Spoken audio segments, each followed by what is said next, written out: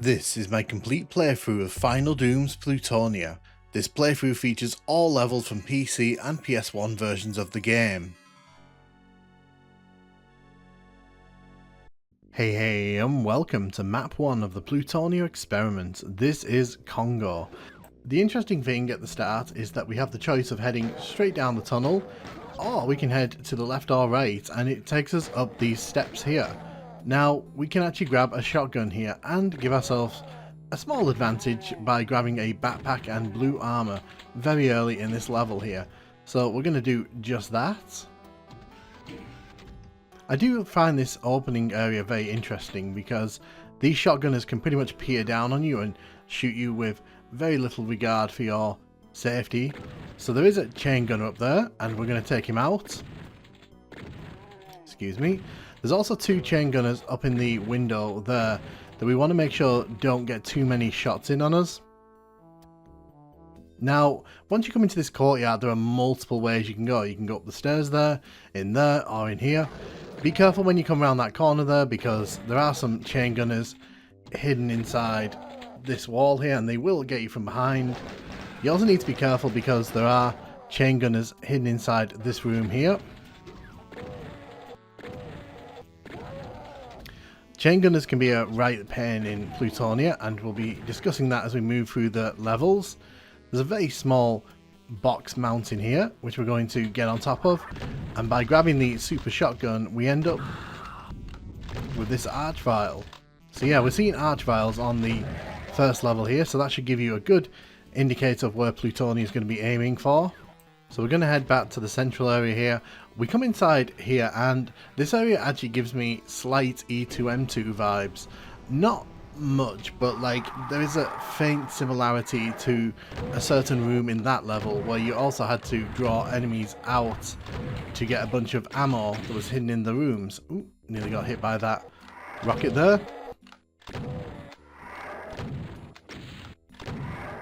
I just want to take these guys out. I don't want these guys running around too much.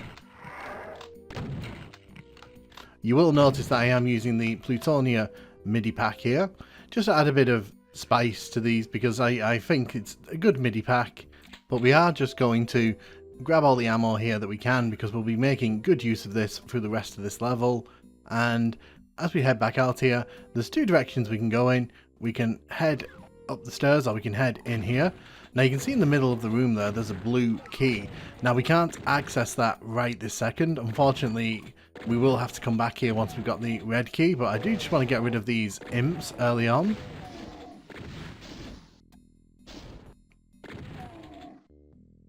Now I'm going to open this door. I'm just going to run it back out here, just because I don't want these chain gunners getting in too many shots on me.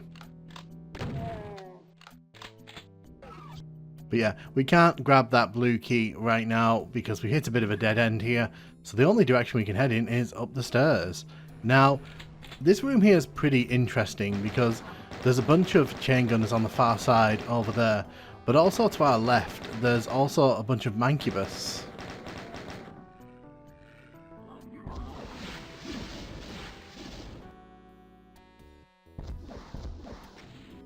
This is where the rockets we collected will come in useful.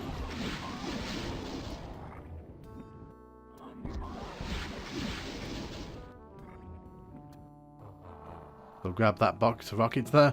You can actually run over there and you can do a dash run over the gap there to the exit if you really don't fancy doing this level. So there is another arch vial here and it is going to keep reviving that chain gunner there, so we do want to get rid of it before it just causes a bit too much of a nuisance. So this square room here is pretty interesting because there's three different directions we can head in. You can see there's a bony boy who's raised up. There's we make our way across. So to the right there's a armor which we don't really need. There is a switch to the left here that we do need to press, however, so we are going to do just that. So as we make our way over here, you can see that a pain elemental and a cacodemon are going to come out of this gap here.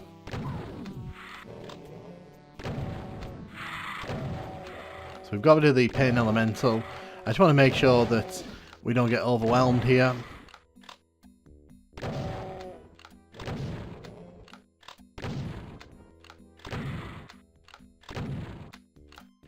If you want to die, that would be lovely. Thank you.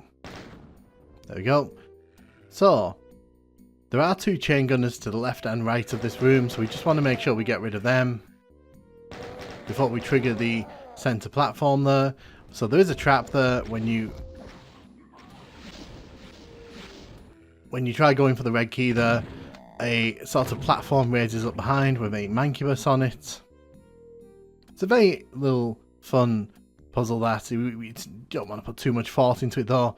Now you can see if you look on the map there, this is actually marked as a secret, and you get this by bringing down the lift here.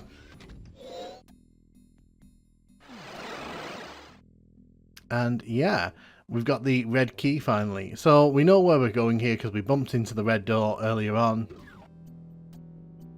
The main thing here is we hit the switch, and just be careful as you're heading out here because there are 2 chain gunners who will try to ambush you as you head back out. Plutonia loves to make use of its chain gunners, and if you head up the side here you can actually look down from where the imps were. There's no real reason to want to come up here, but it is a nice little view. And yeah, that's pretty much the end of Congo. It's not a super long level, but it does feature a bunch of diverse enemy selections. As you can see, the walls are all green there. Get used to seeing this because this is the exit platform we'll be seeing a lot of in this WOD. I think there's a lot of positives from Congo that you can take away. It's a nice little challenge on ultraviolence. It's not too difficult, but it is a nice step up from what we've seen in TNT and Doom 2, for example. I don't know if I'd say it's better than those starting levels, but it's certainly a fun outing for the start of Plutonia here. So we're going to take a look at the PS1 version of this level, and you'll notice that right at the start there's a bunch of imps way off in the distance down there. We don't want them shooting fireballs at us, so let's head off up here. Gotta be careful here because these shotgunners do tend to be quite aggressive from the jump here. You'll notice quite a few texture changes throughout this level, and you'll also notice that they haven't used the grey sky that was in the PC version of this one, so they've reverted to the Doom 2 sky, which is fair enough, I guess.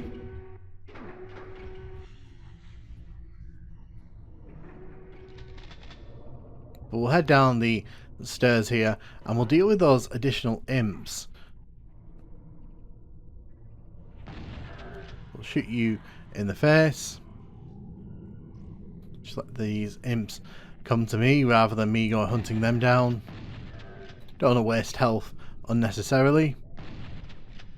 So I want to get that chain gunner over there.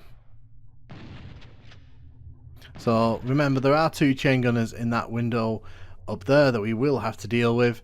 Just going to see if I can get them to walk in front of the window here. You've just got to be careful with chain gunners because if they start getting a shot on you, they can chip away your health pretty aggressively, especially when you don't have a good line of sight on them. Speaking of line of sight, these 2 chain gunners are still here.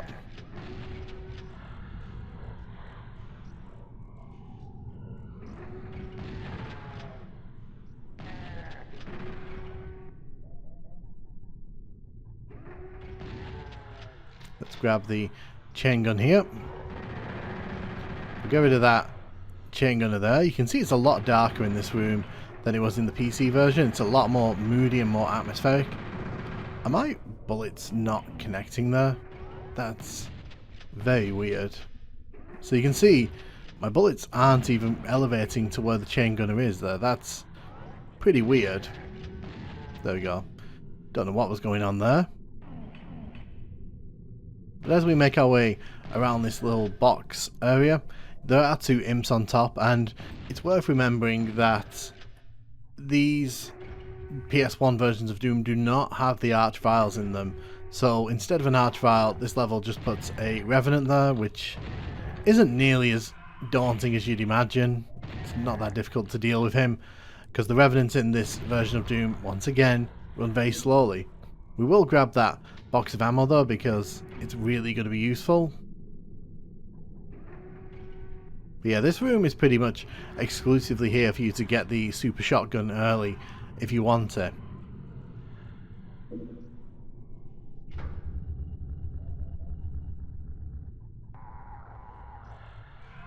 So my plan here is to draw the Revenants out and take them out with the super shotgun.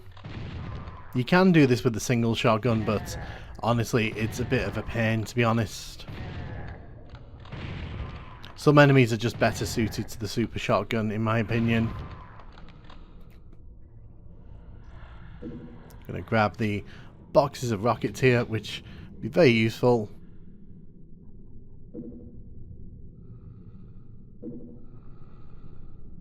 So now that we've stocked up on the rockets there, let's have a nosy around the level here.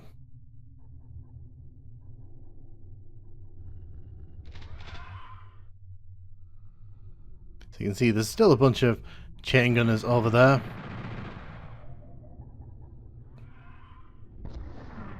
You can use the rocket launcher here. There we go, I think we took them all out in one blast there. So I don't think there's Mancubus. No, there's just bony boys on this level. Whether you consider the Mancubus replacements here an upgrade or a downgrade is completely up to you. Personally, I don't think they're that much of a threat. The Mancubus have really strong projectiles, whereas those guys move really slowly, so it's kind of a shame that they were taken out, but you know, it is what it is. Speaking of replacing with bony boys, there's yet more bony boys. And as we head into this area, you can see that it is relatively unchanged.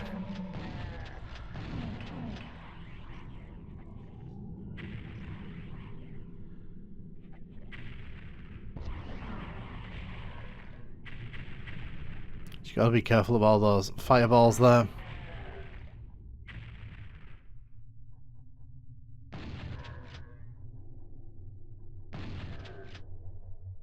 Excellent. So we just want to wake up those chain gunners there, get rid of them so they don't jump me later on when I forget about them, inevitably.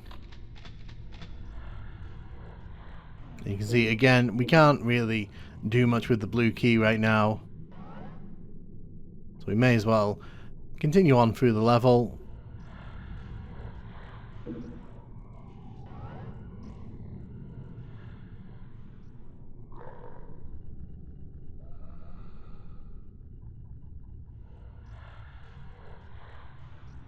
So there is a chain gunner to the side here. Just want to make sure we get rid of him.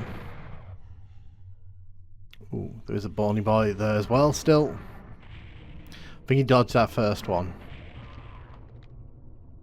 So yeah, the Revenants don't pose that much of a threat in this version of Doom, unfortunately.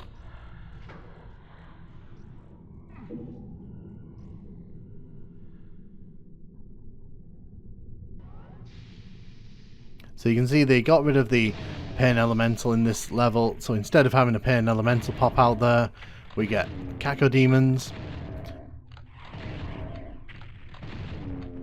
I mean, this is a fairly big level with some fairly big rooms, so I'm not surprised they've kind of taken these steps to trim things down. We'll get the obligatory secret there, and then we'll head into this room. So you can see that there are still chain gunners on either side. It's important that we get rid of them. There's no reason to let them kind of live. Oh look, another bony boy.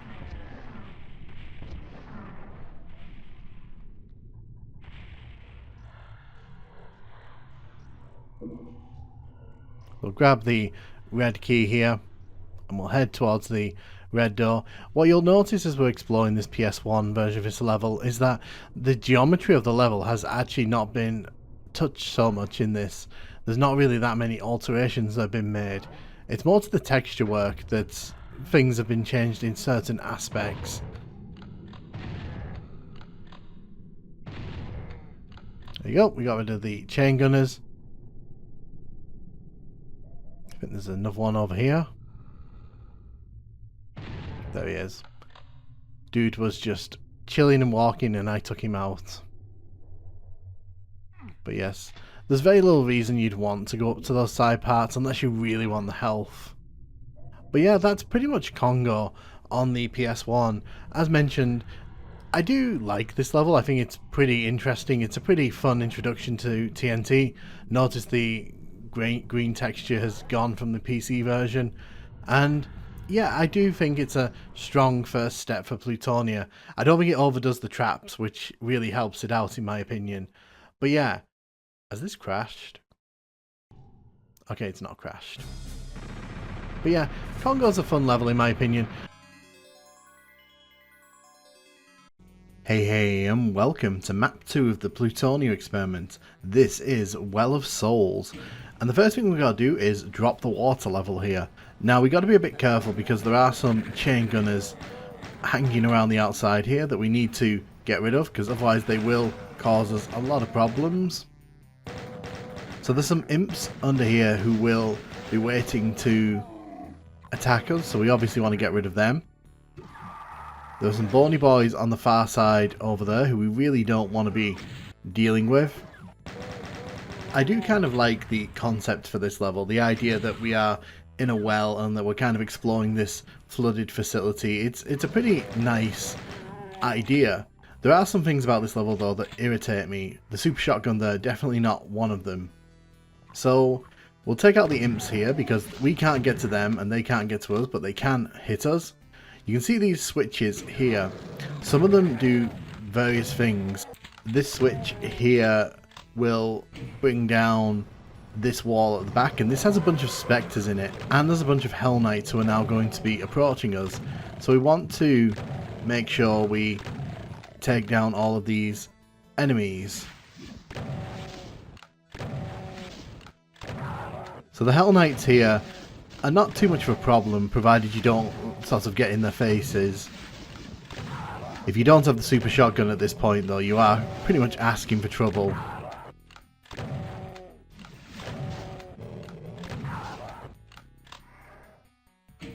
So as you can see, these switches do various things. One of them's very nasty. It has a bunch of lost souls in it, that one there, which we definitely don't really want to be opening up because at this stage in the level we don't have the ammo to deal with that. Luckily we don't have to sort of kill the lost souls to complete the level, so we're just going to kind of leave them in the walls. I think this part here is pretty fun because it's a nice little trap because the floor kind of gives way and there's a bunch of hit scanners at the bottom along with a Baron of Hell. This trap's a bit more mean though because as you're making your way up the steps, the roof kind of crushes down on you. It's very easy to kind of forget about that one and then you kind of lose a bit of health or even die. I'm not such a fan of that one, but hey, you know, this is Plutonia. This is what Plutonia does. So this room's kind of ugly.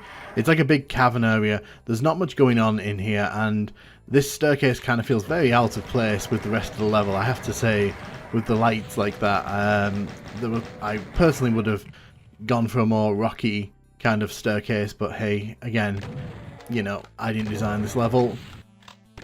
So we're going to take down these bony boys up here because we don't really want them attacking us as we try and go for the key over there. You might also have noticed that there isn't that much ammo on this level, so we're not exactly swimming in ammo on this one, which is pretty interesting because there isn't that many enemies on this one. The best way to get out of here is to go through this teleporter. It takes us back up here and takes us to the opening area here.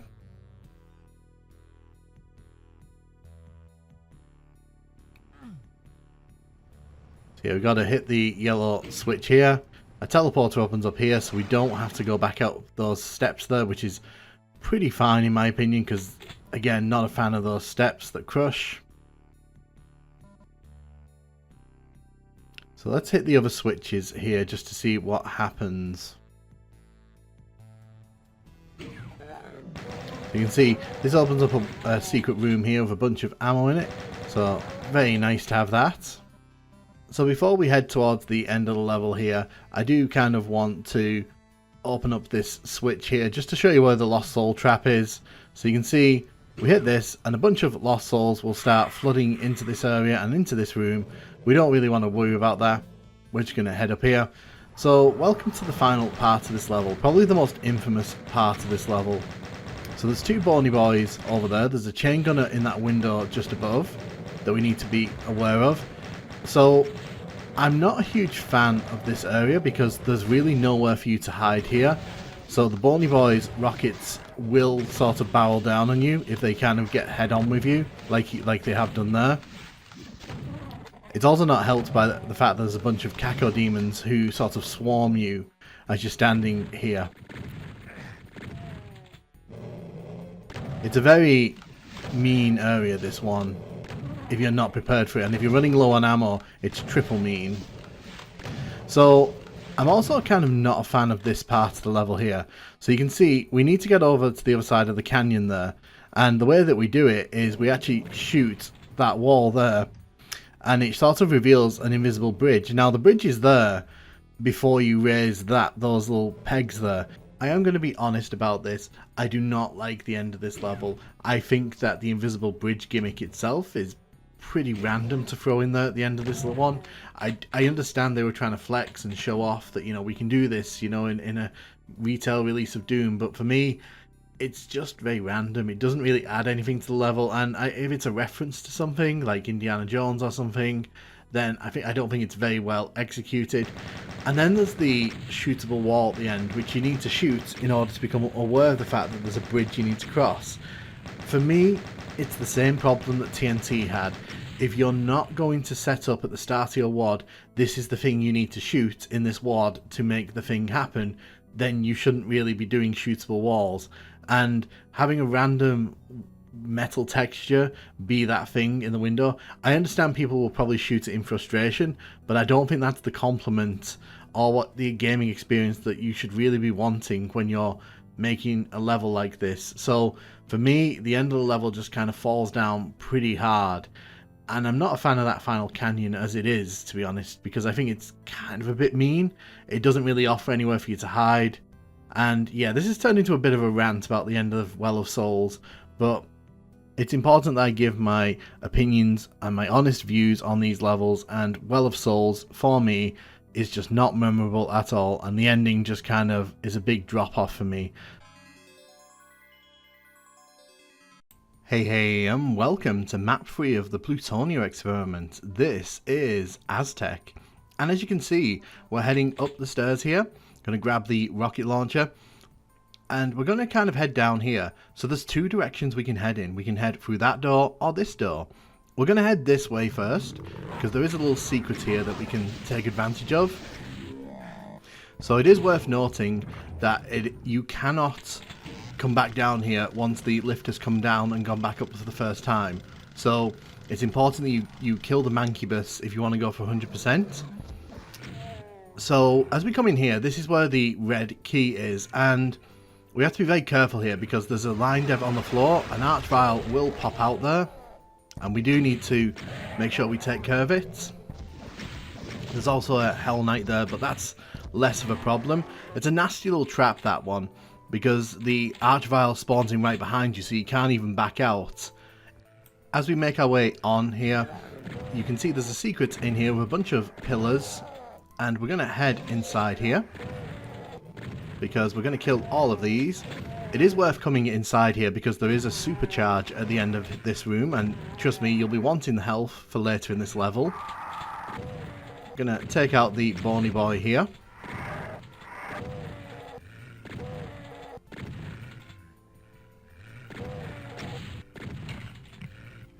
Going to grab the supercharge there. It's quite an interesting little secret, this one, because it kind of goes around with the path of the level, so it's a very interestingly shaped room. So I'm going to mention it now, because I'm going to be mentioning it a lot in Plutonia, it seems.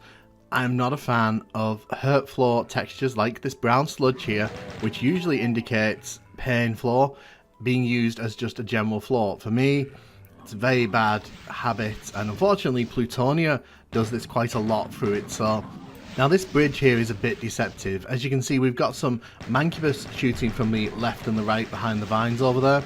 You don't want to go too far onto the bridge, because if you do that, it raises up some chain gunners who will absolutely mince you if you're not prepared for it.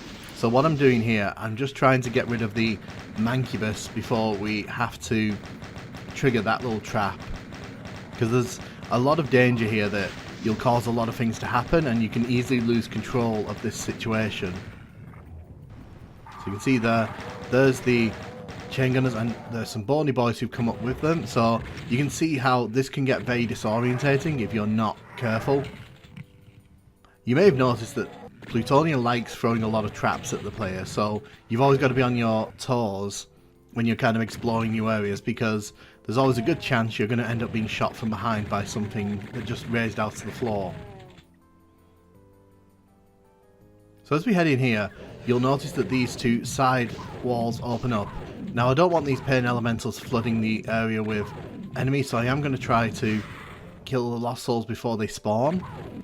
Generally what I like to do with the pain elementals is pin them into a corner, and it sort of stops the lost souls from spawning. So we need the red and the blue keys here. It's actually a very interesting way of using the keys, because you can actually go inside the teleporters and the doors are actually right next to each other, so you can kind of look across and see into each of the coloured key areas. But obviously we don't have the blue key right now, so we're going to have to go and hunt that down. Which means heading all the way back down here, and then heading all the way down here. I don't know if I'm a fan of how this level kind of has those big, long, narrow corridors. It kind of feels a bit, you know, cramped to me. It feels a bit sort of like they could have made better use of that space. We've got some bony boys at the back, and this is probably the nastiest trap in the whole level, because the archvile there pops up, and it's very hard to kind of hide from it if it's sort of standing in the middle and catches you, because you can't really break its line of sight. So you have to try and convince it to use its fire ability at the sides there. Very nasty trap, that one.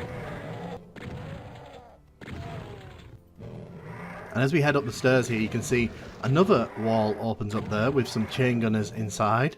Shock and horror, chain gunners in my Plutonia. Who would have ever guessed? This is a bit of a nothing room. There's a bony boy on top of that little stand there, but like he can't really do much to us if we're careful. I am coming in here though because I want those rockets. There is also a spectre in the floor here, and again using what looks like a pain floor, but it actually doesn't hurt you, so there's a bit of inconsistency in these wads, but you know, hey ho. So you can see they're using the invisible bridge trick here again, and you can see that this bridge is actually surrounded by a bunch of arachnotrons and some pain elementals. So this room is particularly nasty because you've got some chain gunners at the end of the bridge who are going to be taking some pot shots at us, and we're going to have to deal with them and deal with the arachnotrons and the cannon fire, as well as the pain elementals and their lost souls. So there's quite a lot going on here.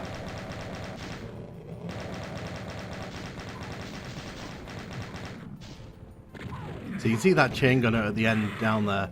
He's really gunning for us here.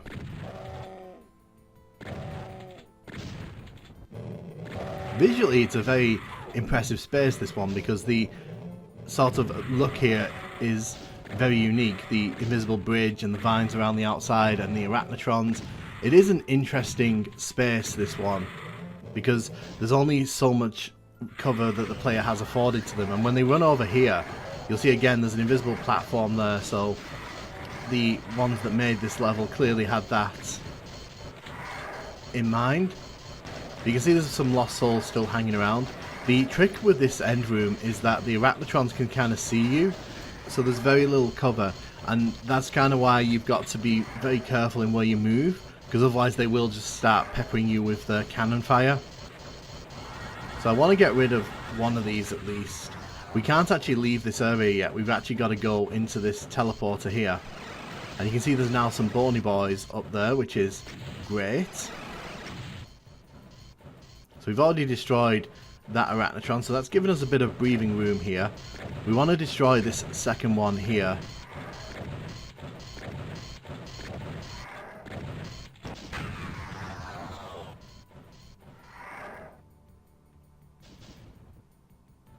So the main thing here is hitting this switch, because when you hit that switch it opens the door back up and lets us sort of leave to go back into the rest of the level. We still have to deal with the arachnotrons over there and the bony boys that are kind of waiting for us at the end of the bridge.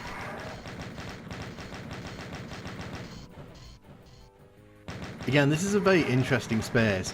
In my opinion, this is probably the best part of this level in terms of like spectacle.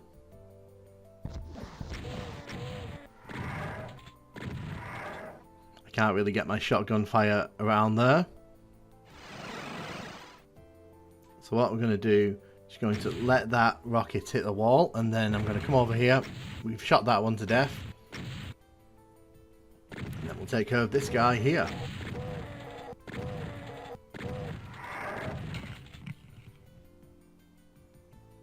But yeah, this is a fun room in my opinion. This is probably one of the better parts of this level, if you were to ask me honestly.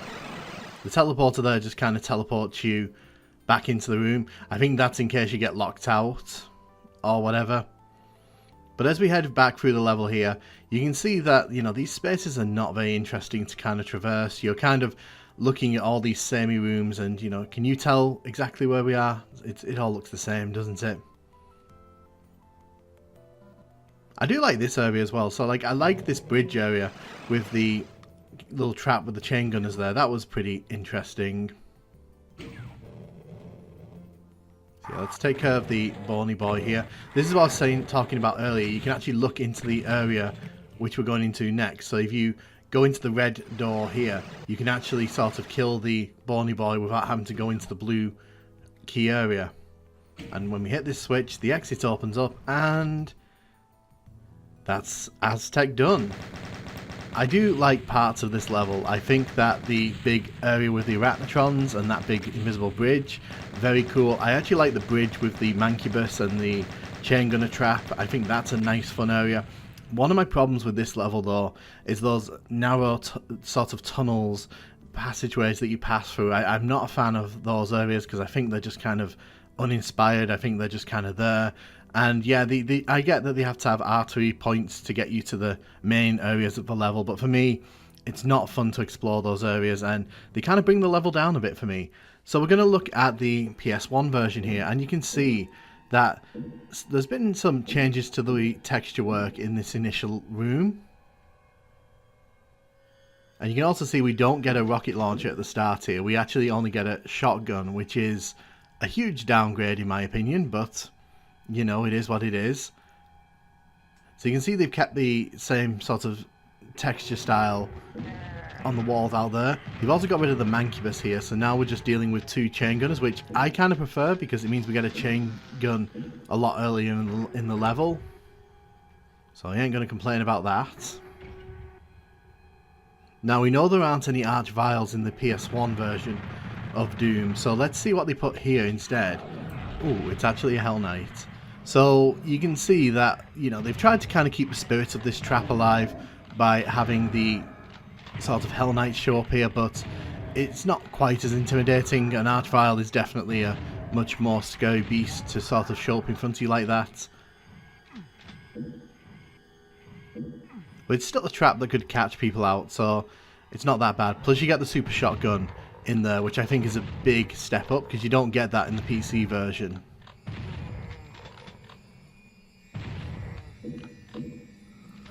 You can see as well they've replaced the bony boys with the Hell Knights here. Grab that supercharge.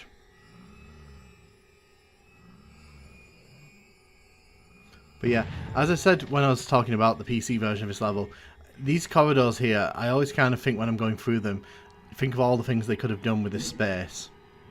So you can see that the arachnotrons have replaced the mancubus on the outside of the sort of room here, and that's not good for us because arachnotrons, in my opinion, are a bit more annoying because of the plasma fire.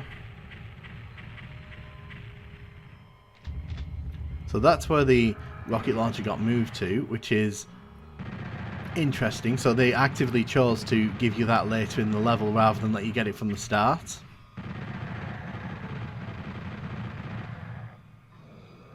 So first thing first, I want to get rid of the chain gunners, and then we'll get rid of these Hell Knights here. You've got to be careful of that fire from the sides, because they can get pretty relentless if you give them a chance, the Arachnotrons. Yeah, I just want to get rid of you.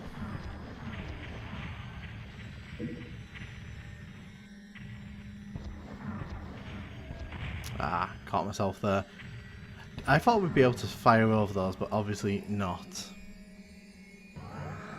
So you can see as well, they've replaced the Pain Elementals with Hell Knights here.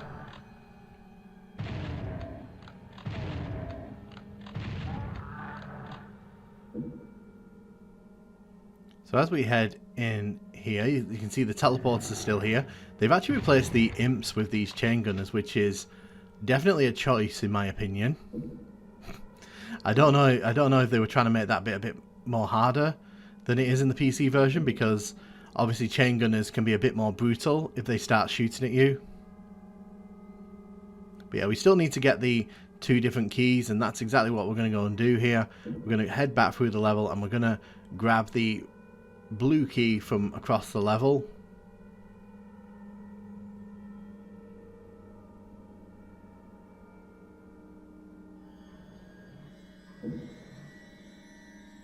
So as we head through these single file labyrinths, we will head to this area here. Now you can see that there's a Hell Knight already up over there, and let's see what enemy they put here. Of course it's a Hell Knight. That seems to be the stand-in enemy in this level. Let's get rid of those chain gunners up there with the rockets. So I'm not seeing a Spectre down in the pit there. So they've obviously decided to get rid of the Spectre, which I guess kind of makes sense. Because I don't think we've actually seen any Spectres or Pinkies on this level yet. Another Hell Knight.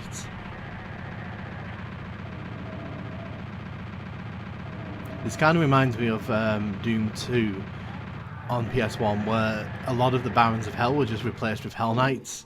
So the Hell Knight count in that game is a lot bigger than it was in the PC version. So we're just seeing a lot of Hell Knights in this level.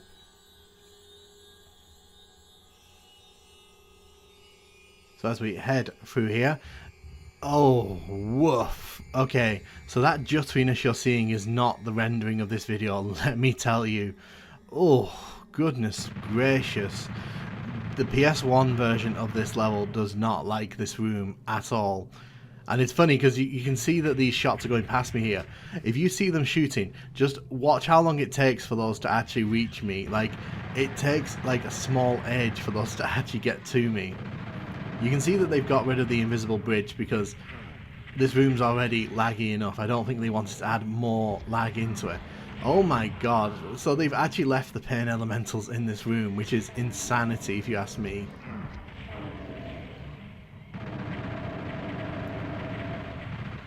Yeah, this room is not nice to play in this version. I know some people in the comments have said I should play like a PC port of the PS1 version of Doom, and I could do that, but the thing is, when I'm doing these PlayStation 1 versions of these levels, I'm trying to showcase what it's like to experience this on an actual PlayStation, and in order to kind of do that, you've got to, you know, play, I think, as close to natural as you can. And when you encounter a room like this, it really just showcases how this was pushing the PlayStation. Even in 1996, the PlayStation was really struggling with like these big 3D rooms, because a lot of these Final Doom levels were not properly optimized for the PlayStation, because this was not a well-handled port compared to Doom 1 and Doom 2.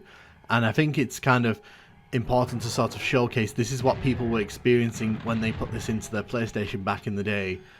And I think it's very fascinating they decided to keep this room at all, because I honestly would have thought this would have been the room that would have gotten cut, because it's kind of clear that, you know, the game is not enjoying this. And if you're watching, you'll see, like, as we kind of look out across the level there, you can just see that the frame rate is inconsistent, and when you're trying to kind of move and shoot and dodge enemy fire, that can be the difference between getting hit and not getting hits. As you can see as well, they've changed the bony boys there to actually just be Hell Knights. Ow. Got to be a bit careful here. We are not doing too well on the health front. I mean, I'm impressed this room even runs the way it does at all, because there's a lot going on in here, and the fact that they didn't take out the Pain Elementals and Lost Souls is pretty crazy when you consider the impact they would have had on performance.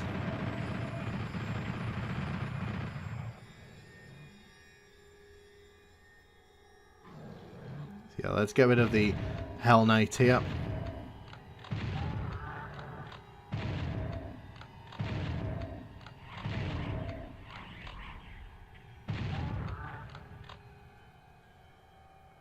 So now we've got the long walk towards the end of the level here. So I'll begin my post-level thoughts here, because there's quite a lot to kind of go over. I think that this, in my opinion, is not a stellar level. I think this is very middle of the road, in particular when it comes to like some of the levels we've seen in Final Doom so far. And I think Aztec's one of those levels that you play through, it's got some really memorable moments, but like there's a lot of middle of the road moments like this where it kind of gets broken up by nothing, and nothing's really happening, and there's no fun in exploring these areas. And I think that's what kind of holds this level back, in my opinion. I feel like if you were to sort of make those areas more exciting, I think there's definitely a potentially great level hidden in here. But it's just one of those things where I think it's quite bland, and also because there's a lot of this brown texture, there's a lot of brown bricks in this level, so it all kind of bleeds into one big massive brown brick mess, doesn't it? I do like how they got rid of the pit around the exit there at the end, but you can see that they tried to be as faithful in the PlayStation version of this level as they could, for better or worse in my opinion, because this is one of those levels where maybe they should have thought about scaling down some of the rooms. Hey and welcome to map 4 of Plutonia. This is Caged. I remember in the last level how the brown liquid on the floor didn't hurt us. Well, in this level it hurts us. As soon as you hit that switch, pandemonium breaks out, enemies will be shooting at you from all corners. The best thing you can do is tuck yourself down in one corner and just, you know, try your best to survive the initial onslaught. So there's a whole bunch of cacodemons who travel around here. There's shotgunners, there's some revenants who are shooting from over there. You've got to be really careful because you don't have much space to actually navigate in this one. So what you have to do, you have to sort of guide all the enemies away from the kind of tight spaces. As you can see there, I did try to run across the top of those towers there. Was unable to actually make that happen. But we did at least get some shots in on the spectres down there. So you can see those revenants are being really nasty. They're shooting rockets pretty aggressively at us. Want to get rid of those chain gunners because they will shoot at us whenever we go over that side of the level.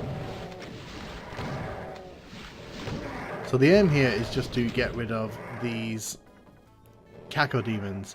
Now note that the chain gunners there can't see us right now and that we can't shoot them, so we're just going to kind of leave them there. Right now I just want to get rid of these cacodemons because it will make the next bit of this level a bit more manageable. So you can see we're being blocked by the spectres down here, so I am actually going to kill all these.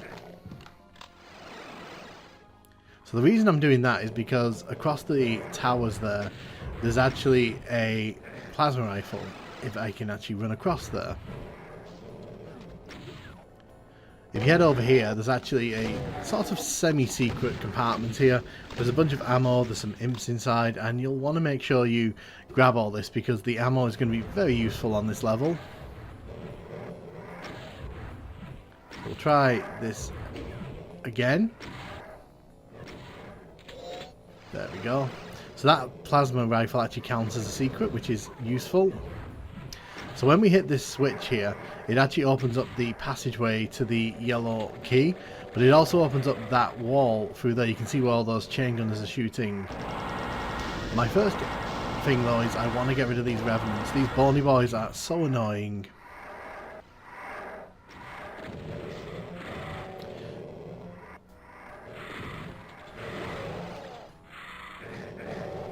So you can see the chain gunners are actually shooting us across the level, which is not nice. So I'm just going to be really careful here. I want to make sure we get rid of these pain elementals in the best way possible.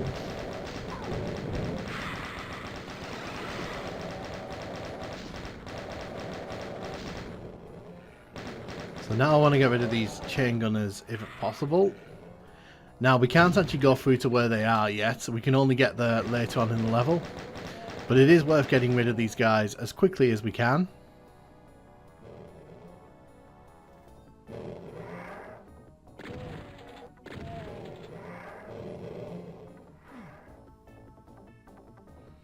So now that we've kind of cleared out that area, I want to try getting rid of the bony boys in here. So there's two bony boys here that we need to deal with. They will sort of come out if we sort of lower them down here. See, the second one's gone down there. Now, because we passed into this room, we want to hit that switch because we'll be needing that later in the level. But as you'll see now, the chain gunners are now active because the wall around them has actually come down.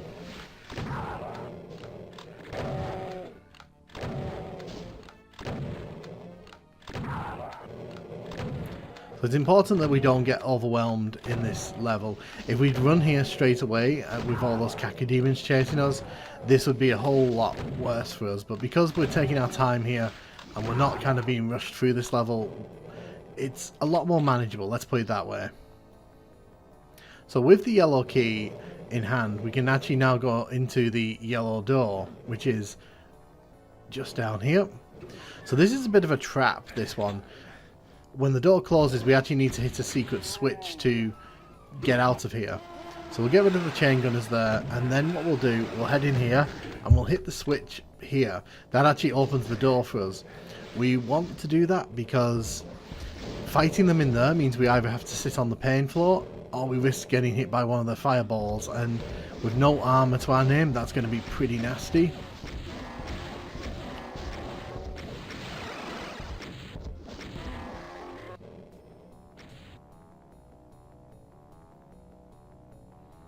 So you can see there's nothing else in here really worth grabbing right now. There is a secret in there, there's a blue armor, but we can't really grab that right now.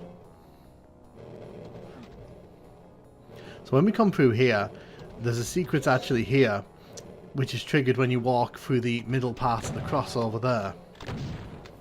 It's worth grabbing just to get the secret knocked out. But as we enter the teleporter, you see we've actually come to where those stairs rose earlier on. And as you can see, there's a bunch of mancubus waiting to ambush us when we hit that switch.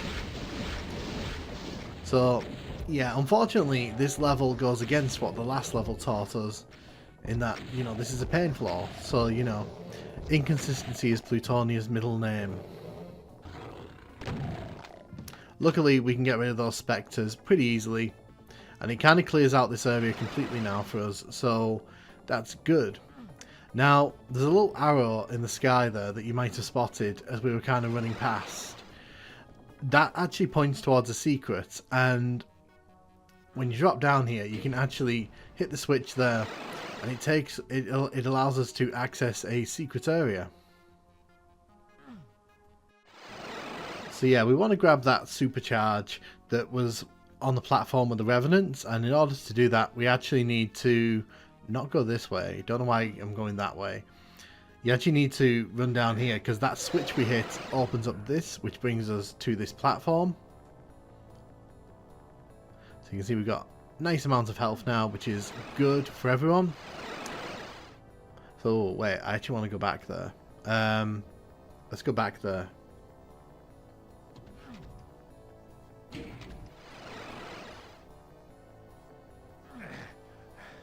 Grab the blue key. I forgot that earlier on. So yeah, let's run over here. So this is actually where you come to grab that blue armor we discussed earlier on. You can get this a lot earlier in the level, but it's a bit of a pain to come out here while all those enemies are shooting at you, so I don't really bother until later in the level. So we're going to head into the blue door here. And one thing that Plutonia does on some of these levels, which I'm not a big fan of, is some of the switches you hit, it's not made immediately clear what they do. But what that's done is actually opened up the exit door here, which is actually a trap, because we hit that switch, it's a fake exit. So we head down the stairs here, and you can see there's a bunch of enemies down here. So there's actually 2 teleporters. You go into the red one, and it actually brings you to a secret area where the barons were. You can actually grab some cell ammo, which is pretty nice, not going to lie. But if you want to go back in the exits, you actually have to run back to the switch over here where the chain gunners were, which is a tad bit annoying, I'm not going to lie.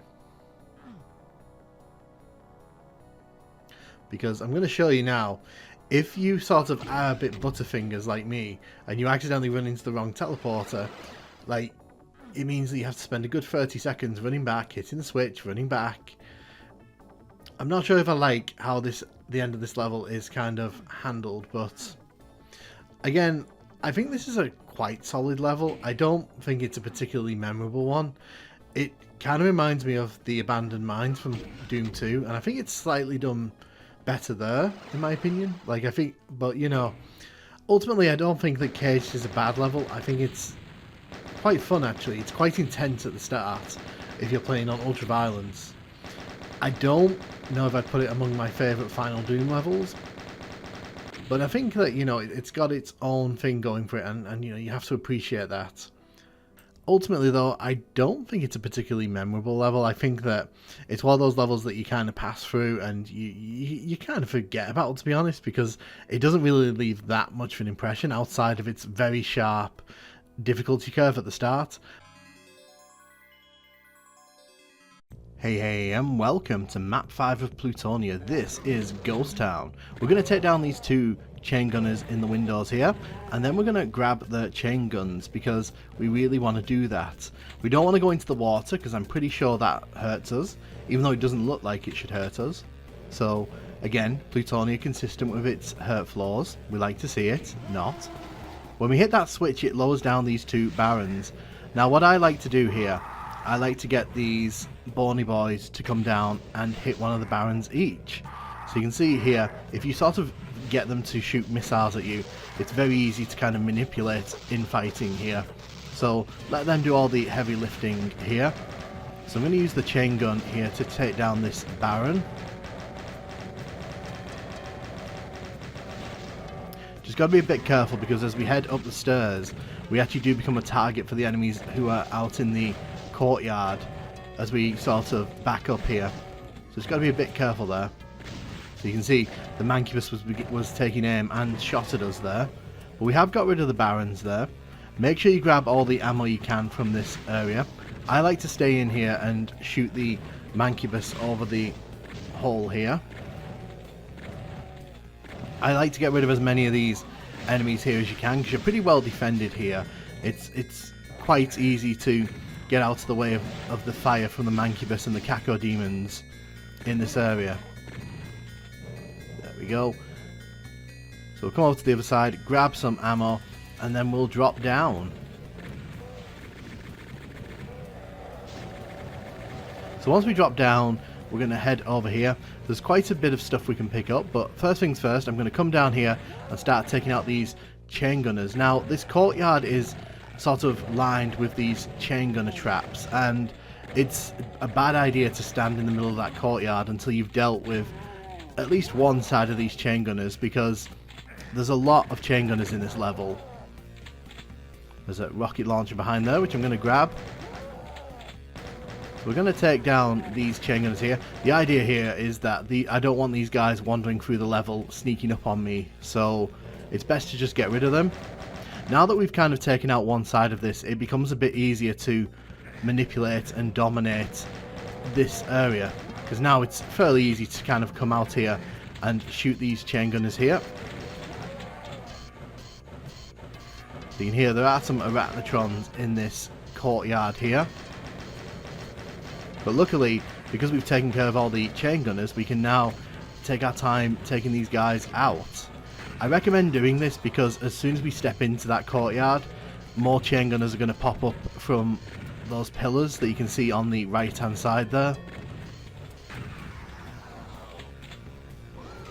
So yeah, you can see as well there's a spider mastermind at the end of the courtyard there. Now what's annoying about the spider mastermind here is that it can actually shoot you across this area, so you need to be a bit wary of it. Luckily there's a plasma rifle here, there's a megasphere, and there's a super shotgun to help you out. The super shotgun's behind this teleporter.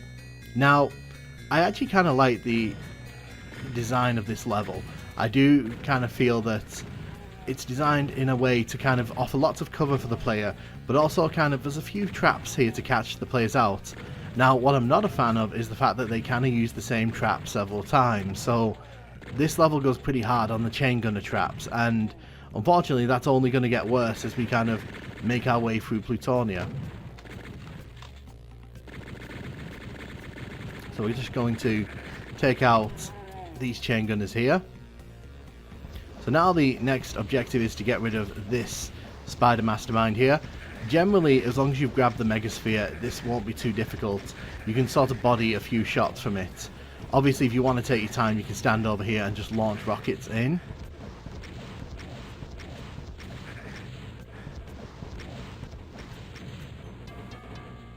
I don't want to use the plasma rifle right now. I'm actually saving that for the end of the level. And there goes the spider mastermind. So when we come in here, it actually opens up yet more chain gunners in this courtyard here. So you can see more have popped up on the sides here, but luckily we've just been given a whole bunch of rockets, so we're going to definitely be making use of those. Don't know, I think he fell down off his little platform.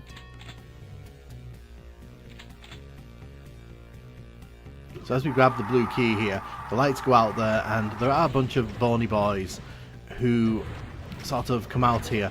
Again, I do kind of like how there's plenty of space for the player to kind of back out of. So the trap isn't sort of super mean there, because even though there's a whole bunch of dangerous enemies, at least like novice players who kind of are playing this for the first time have a route of escape. Kind of like what I've done here. And once you've kind of got control of this area, it's easier to kind of funnel these bony boys out onto the ledge here. I like using the rocket launcher against them because the splash damage kind of damages them all.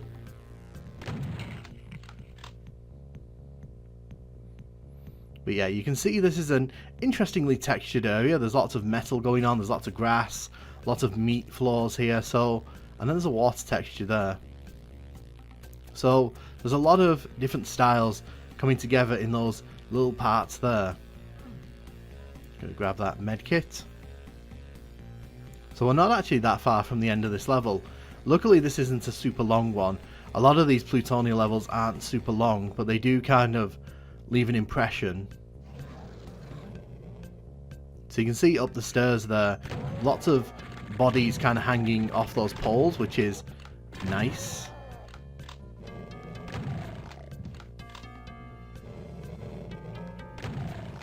Just going to shoot the pinky there.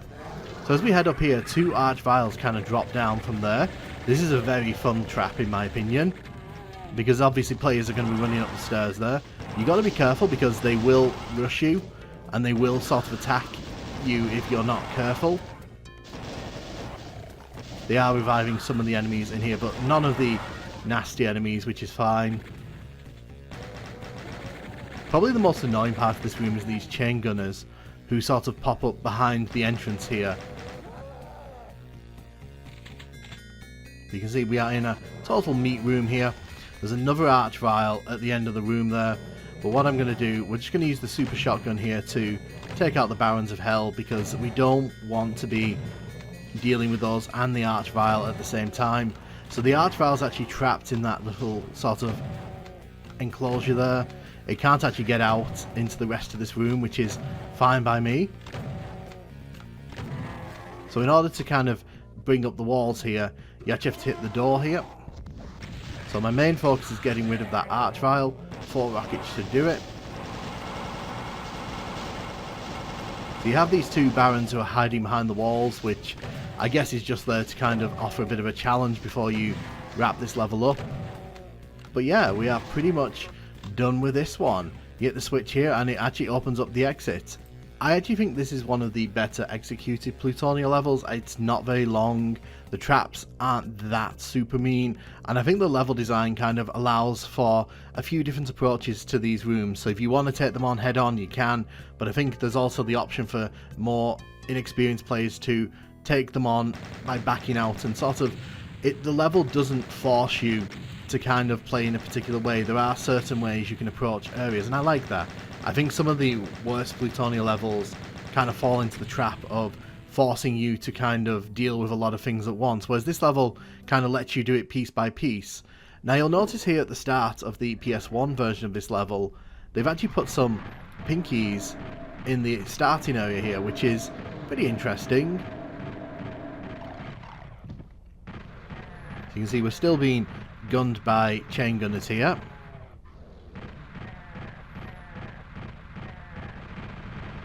I don't know why, I always find the pistol noise in the PS1 version of Doom more satisfying than the PC version.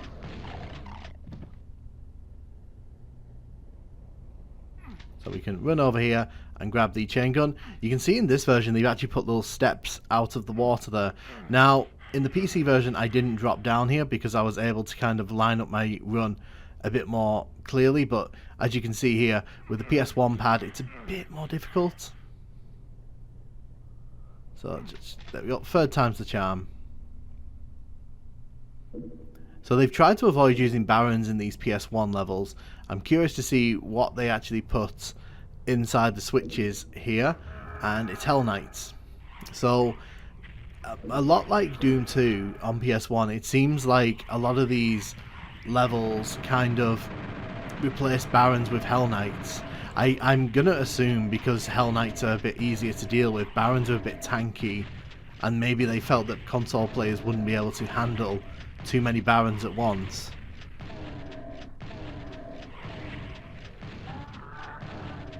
And you can see that instead of having bony boys running down the stairs towards us, it's just more Hell Knights.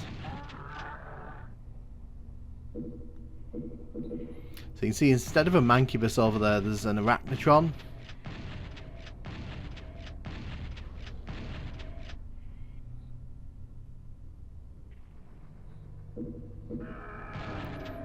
There's another Hell Knight. So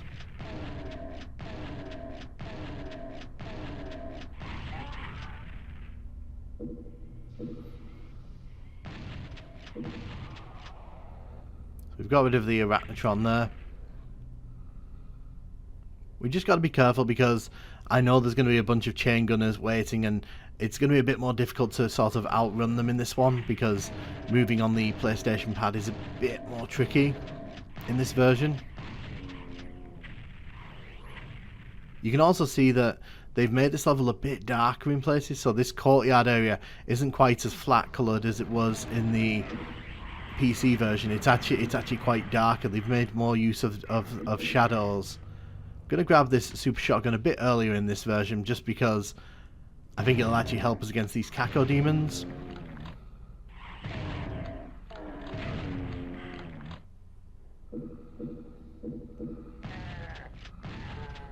Take care of you.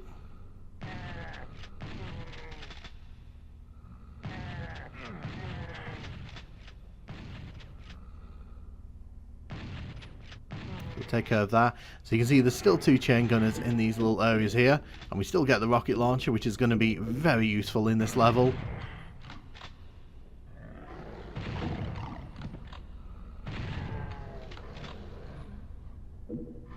So I don't want to trigger that trap area yet. So instead what we'll do, we'll just take out this chain gunner here.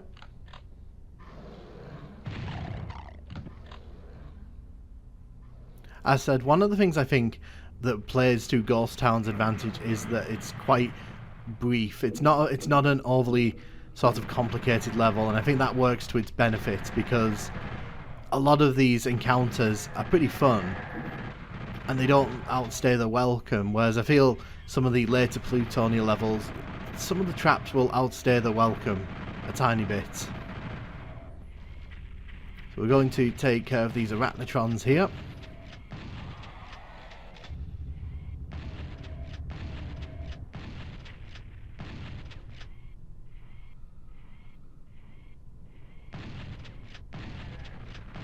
So I triggered the chain gunners a bit early there, but that's fine.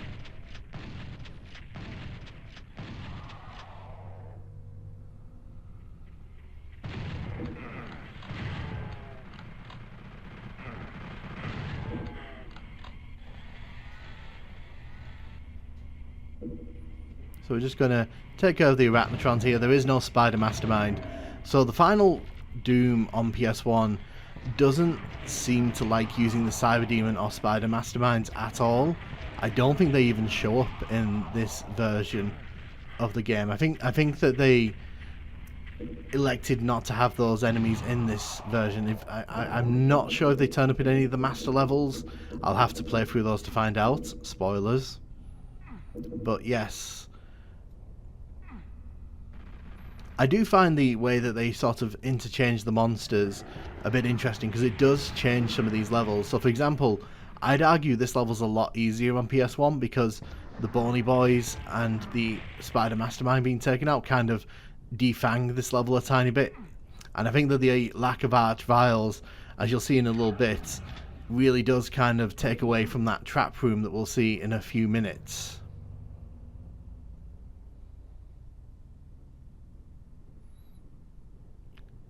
I do prefer the atmosphere of this version though, I have to say.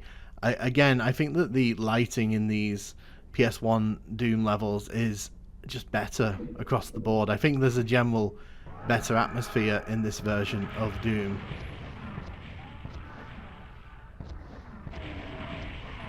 But that's a personal preference of mine. Again, the Bony Boys aren't here to attack us, so instead we get these Hell Knights, which is fine.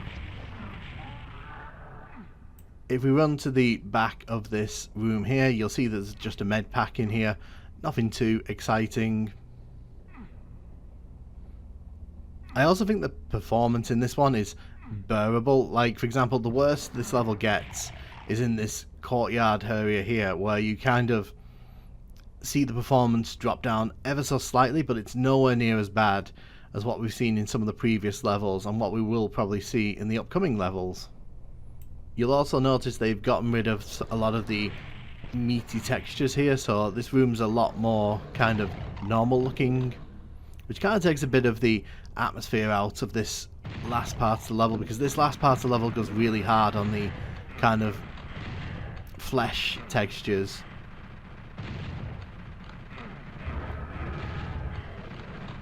So you can see instead of the Arch Vials there, we get Hell Knights, which is fine. It's not... I guess my problem with the Hell Knights is I kind of view them as a bit too easy, especially when you've been loaded up with rockets and sell ammo for the whole level. You can also see that at the end of the level here, it's just a huge rush of Hell Knights, so we're just going to get rid of these guys, especially that one there.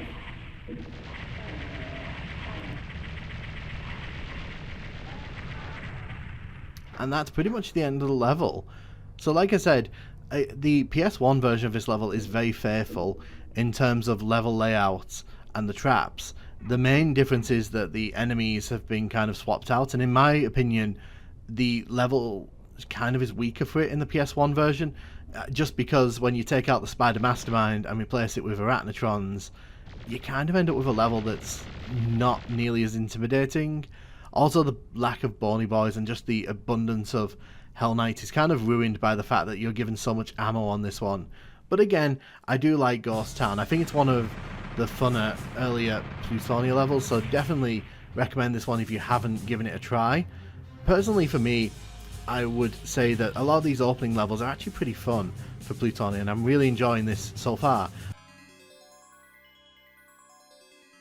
Hey, and welcome to map 6 of the Plutonia Experiment. This is Baron's Lair, and as you saw there, we went underneath that cube in the middle there and we got a whole bunch of weapons. Remember that for when we get to the PS1 version of this level. So as you can see, there are 4 doors around this square platform, and what we want to do, we want to head inside this one. The other ones require us to use keys or to hit switches to open them. The first thing we've got to do is get rid of these Bony Boys, and the reason for that is because there's a whole bunch of these guys on this level and we really don't want to be dealing with them that much. Now, notice here, we can't actually shoot the pinkies down there. We'll be seeing them in a little bit. Now, here's the fun thing about these Plutonia levels. Whenever you see like brown sludge on the floor like that, I like to play a game. Will it hurt me? Will it not hurt me? We'll find out in a minute, once we've killed these Mancubus and the Bony Boys, if this floor will actually hurt us. Spoilers, you may be surprised. Gonna run around here, because the Bony Boys can't hit us from up there. I'm just going to get rid of these Mancubus here.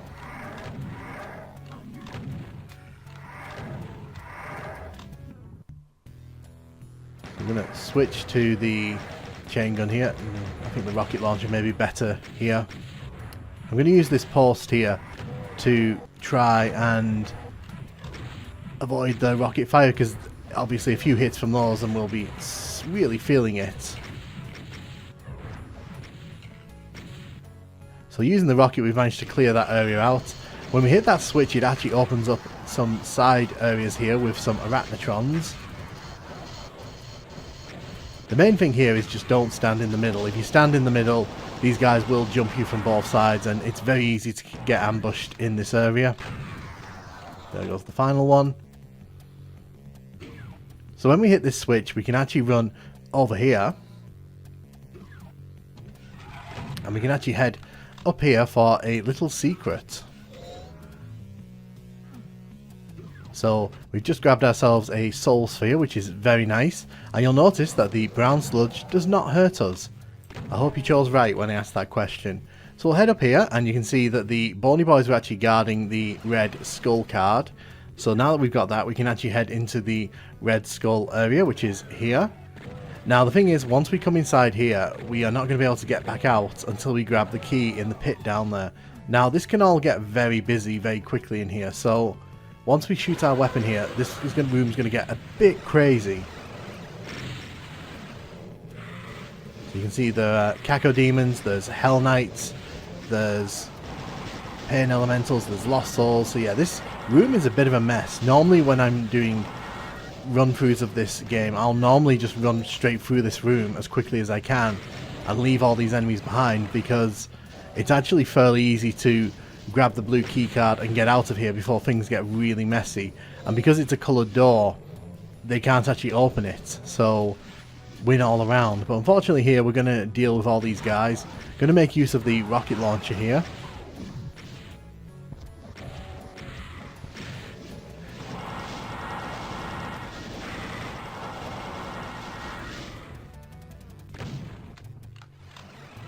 Grab the blue keycard there.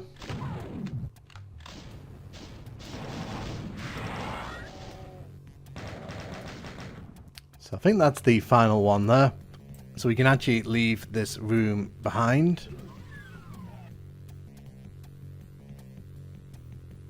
So what's interesting is that because we've been going into all these rooms, we can actually hit these switches and we can actually grab the ammo inside, which is going to be very useful for us. Grab all the goodies here.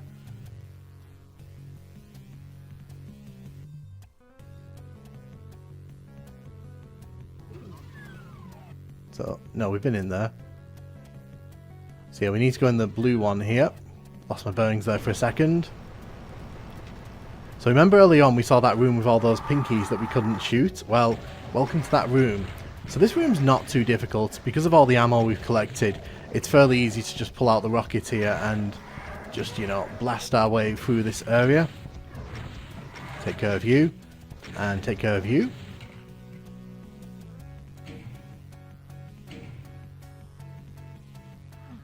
So there's a secret here. You have to grab the Berserk pack off the top of this. There you can see there's the balcony we were looking down from before. Honestly, this area is not that difficult, and you know, as long as you bring in enough ammo to deal with all the enemies, it's not going to challenge you that much. Now you got to be careful here because this big door here has opened up. This leads towards the exit of the level, but there is a big challenge between us and the exit, and we'll see what that is in a second. Get rid of those chain gunners because they were shooting me from a distance there. So I want to clear the battlefield here, And you'll notice that there's two sets of doors on either side of this area. So we'll find out in a second why that's not good for me.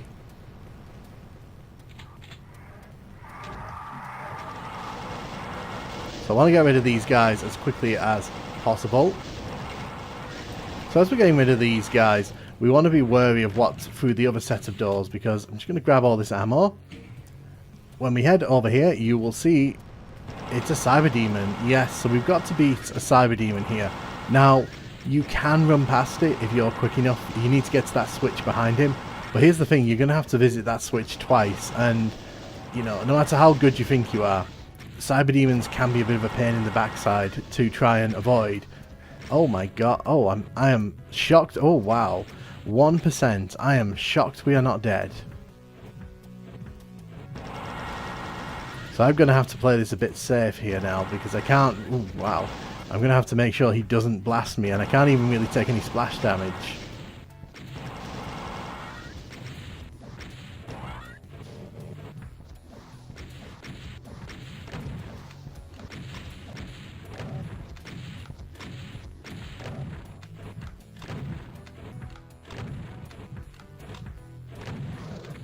There we go. So yeah, this Cyberdemon fight is quite challenging. It's not a big area that you're left to fight in, and it is very easy to kind of get hit by splash damage because the walls are pretty close behind you.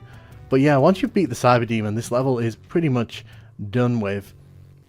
I think in the grand scale of things, this is one of my more appreciated Plutonia levels, just because I think it isn't that cheap. I think it escalates pretty well to that Cyberdemon fight.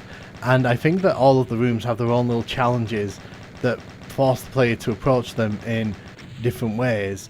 I think that first room is probably one of the harder rooms in the level, which is kind of fun because all the other rooms afterwards don't feel quite as difficult. But luckily the level is fairly kind with the weapons it gives you at the start. And there's lots of ammo on this level, so there's really no point where you're kind of left feeling like you're left short in that regard. But now we're going to dive into the PS1 version of this level. And as you may notice watching all these PS1 versions of this level, there are a few changes to note. For example, all the weapons that we would have gotten from being invisible are actually just on the ground there, which doesn't really make a difference, but it does kind of take away from the splendour of that moment. And you'll also notice that they've changed the way that these doors are telegraphed, so now it's very clear that these are for certain key cards. Now, I will say, I do think this level is fairly easier, largely down to the fact that the bony boys in this level are really slow. Another interesting shortcoming of this version of the level, or advantage if you want to go that way, is that you can actually shoot down here in this version, so they've not used the clear sector trick here to block it off. You can actually just shoot all the pinkies that you want here. As long as you can see them, you can probably shoot them. There's one in the distance over there. But yeah, we'll move on from there. So we've still got to deal with the bony boys overhead here, but you'll notice that they've actually changed what enemy's actually in the brown sludge here. It's not a mancubus, but this time it's actually an arachnotron, which is kind of makes sense because we'll be seeing a bunch of those in a second anyway. Just going to grab some health here.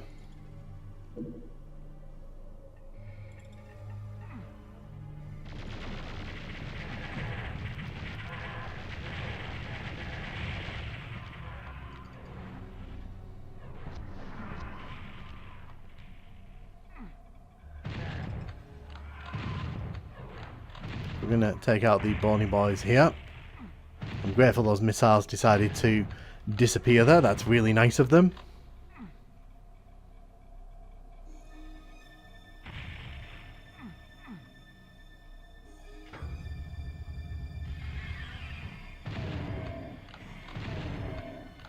We're going to take down these arachnotrons here.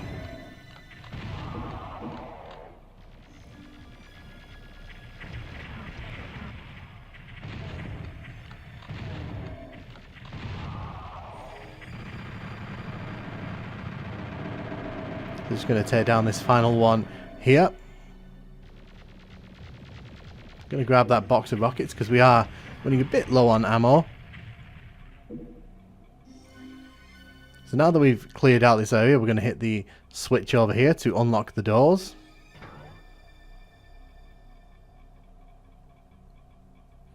As you can see, most of the architecture in these levels are pretty accurate to what we would see in the PC version.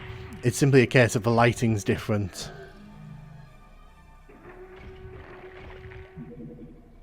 There we go.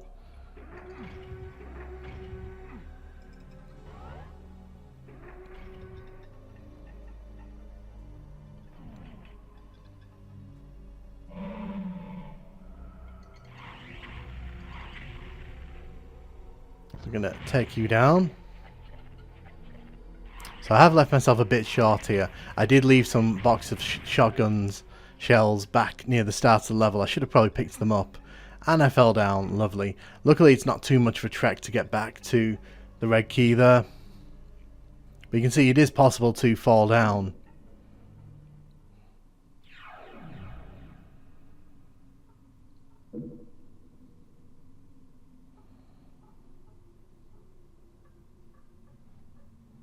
So we're going to head into the next part of this level here. Going to head through the door. Now if we head up top here, one of those switches should have unlocked, so I should be able to access at least some of that ammo in the secret area.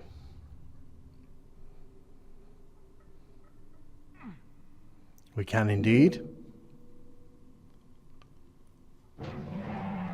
So you'll notice here that the chain gunners have been replaced by imps. We won't be seeing any chain gunners in this level, but there is still some enemies who teleport in here. And we also still need to shoot those walls there to open up the areas with the rockets here.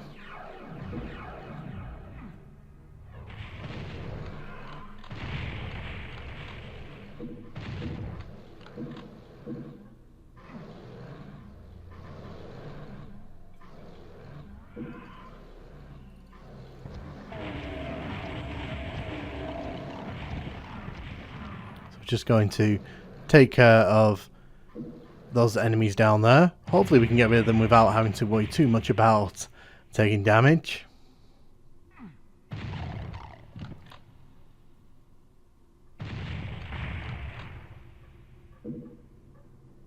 So we've grabbed the blue key there. Means we can actually leave this room. They've made the steps a bit bigger, I think, in this version, just to make them a bit more prominent for console players.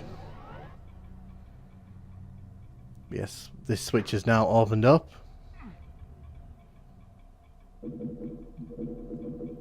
Getting all this ammo right before the end of the level is very nice indeed. So interestingly, the enemy selection in here hasn't really changed all that much.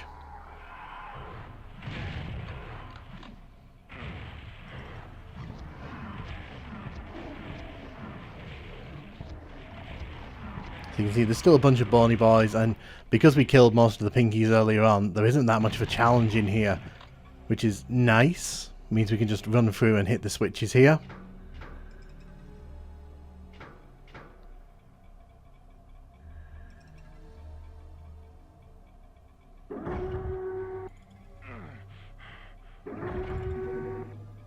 There you go, grab the Berserk pack. I don't know if that counts as me walking into the secrets or not. We'll find out at the level's end, I guess. But now that we've completed the blue key area, we can actually head into the final part of the level here. Ooh, it's the other side.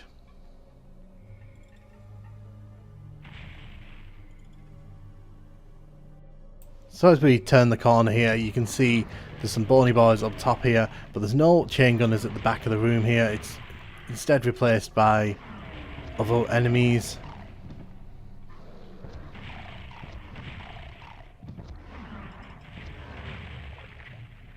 You have to admit that without chain gunners, this level is a lot easier.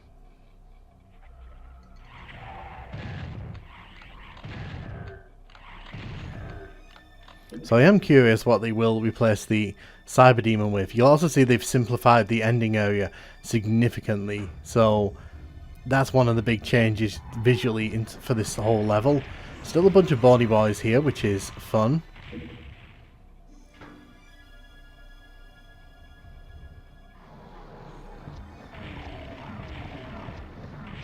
So you can see no Cyberden in this version. It's just a bunch of bony boys, which makes sense. But the problem with the bony boys in this version of Doom is that they're fairly easy to outmaneuver because they move really slowly. And that's us pretty much done with this level. All we need to do is hit these two switches here and we're done. So again, this isn't a bad interpretation of this level, but it's kind of similar to other Plutonia levels in that it's a fair bit easier, because when you limit the number of enemies you can have on a level, like, it makes things so much easier because you can't have that variety of archviles and chain gunners and revenants all shooting at you at once. And I don't know, in some of these levels you can kind of feel that limitation a lot more than you could in like Doom 2 and TNT, I'd argue.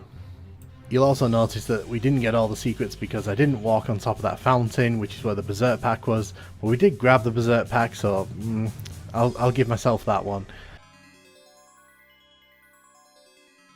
Hey, and welcome to Map 7 of Plutonia. This is Caughtyard, and this is obviously a dead simple sort of homage, but you know, we're still here to play it.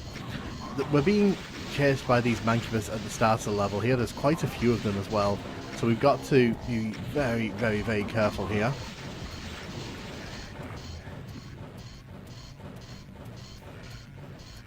We're going to take care of this mancubus over here. I do kind of like the layout of this one. I think that this is a really clever way to kind of have your dead simple level. I do want to try focusing on that Baron of Hell up there, because as soon as we kill this last mancubus, a bunch of bony boys are going to pop out and it's going to cause a bit of chaos, and that Baron is going to be the source of some of that frustration, so I do want to get rid of it before. There we go. Nice. So now I can get rid of you. So as you'll see here, now the walls in front of the lifts come down so we can go up. So we've just got to be careful here because there are quite a few bony boys and there isn't that much room to navigate around here. We don't want to be down in the courtyard area when these guys start moving because they are pretty nasty with the rockets.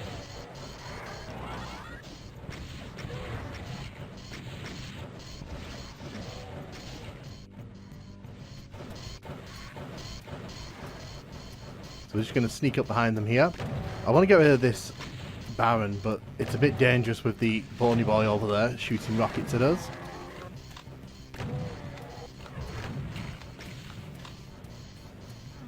So we need to grab the yellow key there and the Megasphere, both of which are very nice. So there is an Archvile here who is basically going to be teleporting really quickly. I don't mind losing a bit of health here if it means we get rid of this Archvile. We basically have to wait for it to start shooting at us before we can actually kill it. There we go. It's a fun little trick. Obviously you don't want to lose too much health to it though, so you've got to be careful for that. We're on the wrong side here. The yellow door is actually on this side. So they put this Hell Knight here, which obviously compared to everything we've faced so far in the level isn't that big a deal, so not too fussed about that.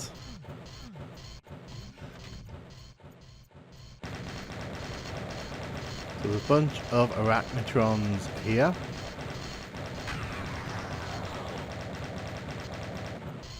I do kind of like how outside of the little keep, this is kind of like a sort of canyon area with cliffs and there's grass and there's water down there, so it kind of feels like this is a keep in the middle of like a little mountain range, which I appreciate. It's actually quite nice to look at. So we'll just get rid of these Arachnotrons and that's pretty much going to be the end of the level. There is some enemies right in front of the exit, but they're not as big a deal as the Mancubus and Arachnotrons. So you'll notice that the Arachnotrons actually didn't have anything special attached to them in this version. You can come into this door whenever you want. You can actually skip most of this level if you know what you're doing. We'll get rid of the chain gunners there. There is an Arachnotron at the bottom here, and it is positioned in a way to sort of catch people out if they sort of don't spot it here. And as you can see, there's a bunch of chain gunners here. There we go, and that's the last one, and that's pretty much the level done. As I said, Caughtyard is not a very long level. It's fine. It's a dead simple clone, and these levels are pretty much what you'd expect. I do like the implementation here. I think it's pretty fun, and I do like the visuals, the keep and the mountains. So yeah, all around, can't really complain about Caughtyard. Definitely doesn't outstay its welcome either. So yeah, let me know where you rank this among the dead simple clones. I definitely think this is a fun implementation of that idea. The Archvile teleporter trick is pretty neat for a Plutonia level, and overall it's fine. It's not great, it's not bad, it's very much there. It's a Plutonia level. Thank you very much for watching. Hey, and welcome to Map 8 of the Plutonia Experiment. This is Realm, and as you can see at the start of this level, we're getting a similar sort of well draining that we saw at the start of episode 2. So it's important to note that there's nothing around either side here. So we're basically just kind of in an opening area here. There's nothing too exciting. Let's head inside. So as we kind of make our way through here, you'll notice the super shotgun. You'll be wanting that because we're fighting 2 Barons of Hell right out the gate here. So the thing is, the area here is not super ideal for fighting Barons, but we'll make good use of the space we have here. We do not want him coming over here. So you can hear in the distance there's a bony boy kind of running around somewhere. We'll be dealing with them later on in the level. So the trick I'm trying to use here, I'm trying not to wake all the enemies up in this next part. If I wake all the enemies up, then things are going to get very messy.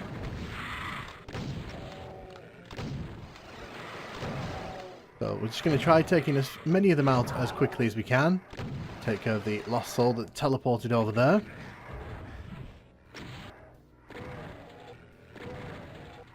I do want to get rid of those chain gunners. So the enemies over there will be going over to that platform fairly soon. There is another pain elemental to the left here. Oh my gosh. Gonna grab that and the shotgun shells here. So you can see there's the pain elemental. I think we just walk it up. We did indeed. So the main thing here is that we don't get overwhelmed. It's very easy to get overwhelmed by all the enemies in this small area here. Especially when you've got enemies down there who don't necessarily do much damage, but they can be a bit irritating if you've got next to no health. We're going to head into this sewer area here. Yes, a sewer level in Plutonia. Colour me shocked.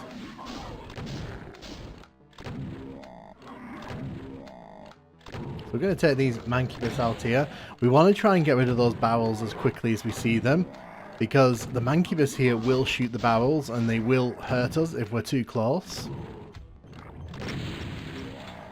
It's a good idea to just get rid of them as quickly as we can. There's a final mancubus up here. He's moved too far away, unfortunately, to be hurt by those barrels. So if you look to the right, there are 2 chain gunners up top there in that little caged area. Gonna grab the shotgun shells here. So we're gonna hit that switch and we're gonna head right back to the starting area here. There are some bony boys who will intercept us here because, unfortunately, Plutonia loves its bony boys. Was lucky there. If that had hit me, probably would have died. Gonna grab the med pack there. So I'm going to use the rocket here to try and cause some nice splash damage. As you can see, the other side is now opened up, and we will be exploring that once we've got through this moment here. Did not want to get hit by that. That is a bit annoying. Oh, okay, that is really annoying. We only have 1% health there. That was kind of scary, not going to lie.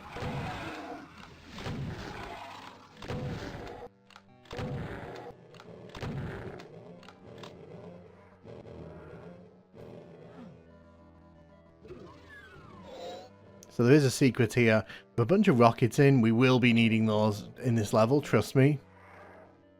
So we're going to head down into the depths of the sewer here.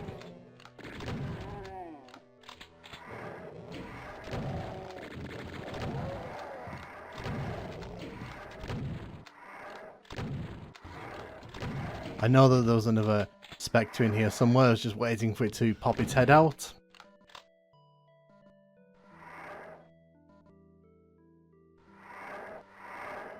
So you can hear Bony Boys, but we can't see Bony Boys. So this is one of the more infamous traps in Plutonia. It's very interesting. You'll see how it works as we kind of make our way through here. But effectively, we're going to try and grab the blue key here. And it's going to go very wrong for us very quickly. So basically, there are two elevators on either side here. And we have chain gunners who spawn in on either one of them. Now here's the thing. If you stand on one of these teleporters, it forces the chain gunners to teleport in on the other one. So what I'm doing here, I'm simply shooting my way through this problem.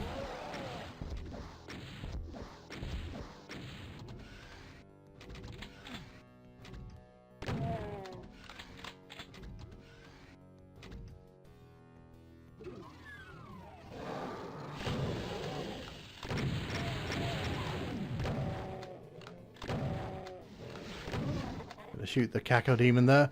It's important that we don't walk onto that brown sludge there because it does actually hurt us. You can also see there's a bony boy across the level there, which is going to take aim at us. And if it does hit us, it'll do some nasty damage because we don't actually have any armor right now. There's actually two of them, which is a bit annoying.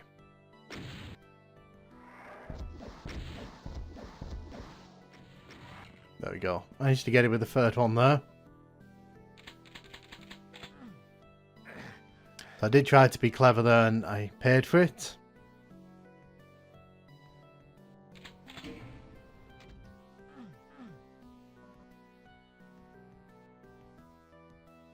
So there is a lift here.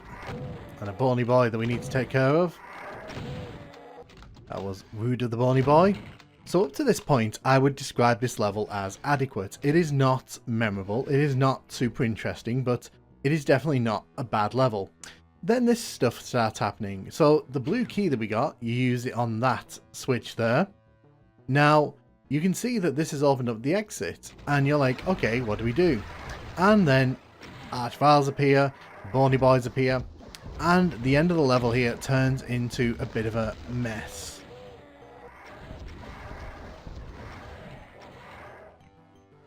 So you can see we're having to kind of take our time here to make our way to the end of the level here. And you'll notice that the middle part there where the exit is hasn't actually come down yet.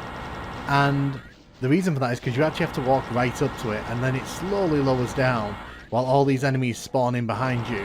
It's a really nasty end of level trap, this one. I actually think this is incredibly mean and a bit unnecessary in my opinion. So what we're going to do here, we're just going to take our time, get rid of the Bony Boys. The main aim was to get rid of the Archviles. Once you've got rid of the Archviles, you can kind of get control of this situation. But yes, as we make our way onto the bridge here, you'll see that it'll drop down. And that's basically the end of this level, but I have to be completely honest with you. I absolutely hate, capital H-A-T-E, hate this level's ending. And I think it's cheap. I don't think it's particularly creative. I think it's actually kind of counterintuitive to the level because it's basically punishing players who don't bring a lot of ammo to the end of the level or bring a lot of health, because I guarantee a lot of first time players will probably not have much health at the end of this one and probably not much ammo. So they're probably going to get beat from behind, not really understand what's going on, and then they're going to have to do the whole level again. Whenever I reach this level in playthroughs on my Twitch stream or when I'm playing it for fun, I just groan because this ending is so bad for me. And I know someone out there is going to say it's fun, it's, you know, it's creative, you know, get good. Well, if you like it, that's great. But for me personally, I've always hated it. I've always thought it was cheap, and to be honest, it's just bad, and it brings this whole level down for me.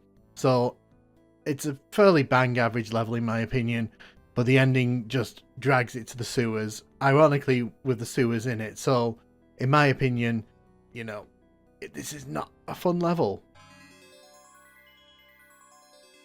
Hey, welcome to map 9 of Plutonia.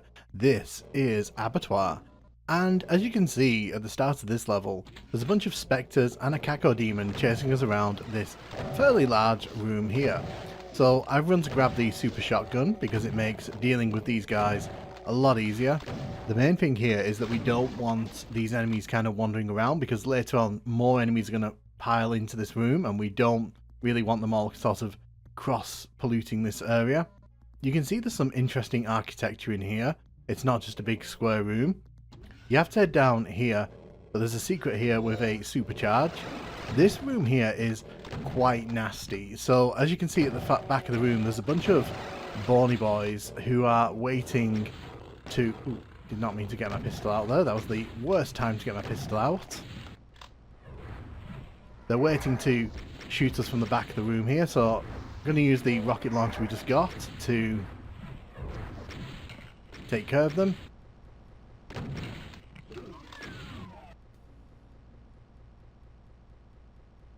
So you can see there's a brawny boy over here. So once you shoot your weapon to take out the brawny boy there, a bunch of enemies will teleport in. It's best to sort of grab that invulnerability over there, but I like to use the invulnerability later in this level. So I'm actually going to hold back on that.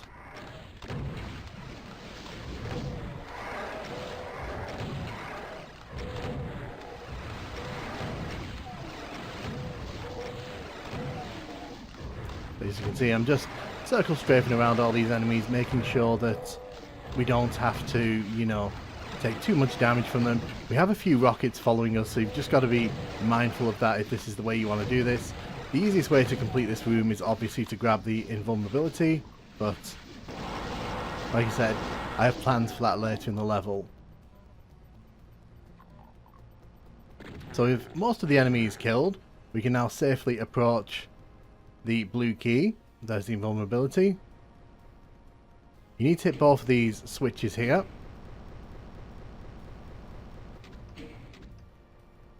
Jump over here. So there's a second secret behind there, which you should grab. We'll be coming back for that later on, so let's not forget about that. Now, as you can see, this is a big old room. It's a big old empty room, and the exit there requires 3 different key cards, which is pretty fun. It's not like the Citadel in Doom 2, where you have an option of which keys to pick. Unfortunately, you are kind of forced to get all 3 keys in this one. It's kind of a false illusion.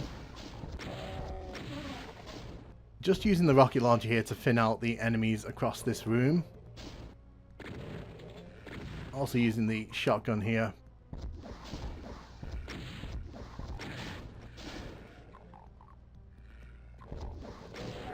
Just got to be careful because there are a few Hell Knights and Chain Gunners in that cage over there.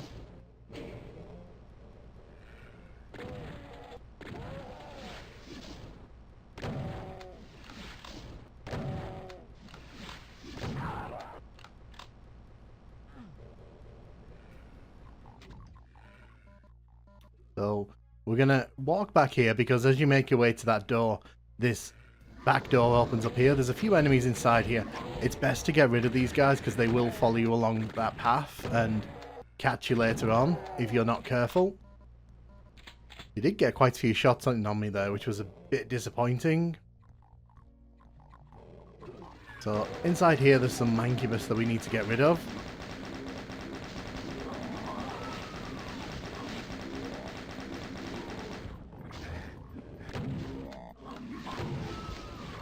So on that middle platform there's actually a bunch of imps. The best thing to do here is just to get rid of them, because if you kind of go up to face them, there's every chance they could claw your face off, which you don't really want. Nice amount of health there. You just have to run down and get the yellow key here. It's quite an interesting room, that one, because it's an outside room. We go inside here, the yellow door's right here. we just need to take care of all these enemies.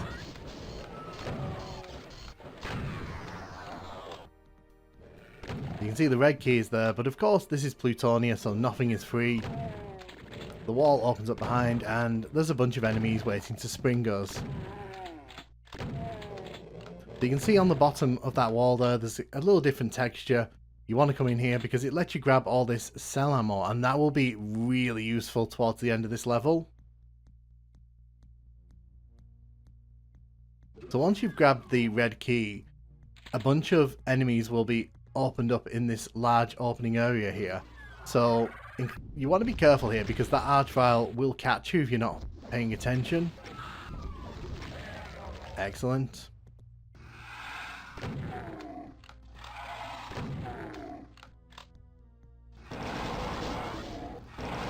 So the thing is, we've got plenty of cell ammo here, so I just kind of want to get rid of the imps here. Unfortunately, this room doesn't fill as much as you might want it to. You'd hope that there'd be like a big monster influx to sort of fill this room out, but no, the most we get in here is just a bunch of imps, which is a bit disappointing, I'm not going to lie.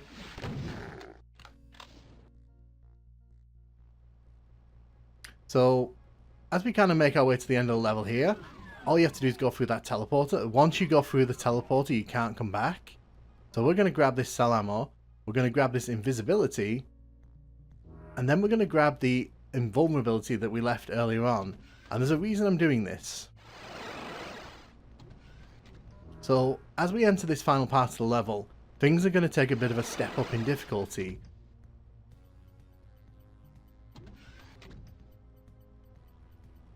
But as you can see, we've entered this room here. There's Barons of Hell, there's Hell Knights, there's Cacodemons, there's Imps. You've got to be really careful in here.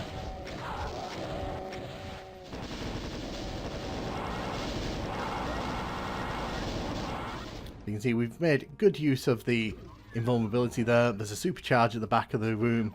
Now when you come into this room is an absolute nightmare. Because there's a bunch of chain gunners at the back there. There's a bunch of enemies along this walkway. And then you've got Mancubus and you've got Bony Boys all shooting in. And the thing is, there's very few places that you can actually hide from them all. So you've kind of got to, you know, stick your head out of the ground here. And kind of hope you get lucky. There is a blue armor across the way. Oh, that's not good. Luckily there's a bunch of medkits there that covered me. But that was not a clever moment by me. You can also see that the Mancubus have been positioned in such a way that you can't just launch rockets at them from across the way. Quickly grab that blue armor. That's going to be very useful.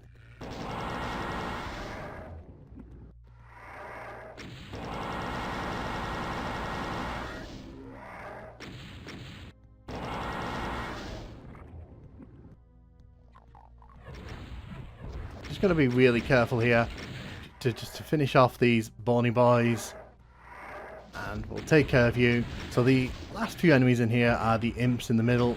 Oh, I forgot about you. You can see I took a nasty hit there.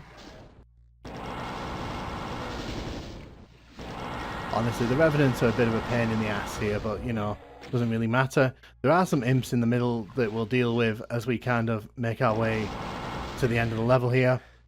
So once you've cleared out all the enemies, you can pretty much hit this switch and you can go into the middle. So I'm going to show you here quickly what happens if you drop down, because there's no teleporters down here. And the thing is, I don't like this last room because of that. I'm not a fan of death pits, and the problem I have with this room is that basically any kind of hit from the projectile monsters on the outside will push you into that, you know, death trap, and you're pretty much done for. So I'm not a huge fan. 99%? Oh, I must have missed something. Oh well. But I did get all secrets, so, you know, happy with that. It's another Plutonia level that, in my opinion, is just fine. I don't think it's particularly memorable. That last room, I think, is the best part of the level. I think that in terms of difficulty, in terms of challenge, it actually offers a pretty fun challenge. Although, again, I'm not a fan of the death pits around the small walkway, because in my opinion, that's just a bit cheap in level design terms. But overall, not an offensive level, not a particularly great level either. It kind of falls into the middle for me. Hey, and welcome to map 10 of Plutonia. This is Onslaught. And as you can see at the start of this one, we have to deal with a chain gunner right at the start. There's a shotgunner here, so we are getting lots of weapons at the start of this one. As we make our way towards the blue key here, there's going to be a bunch of chain gunners who pop out of these doors here. So it's important that you don't get overwhelmed in this part of the level, because you're going to be needing a lot of the health that's in this part of the level for later in the level, trust me. So I'm just going step by step here, triggering all these. You can run up to the blue key, but I would strongly advise against it, because once you pick up the blue key, the wall behind us will open and a bunch of cacodemons will come out like that. It's a very interesting opening, this one. It really does throw quite a lot at you, and if you're pistol starting in particular, it can be a bit of a rush. But these cacodemons are really not that difficult to deal with. The main thing we've got to handle here is just making sure they don't overwhelm us.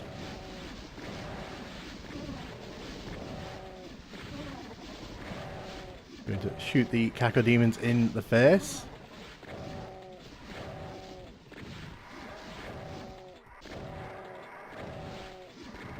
There you go. So now that you've dealt with those, you can pick up any of the health that you need here. The problem comes in the next room. There's a bunch of enemies who will probably drain that health very quickly, so we've got to be very careful here. We'll hit the switch, and I'm going to aim into that window there, because there's a bunch of chain gunners who love to snipe you as you're kind of making your way across the courtyard here. You can see there's a bunch of bony boys, and there's some arachnotrons, so there's something for everyone when you go through that doorway there. Really what we want to do here, we want to try triggering some infighting. It's in our best interest because it allows us to save some ammo, which obviously we want to use later in the level.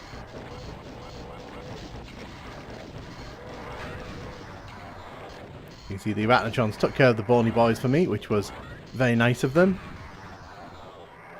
There is some plasma ammo in here, and a bit of health, which we're going to grab. Just making sure there's no more shotgun ammo that I can pick up. So the next thing we're going to do is grab the ammo from where all those bony boys came out.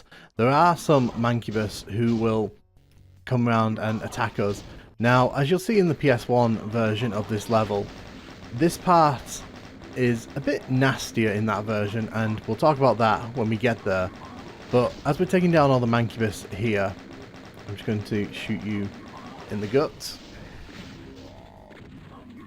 I think there's a third one behind the pillar at the back there. There is.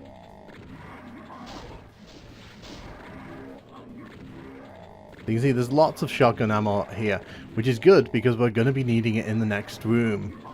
You can also catch sight of the yellow and red keys there. We can't grab either of them right now, and we can't go through that weird doorway there. We have to come from the other side. So there's a lot we can't do right now. So as we make our way in here, you'll see these chain gunners lining this room. Unfortunately, something that Plutonia likes to do is arch-vile traps, and what I mean by that is there's an arch-vile hidden out of sight of us here. And what happens here is that these chain gunners, when we shoot them, if they die too close to where the arch-vile is, they'll just get revived. So you can end up throwing away a lot of ammo.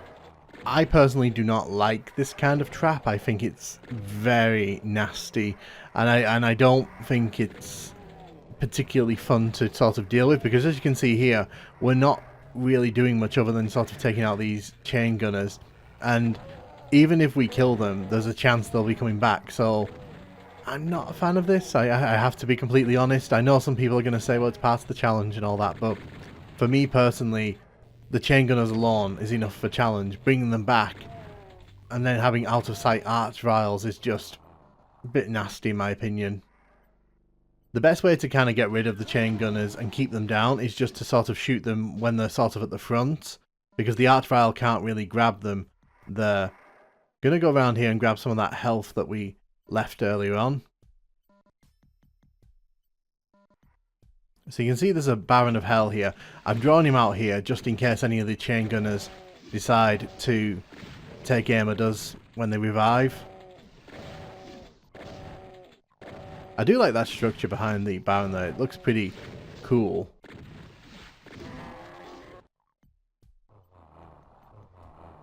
So now that we've dealt with all of this, we're going to hit the switch here. Look, see what I mean?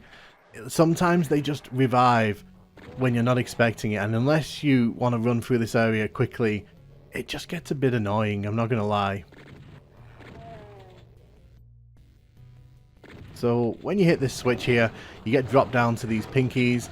Again, very nasty because there's nowhere for you to go there, and if you're pistol starting like we are, you won't have a double barrel shotgun to deal with them straight away. It's just a bit nasty. And again, brown sludge on the floor here isn't causing pain, but will cause pain in other levels. We needed that. There is a secret here, which we're going to grab.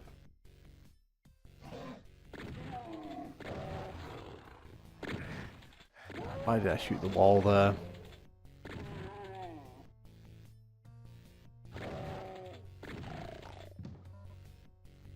So we have 10 shotgun shells here. And as we make our way here, you'll notice there's a lot of Hell Knights. And I have to be completely honest, I do not like this part of this level. It just feels really cheap because you've been given all that shotgun ammo to get to this point in the level. How are we going to get through this? Oh my gosh, we should be dead. We should have died there, by the way. I'm amazed that I was able to get past these Hell Knights. That is terrifying. I don't like this part because, look, you can see here, it's giving us the ammo that we need. So it knows that we need the ammo here. But I'm not a fan of levels kind of squeezing you for ammo and then kind of going, well, that's difficulty. It's not. It's artificial difficulty for me, and it's not particularly fun to deal with. Also, another bugbear, and yes, I'm getting them out now.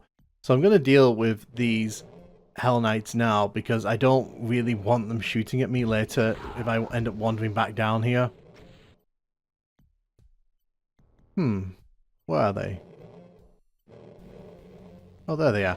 I'm going to take these guys down with the shotgun just because I want to save the rocket ammo for up top because I know there's another trap coming up after this. And I think that's kind of my issue with this level. It's just a bunch of really kind of tight encounters where ammo is kind of, you need to conserve your ammo throughout the level and be wise with it, otherwise you're just not going to have enough to deal with these kind of enemies. Like, we didn't get that blue armor until we passed all the Hell Knights, and it just kind of feels like, couldn't you have just given me that before the encounter and give me a chance? We're going to grab all the stuff here. There's some ammo, there's some health and shotgun shells. Now, this is the weird door that we were talking about earlier on. We've got enemies spawning in, lovely. We've also got an archvile there that's going to be taking great pleasure in trying to burn me up here. Okay, that didn't do any damage really to me.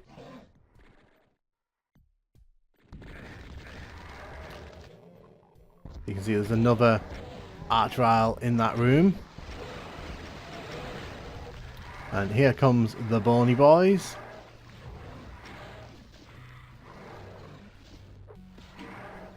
I'm going to save this here because I'm definitely convinced I'm going to die here.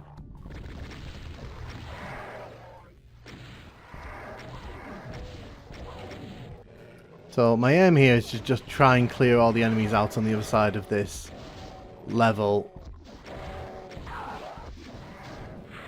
Thank God I saved all these rocket ammos, because if I hadn't saved this, I don't think I'd be getting through this part here.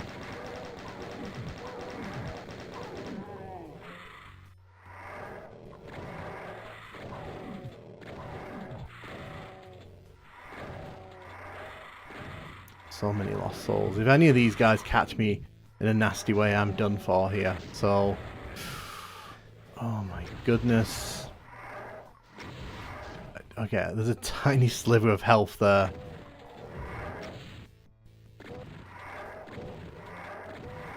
What I'm doing here as well, I'm trying to corral all the enemies in that other room to come into the corner there, just so they don't kind of all come running in here at once.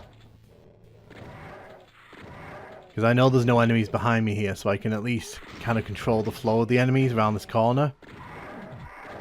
I need that pain elemental gone. Like, that pain elemental is causing me so much hassle right now.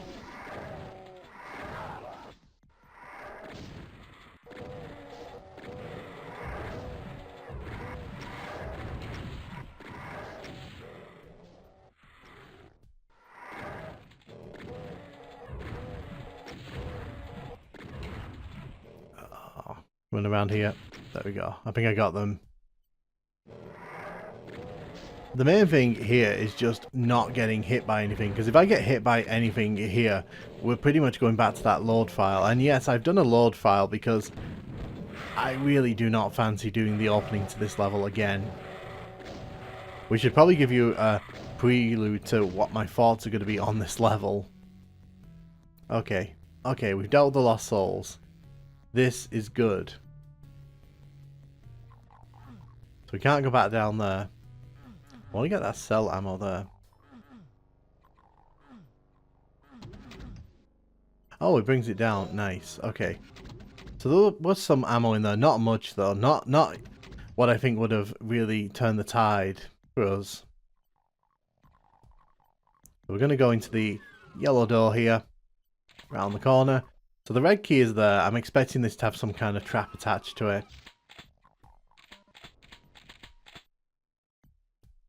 That was a very quiet key to collect in Plutonia. I'm very surprised by that.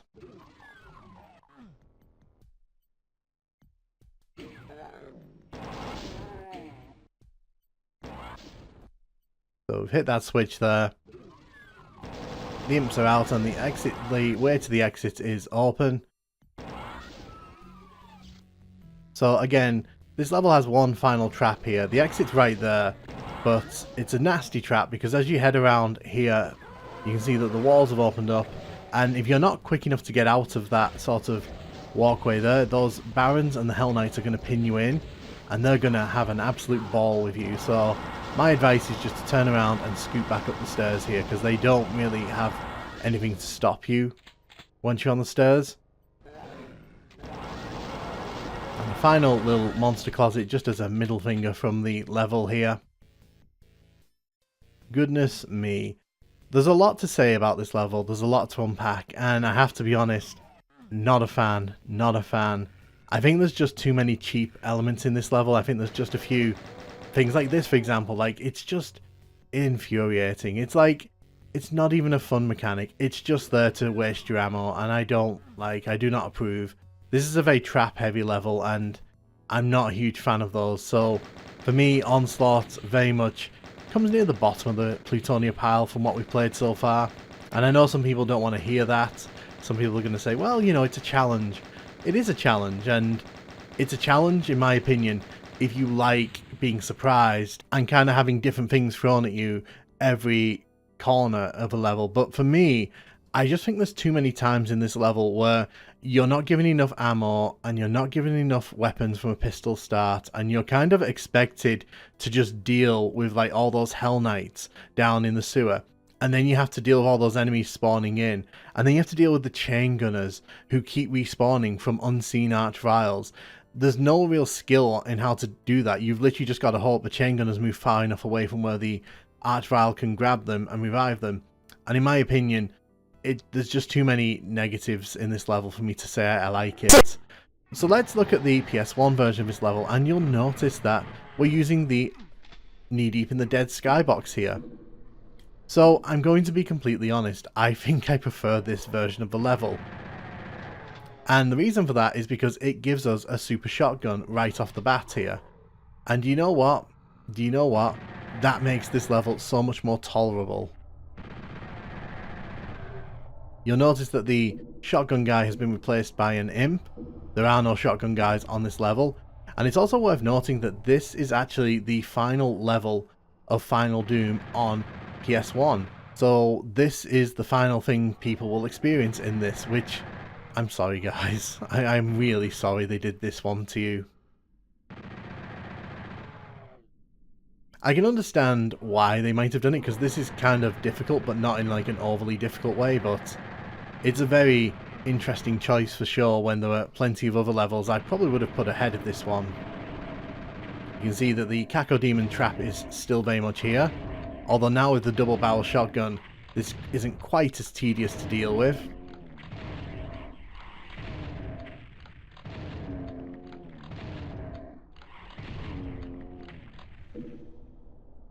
So they have made one big change to this level, and we'll talk about it when we see it, because you won't be able to miss it, because I certainly didn't when I played this for the first time. We're going to head in here, hit the switch, and we're going to head into the next part here. Now, again, you'll notice that there are some enemies in that part there, but you'll also notice there's no bony boys on this level. Instead, it's just imps and chain gunners. And instead of there being arachnotrons here, it's just more cacodemons, which, fine by me.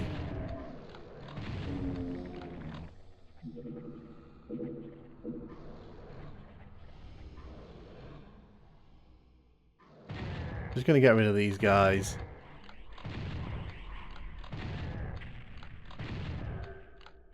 So instead of Mancubus, we have more cacodemons. This is a good example of how the limited number of monsters, different types of monsters you can have on a level, kind of impacts the experience slightly, because you're not seeing Mancubus here, you're just seeing lots of cacodemons. But here's where the things change quite dramatically. Yes, that is a Cyberdemon. So yes, the Cyberdemon is kind of treated as what I'm assuming is the final boss of Final Doom on PS1. I actually really don't mind this, because ultimately this is the final level of PS1 Doom, and they haven't used the Cyberdemon throughout all the Final Doom, which I have mentioned on a few of the levels that they don't use the Spider Mastermind at all, and they don't use the Cyberdemon all that much. Plus, I think this is actually a pretty fun arena to battle him in, because you've got this structure in the middle that kind of acts as cover when you're sort of strafing around him. But there's also danger because he can kind of hit the walls behind you and cause a lot of splash damage, so it isn't actually that bad an arena to face him in. Plus the game was gracious enough to give us a double barrel shotgun, which, you know, it's essential here. Like, imagine trying to do this with a normal shotgun. It would be ridiculous. The one thing I am trying to do is be very, very careful here, because it is easy for him to shoot a rocket behind you and for the splash damage to catch you from behind.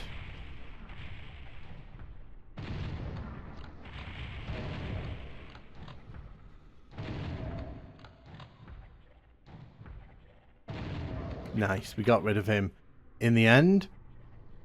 I mean, technically you could run around him and ignore him if you really wanted to, because killing him doesn't really offer anything special in the level, but you don't really want a Cyberdemon walking around when you're sort of trying to deal with all those enemies that'll teleport in a bit. Gonna grab all that ammo.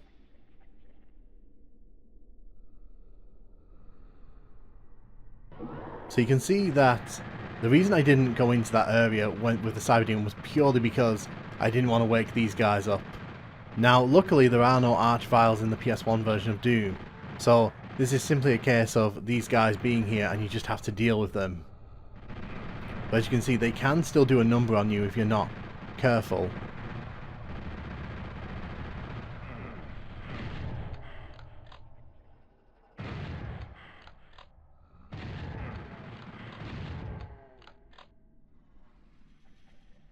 Just gonna quickly look around for some health. There we go. Because we've already seen what probably is waiting for us in that sewer.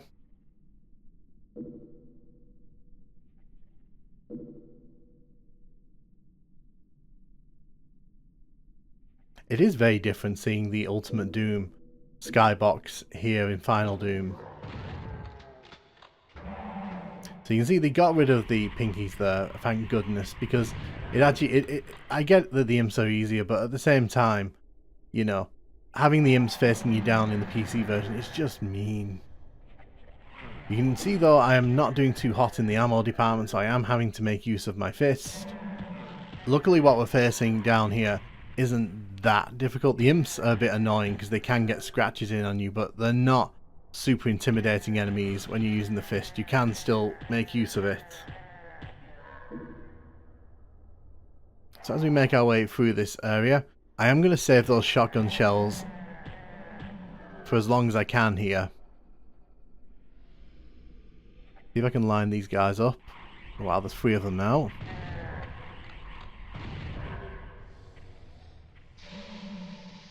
So I've got to be really careful here. And wait for that imp to come out here. Gonna grab the ammo here, which is gonna help me to clear out the Caco demon here. Can you imagine if they put Hell Knights down here on this version? Goodness me. And don't get me wrong, I fully appreciate the fact that Plutonia is meant to be a much harder experience, but I think that sometimes it goes to the line of hardness and it makes things cheap. There's a difference between hard and cheap, and Plutonia sometimes doesn't understand the difference between those, in my humble opinion. Grab that blue armor. Definitely probably going to need it in a second.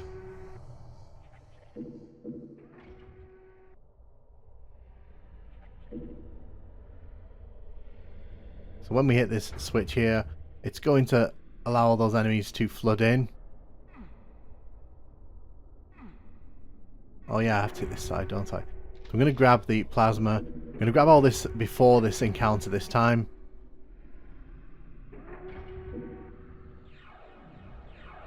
So you can see enemies are now spawning in. Just got to be really careful here. We don't want to get too much damage.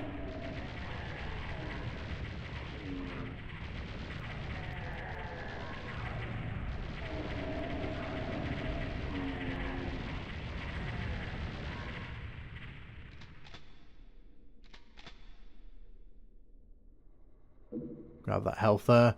We are pretty close to the end of this level. So I will say up front, I kind of prefer the PS1 version of this level, just because it actually has some chill. Like, it's not pulling traps out of everywhere, and it's not creating unfair situations. I feel this is a much more manageable version of this level. I haven't hit the red switch, have I? No, if not.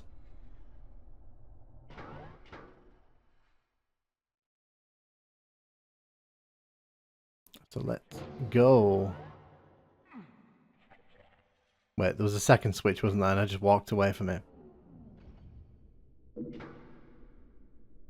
But yeah, I think looking at these two levels side by side, I just kind of prefer the PS1 version of this level. I think it's just a better realized version of what this level is, and I feel like this is a fairly solid level design, so I don't think the critique I'm going to give this level falls onto that. I think it's just the implementation of the ideas.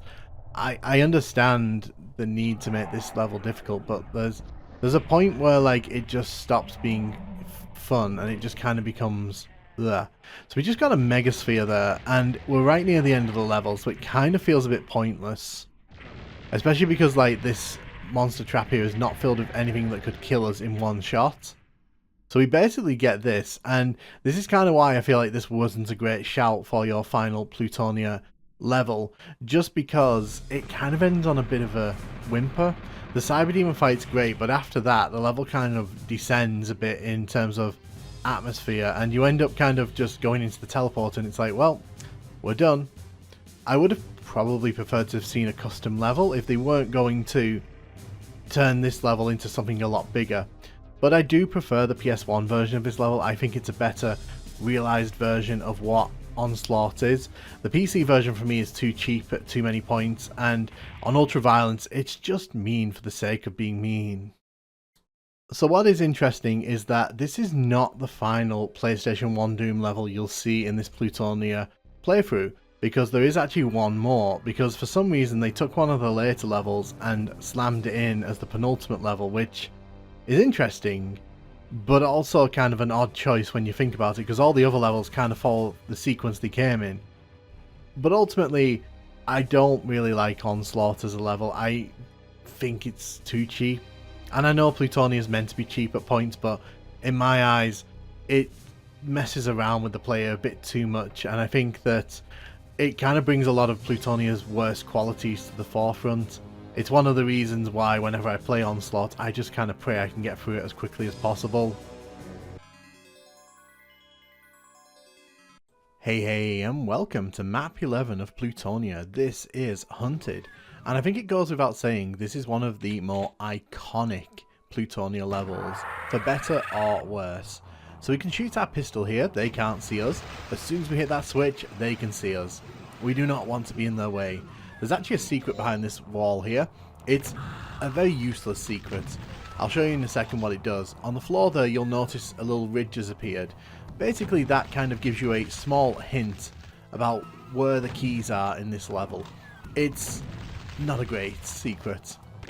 But in terms of this level, this is basically a level exclusively populated by archviles, and this level has been recreated so many times in so many different wards, and I would argue I have yet to play one that actually is better or more fun than this one. But we'll get to that at the end of the level. As we're making our way around, you'll see those little ridges on the floor. They're just kind of there to help you. That's what we got for the secret. You'll also notice that I'm using the original soundtrack in this one, and that is a creative choice of mine. I prefer this one to what the other replacement MIDI was, and you know, this is kind of iconic for me, so that's just how it's going to be. Now you'll notice that as we're walking around, those silver lines that we're passing through open various doors. Now it's important to keep track of that because obviously this is a maze and we don't want to get lost. It is very easy to find yourself double backing, triple backing onto previously walked through pathways. So the yellow key is to the left here, down the end. As soon as you grab this, a archvile will spawn in. You want to make sure that it doesn't sort of turn the corner here so you can actually hide behind it. One thing I like to do in this level, I do like to block pathways, so I always like to make sure there's at least some kind of corner behind me. So you can see there, an archvile turned up behind me and was trying to cook me, but we're not going to let that happen. So it's kind of important to keep your nerve in this level. If you lose focus, if you take your eye off the ball and you're not really paying attention, it's very easy to get frustrated. And I think a lot of people who don't like this level are people who've kind of just gotten tired of getting lost in this maze or getting zapped by archviles.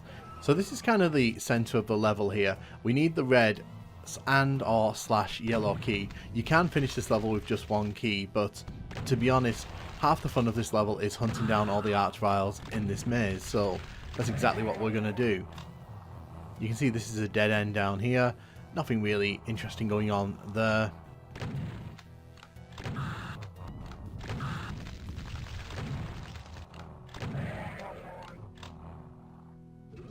So right now we are just heading in the general direction of where the red key is.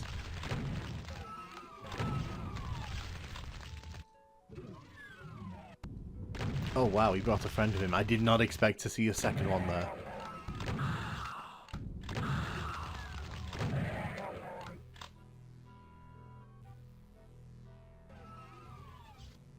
So as we're heading around here, there's the red key. So now we just have to go and open the switches that will open the blocked doors towards the exit. I think we've pretty much dealt with most of the archviles on this side of the map. I always get a bit lost here because there is no easy way to get over that side without sort of going the long way around, and I think that's what the game's encouraging us to do here. So yeah, I'm just going to run through the maze here. I do have a general idea of where I'm going. I sometimes get lost, I won't lie.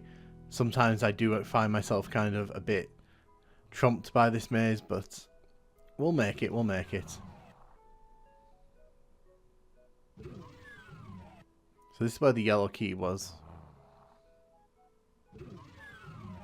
That's not the right way. Here we go. So I think this is the... Yeah, so it's through the door to the left here. This is what will lead us to the door that we're looking for. As said, you've kind of got to pay attention to the landmarks in this level. And yes, they're not very easy to determine, but there are landmarks if you're paying attention. Like certain walls like that, for example, you can use to kind of make sure you're not sort of wondering where you've already been. The worst thing in this level is when you see those flames shoot up and you have no idea where the Archvile is. But yeah, I think this is probably the most famous map to come out of Plutonia. It's either this or Go to It, which we'll obviously be doing in the not too distant future.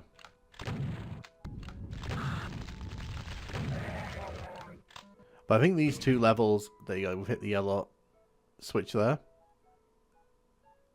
I do think that this level has kind of spawned its own little subgenre of copycat levels, and I have to be completely honest, I don't think any of them really top the original here. Let me know in the comments what versions of this level you prefer, if you do actually prefer any of them. But I've yet to play one that made me think, oh wait, no, there's one more.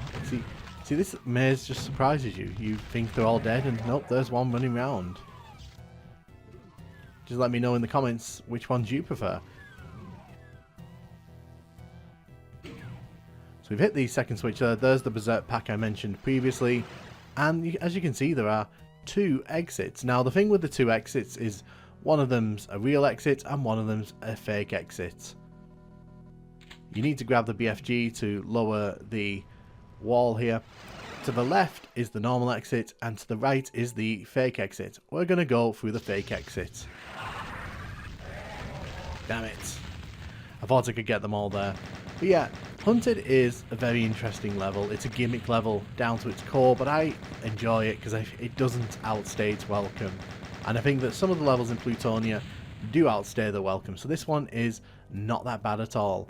I kind of like how this level escalates from you exposing the Archviles to you waking them up and then sort of watching them unleash into the level and realizing that you've caused the chaos. I think that the maze itself, it could do with a bit more variety, but then again, I think that's kind of the point. It's supposed to be horrifying for you to explore and not easy, and I don't think the maze is too big or too meandering, so I definitely don't agree with that critique that I see sometimes regarding Hunted. But personally for me, I think it's fun. It's a nice icebreaker for the end of the first section of Plutonia, and in my opinion, it doesn't do anything that particularly wrong with the concept. This is Speed, and as you can see at the start here, we've got a bunch of imps who pop out of the ground to attack us, so obviously we're going to sort that out. Now this opening area is a bit interesting. There's some weapons, there's some rockets, there's a bit of health as well if you need it. There's a super shotgun right before this door, very useful because we're going to need it to fight that Hell Knight. So this opening part here can be a bit of a pain because you don't really have that much ammo to deal with all these enemies, and there are quite a few hit scanners in that window there and around the outside, so you've got to make sure you're not leaving yourself too open to attack here. Take care of that Caco demon. So yeah, I'm going to take care of the shotgunners up top there because they do like to have a nice little shot on us. Oh, careful. So there's an Archvile across the way there. Want to get rid of him as quickly as possible. Want to grab the plasma rifle here. So you do get some weapons at the start here. It's not like the level starves you of weapons. The problem is you don't really get that much ammo for them until a bit later in the level. So it's important to conserve your ammo that you need.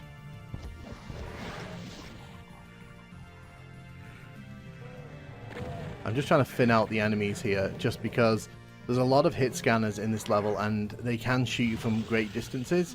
We're being blocked by that pinky there. Let's get rid of the imps and the shotgunners. Take care of the pinky there.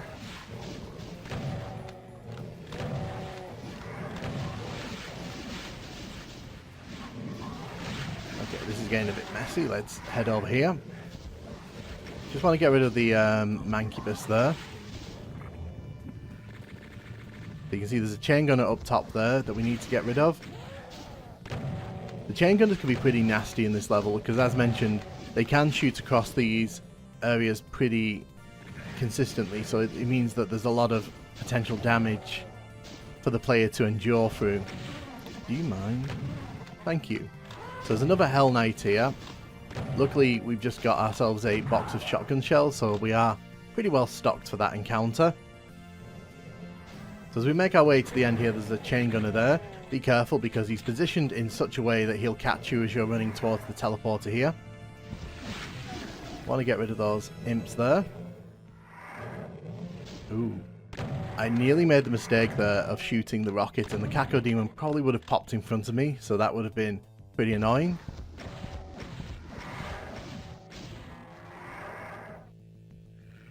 Excellent. So we go through the teleporter there. Gonna take care of the Cacodemon here. So this is the area at the start with all the shotgunners and the hit scanners inside. Gonna drop down here. You can see we can actually look at this Mancubus over here. Now, it's kind of important that we don't let him hit us too much, so that's why I'm taking care of him from a distance here, because the Mancubus is pretty easy to dodge its projectiles provided you have the distance. So we just have to be very careful. There's also some chain gunners to the right a bit there. If we're not careful, they can shoot around that pillar and get us. So we head up here, we get a soul sphere, which is good. I want to grab the... I wanted to avoid the shotgun shells there, but, you know, obviously I grabbed them. Before we head down here as well, I want to clear this area out here, just because once we make our way towards the platform over there, there's going to be a Cyberdemon that pops up, and the Cyberdemon is pretty nasty to deal with. Ow. That hurt a lot, thank you.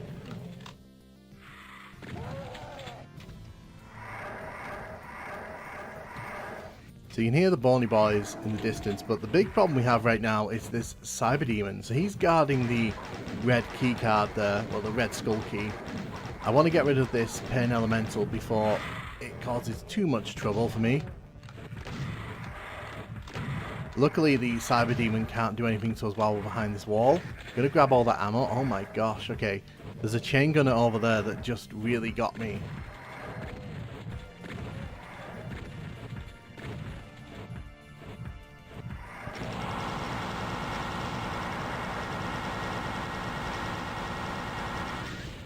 So what I'm trying to do here, he can't shoot through that candle there, so I'm trying to get him to hit that pillar just beneath the candle with his rockets, because they sort of blow up on him. So it means that I don't have to dodge as much. There we go. Excellent. We're going to click this switch here, and there's a secret that opens up behind us here. First things first, though, I want to get rid of these chain gunners. Some rockets down here that I want.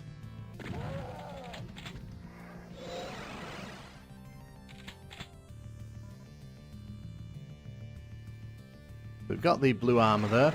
Didn't want to go through that teleporter, but it doesn't really matter. We can get there pretty easily from here. Grab the blue key. Oh gosh, okay. So when dealing with this, what I like to do, I like to make it so that the Archvile over there is the only one that can actually grab us with its flames.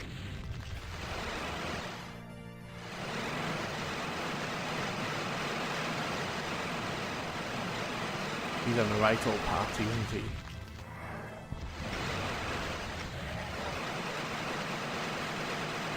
It's not really worth shooting in while he's teleporting around like this, because there's a good chance you won't actually cause any damage to him. The best thing to do is to sort of encourage him to grab you, and then you can shoot him. And there are two of them, so you've got to be careful for that as well.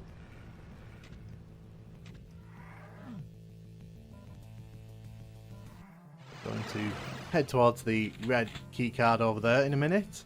But first we want to grab these rockets. So we need to hit the switch inside here. There is a green armor there in case you ever need it. So we've just opened up this access way over here. Now there's a bunch of Bony Boys and chain gunners in here that we have to be wary of. which is why I'm taking my time here, grabbing the red key card.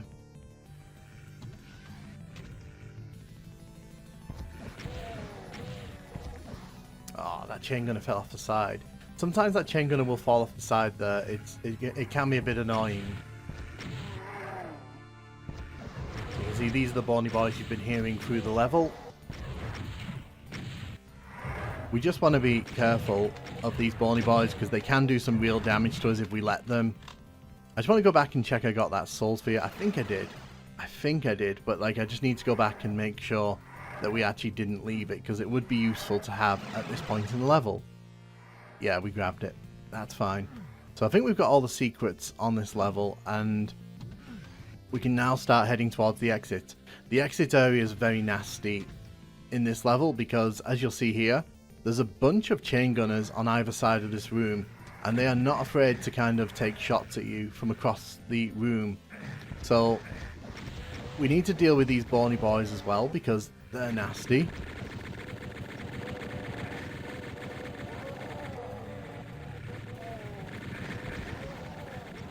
That was a very lucky shot. That I didn't even know where that was going, but it did hit. So I've hit these switches because it opens up that door there. There's more bony boys and archviles inside. We got to be careful here because that archvile can revive the bony boys and it can eat through our ammo pretty quickly. There is a BFG in the center here, which obviously I want. Gonna hit that switch. So yeah, we need to be really careful here because you've got bony boys, you've got an archvile, you've got chain gunners shooting at us from all corners of the room. And it's not easy to take the chain gunners out. I'm just going to let them infight for a second and avoid that. I'm going to hide in here. Oh, okay, that didn't really do much damage, luckily. So they've all started infighting again, that's what I want.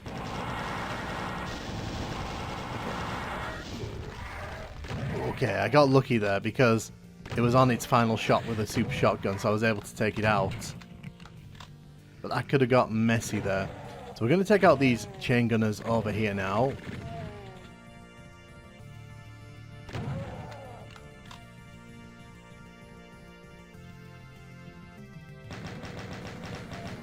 Right.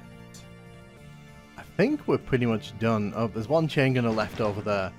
Now, he won't pose much of a threat, but the thing is, if you teleport over there where I'm shooting, without killing all those chain gunners, they will mince you as soon as you come through that teleporter. And no amount of blue armor is going to protect you for long from that kind of assault.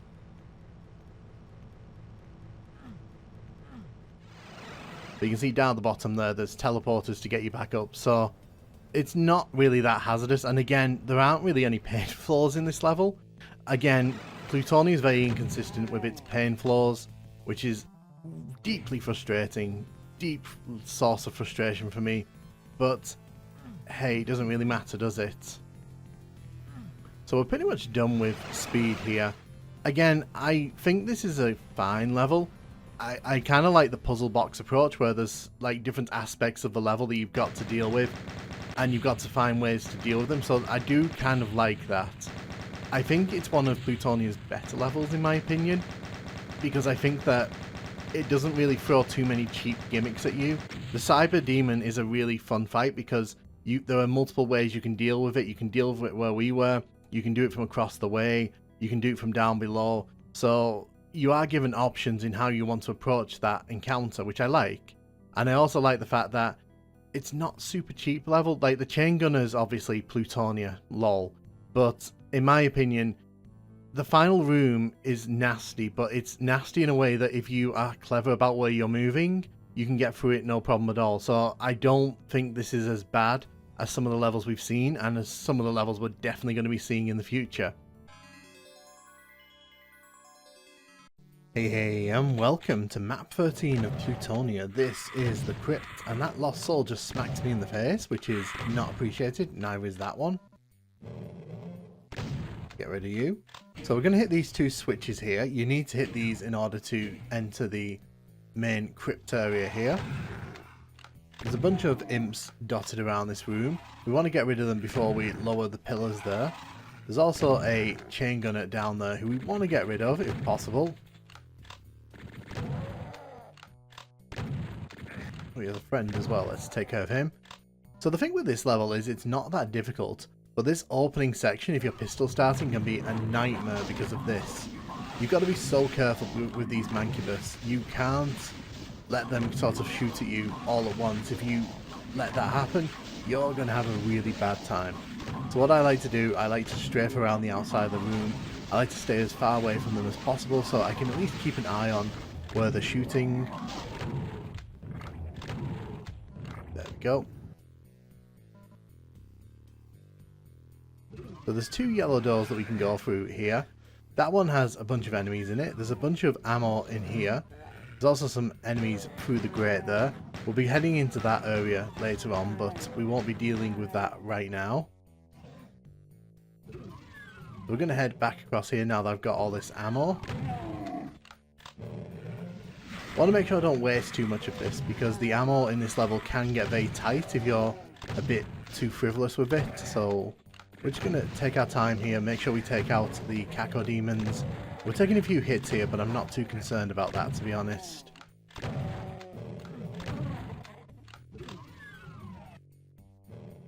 Just want to see if there's any health here. There is not. You can hear I've walking up an Arachnotron down below. Gonna grab those shotgun shells there. There's 2 Hell Knights at the bottom of that lift. Be careful, make sure you don't accidentally, you know, get caught by them as you're walking out. There's plenty of space to sort of dance around them, so you shouldn't really find yourself in too much trouble here. But I want to wake up the Baron over here and the Mancubus.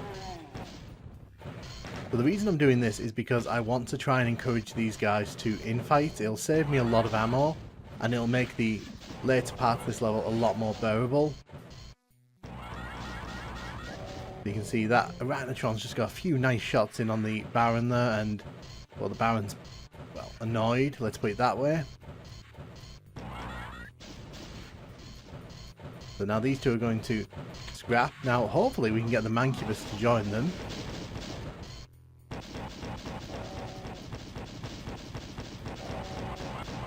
We'd like to see some plasma ammo being used there.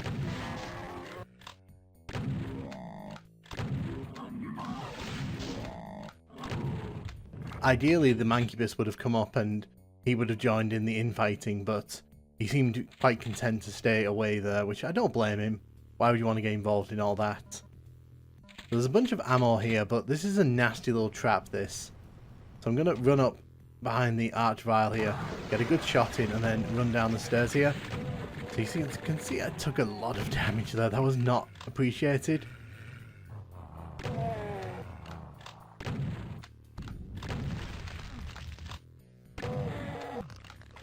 It's an interesting little room, this one, because the Archvile can revive the chain gunners, which means that if you're not aggressive here and you're not kind of poking your head to shoot the Archvile, you can end up wasting a lot of ammo here.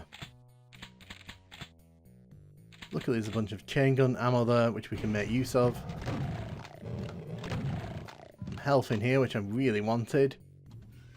There's more health down here. There's actually a switch here that comes down.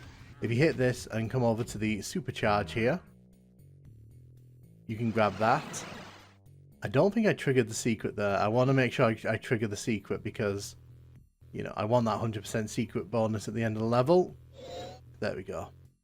There's only 1 secret on this level, so, you know, it's worth grabbing that one. So now that we've got the blue key, we can head to the other side over here. So you've got to be really careful here because the Baron, as you can see there, teleports forward, and he can get right in your face if you're not paying too much attention. You can take him out a bit earlier if you fancy it. You can shoot him from the sides, but I didn't fancy it because I didn't really have the health in case he hit me. So we're heading to the final room here, and of course because this is TNT, it's of course a big trap, but you have to expect it at this point. It's deceptively quiet through this door. We're going to take care of all these low-level enemies here, but as soon as we step through, you can see all hell begins to unleash. I'm going to grab the rocket launcher here. Yeah, there's 2 Archviles at the top there who can grab us and throw flames at us, so I just need to make sure that we don't get sort of in their vision. I'm trying to draw the bony boys down here to the bottom of the level.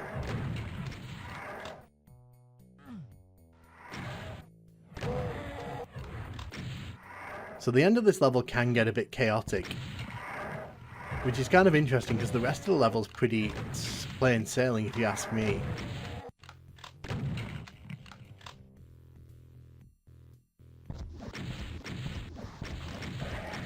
So that's one archvile taken down. When we hit this switch, more enemies are going to pile into this area.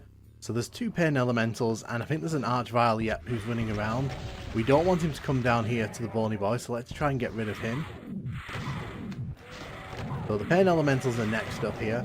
You can see they've already got a bunch of lost souls in play, which we really don't like. Luckily this door's opened up at the top of the level, and we can grab the Megasphere here, and all we have to do is just take our time here and take care of the lost souls. So I'll start giving my thoughts here. I actually quite like this one. I think this is a fun level. The Crypt is not too long. It doesn't have too many nasty traps in it. The ending trap for me is a touch mean, but at the end of the day, it is the final trap of the level, so it is kind of building up to that. I think the archvile room with the chain gunners can be a bit horrid if you've not got the ammo for it, but to be honest, you know, this is not the worst level, let's be honest. It's actually pretty fun to play through. And it actually looks quite nice as well. There's a lot of little flares that really help it to sort of stand out.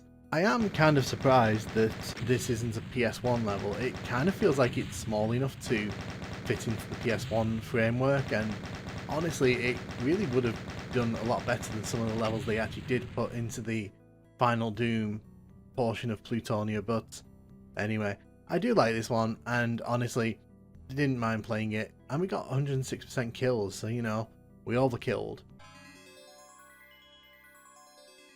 Hey, and welcome to map 14 of the Plutonia Experiment. This is Genesis, and as you can see from a pistol start, this opening is pretty nasty. We need to grab this super shotgun and get out of dodge as quickly as possible. I want to get rid of this arachnotron as soon as possible, but you'll also notice that the floor here does actually hurt us, so, you know, Plutonia being inconsistent with its floor textures once again. So what I'm doing here, I'm waiting for this shotgun guy to come around the corner there. The reason for that is because we can actually use this shotgun to take out the chain gunners up there. That'll make navigating this area a lot easier. So now I'm going to deal with the bony boys here.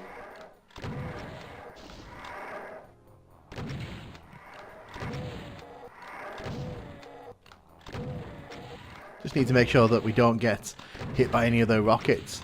The one at the back there usually runs back, and he'll come back down this way eventually.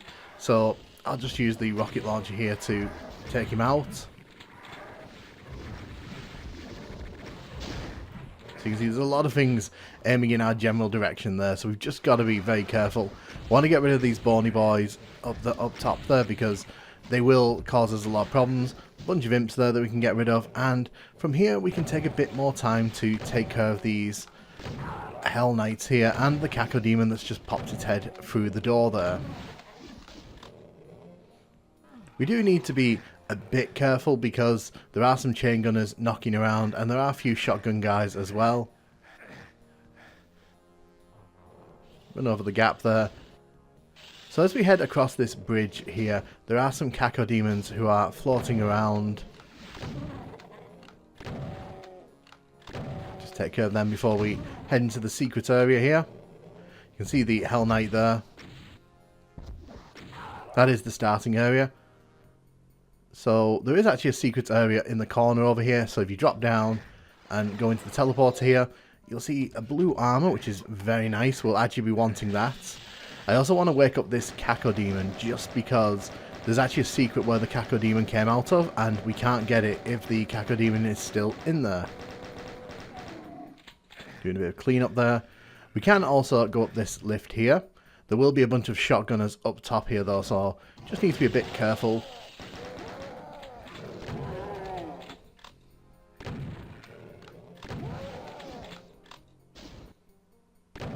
There's another Cacodemon here. Let's get rid of you.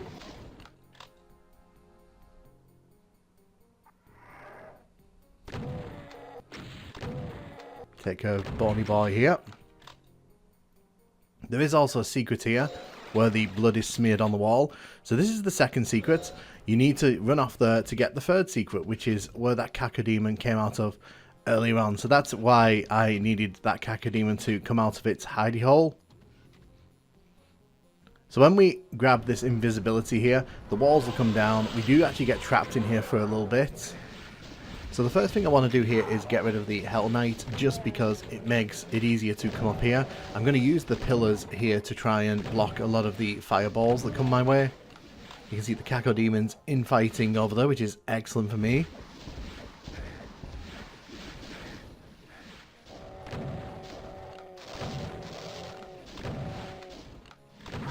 Just got to be careful. I don't want to lose too much health here.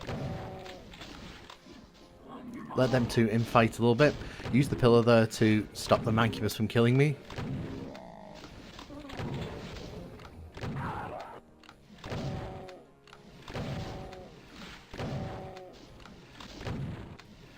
There we go. That's the final Hell Knight down.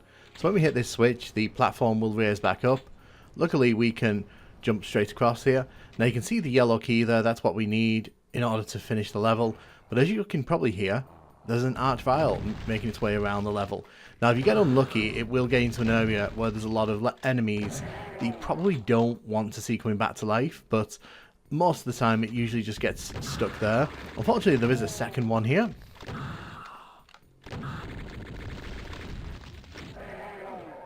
So they killed each other. Excellent. Not going to complain about that. So as we head inside here, you can see that there are two chain gunners at the top. As we head inside the teleporter here, you can see that we get sent up top. There are some cell ammo bits here, but obviously we do not have anything that makes use of those, so it's kind of pointless picking them up. But there are some bony boys before the exit here, and we've just got to be really careful.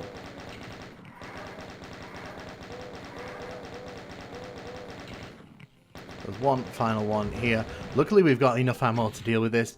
If you come here and you don't have much ammo, it can be a bit tough this part, but luckily we've got more than enough to spare. And I don't like the exit signs floating in midair like that, but other than that, this is definitely not a bad level. In fact, I think it's pretty nice and compact. It doesn't throw too many surprises at the player. It's a pretty straightforward level by Plutonia standards, which I am totally fine with. I know this is probably going to rub some people the wrong way when I say this, but a level that doesn't feel like a Plutonia level, in my opinion, is probably a bit better at this point, because I'm a bit burned out on being trapped and chain gunner traps and revenant traps and all that kind of thing. So this was a nice compact level, a nice little pace breaker between what I know is going to be a very hectic level coming up next. Hey, and welcome to map 15 of the Plutonia Experiment. This is the Twilight, and that teleporter you saw just then was the exit to this level. Well, one of the exits. The first thing we're going to do here is we're going to take care of these bony boys here. It's better for us to get rid of these guys now rather than try and take them on when we enter this room in a bit. Got to be careful as well, because we are attracting a lot of attention. There's a chain gunner down bottom who can hit us if we're not too careful here, so I just want to make sure we don't get caught out there. Bit busy here at the start. There's some lost souls up top. There's also a chain gunner that can show up here if he's in the right mood. Luckily he's walked all the way down here. There is a super shotgun here. Want to get rid of those imps as quickly as possible, because they do chip away at our health, and at the minute we don't have any armor. So you can see at the end of this corridor here, there's a bunch of chain gunners. Now, obviously, we've opened this secret here. We want to be careful because the chain gunners can chip away at our health if we're not careful here. But I wanted to grab the chain gun there.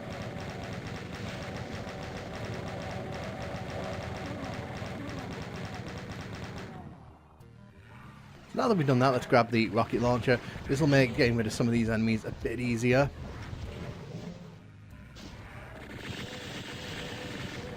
You can see there's a whole bunch of enemies in that room. This is where Plutonia really starts to earn that chain gunner reputation. We're going to drop down into the lava pit here, grab the goodies from here. There are several ways to exit this area. And as you can see, we've just taken the one out the window. You have to run down here onto this platform to open up another secret. There's also another secret here.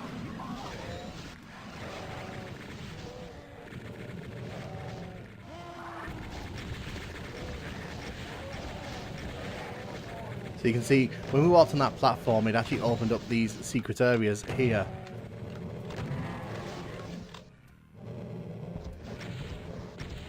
And those do count as secrets, both of them, so you have to walk into both of them to get the secret marker. So you can see this is a busy room, because there's a bunch of chain gunners around the outsides, and there's some cacodemons. It's just got to be a bit careful as we're making our way forward here.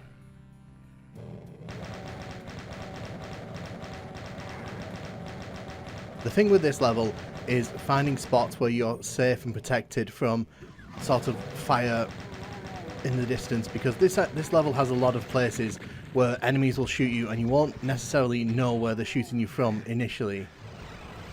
So now you can see here we've got one of the most frustrating parts of this level.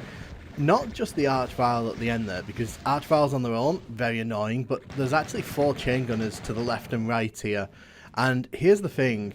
They will constantly respawn because there's actually 2 archviles hidden in the wall behind them. There is a way to kill the archviles, but I don't think I'm going to be able to do it. It's a very high level tactic. So the best thing for me to do is to just not engage those chain gunners as much as possible.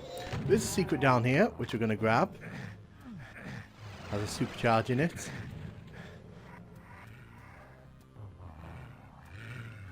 Going to come down here. There's yet another secret here with weapons, another secret, and there's a third secret if you can believe it. Yes, this level really does have a thing for secrets. Behind us, in this wall, there's a secret passageway which we can use to cross back through there. That one's pretty pointless in my opinion, but a secret is a secret. We're not going to miss all secrets. It is very easy on this level to miss secrets because there's just so many of them. We're just going to take out the bony boys here. Now 2 more will spawn behind us here, and because we've got all this cell ammo that we've picked up from the secrets, you know, not too concerned about that. My health just got completely wiped out because of those bony boys. There is a chain gunner there in the wall, but obviously didn't count as a secret. So when we come up here into this room that we've cleared out, there is a yellow switch there, and as you can see, it's unleashed a bunch of enemies here. We could have dealt with these, but the thing is, it takes quite a lot of ammo to achieve that, so I would rather have just, you know, killed them when he came out here. So this has opened up the final section of the level here. Now obviously you'll know this is using the same technique that Caribbean used in TNT level 32 there, where half the level is kind of hidden away until you activate a certain switch. So we're going to come into this secret. This is the room that we cleared at the start with the bony boys. We do need this megasphere now, because we've obviously got a lot of enemies here that we're going to be dealing with. So the intention here is just to get rid of as many of these enemies as we can, because it's a very messy area, this one, and if the Spider Mastermind had the chance to shoot us, it would have shot us. Trust me. So you can see there's a lot going on here, and honestly, we can just stand back here and we can just take care of these enemies from a distance. We really don't need to involve ourselves. You can see those chain gunners are respawning, but the crusher behind them has activated, so that's killing the archviles very slowly. I think they're already dead now, so that's good. So what that means now is that those chain gunners will not respawn, which is good for me.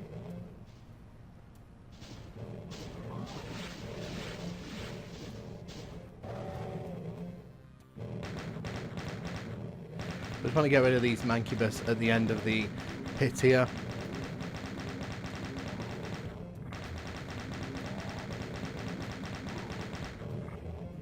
So there are some chain gunners walking around on top there. You can see that they've just took a shot at me. There are quite a few, so just make sure that you catch them as you're kind of wandering around. You don't need to pay that much attention to them though. There are some spectres down here in the toxic, you know, again in this level the blood actually hurts you, so you know, keep that in mind as you're walking around. Don't think there's anything else in that area. But yeah, this is not the longest level, but as you can see, it packs a very nasty punch on ultraviolence. So the thing as well is, this takes us to that teleporter we saw at the start. It is a point of no return, so once you go into the teleporter there, you can't come out. So obviously, do be careful, make sure that that's where you want to be. We don't want to go in that way, however. We want to go looking at the secret exit, which is actually right here. So if you do end up running out of cell ammo through the level, you can actually come in here and grab some. So the level is well stocked, but a lot of the cell ammo and the better weapons are all hidden in secrets. So if you're pistol starting, make sure you know where all those secrets are. I did not go into that sector that I said we needed to go into to trigger the secret marker. Doesn't really matter. But the thing with Twilight is, I don't actually mind it. I think that the trap with the Archvile and the chain gunners that keep respawning, it is a touch cheap, but I think that at this point in Plutonia, you know, you kind of have to expect that level of cheapness. Hey, and welcome to map 31 of the Plutonia Experiment. This is Cyberden, and as you can see, we are surrounded by 4 cyberdemons, all of whom we'll be getting very intimate with in this level as they launch rockets at us and try to smash us into pieces. So the first thing we're going to do here is grab all these goodies, because we are going to need every one of them. There's a lot of doors in this level that we can't access at the start, so the first thing we're going to do is go around this corner. That'll wake these Archviles up. So here's the trick. These Archviles are actually behind fake walls here. Ow. So you got to be careful, because these Archviles, they love to run around behind these walls, and it can be a real pain to deal with.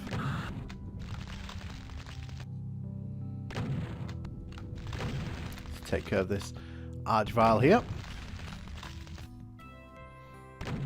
It's quite difficult because you've kind of got to find a way to get the Archvile to stand where you expect it, because it has got quite a bit of room behind that wall there.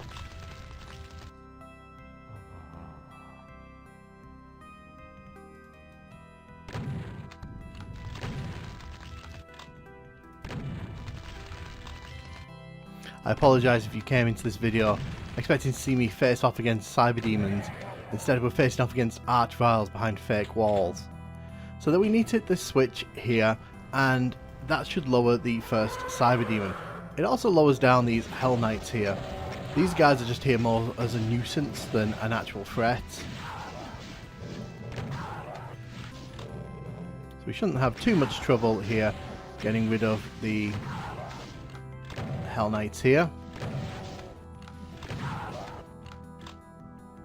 So you can see that is the area we want to be going into, because hitting that switch will open up the next part of the level.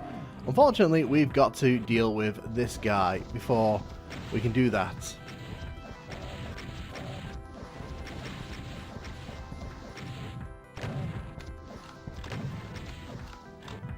So I'm just going to be using strafe running here, just to circle strafe around him. I don't really want to be dealing with any rockets to the face if I can avoid it. Kind of got stuck there because I pinned myself against a wall, which was not the brightest idea.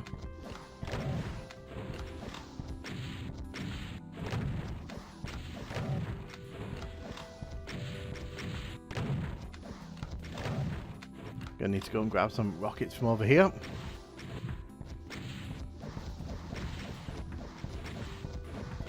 There shouldn't be too much left with this Cyberdemon here. No, there isn't. Excellent. So we hit that switch, grab the ammo from inside here, and then we need to make sure we hit that switch there, because that actually allows us to get into the next part of this level. So this level is pretty interesting, because you have to hit those switches to progress to the next part, because when we hit this switch here, another Cyberdemon's going to open up, and that's a second encounter we're going to have to make do with. This little unmarked secret here actually opens up. It will be useful for us. So that's why I've made my way that way, just because it's not actually marked as a secret, but it's very useful to have. So you can see in the center there, the structure is slowly expanding, and that's because it's slowly building these steps that will let us get up to the key card at the top there.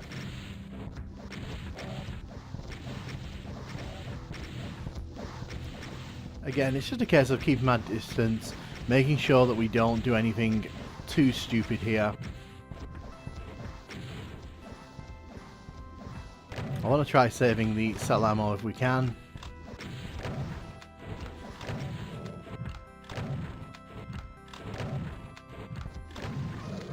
Luckily there is plenty of space for us to run into here, so we don't have to worry too much.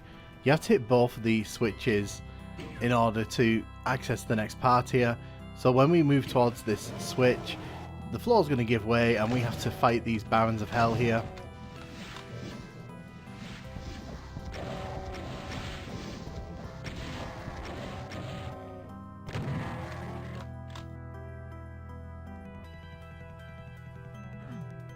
So I don't think I hit that switch at the end there, because it's not this switch we need to hit, it's actually this one here.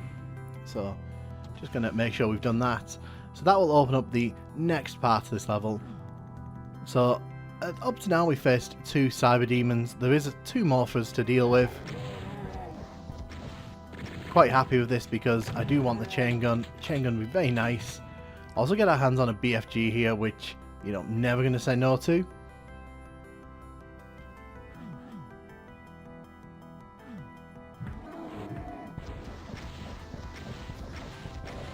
Again, just a case of not getting pinned against a wall, because we don't really want to deal with the splash damage from the rockets that he's firing.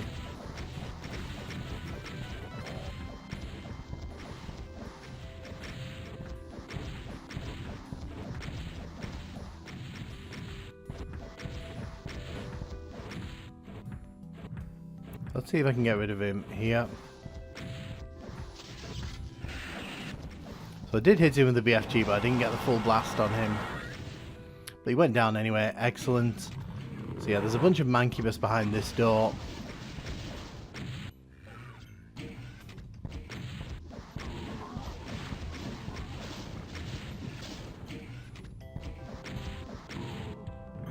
Gonna wait for the door to go back up and then we'll do a fresh cycle here.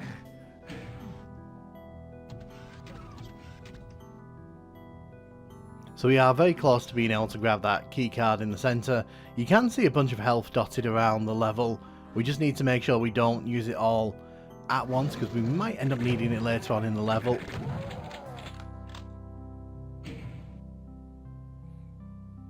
So that should have brought down the final cyber demon here. So one last time, we just need to make sure we don't do anything stupid here. As you can see in Cyberden, the challenge here isn't that difficult, even from a pistol start. There's more than enough ammo in this level and more than enough variety of weapons for most players to be able to handle the cyber demons. I think it's what comes after this that might throw a few players, because obviously in Cyberden you're probably not expecting what this level ends on. And this level does end on a bit of enemy spam, which I don't know how I feel, but we'll talk about that as we kind of make it there. Yeah, as long as we use this central pillar here to help defend ourselves, nothing to really worry about here, is there?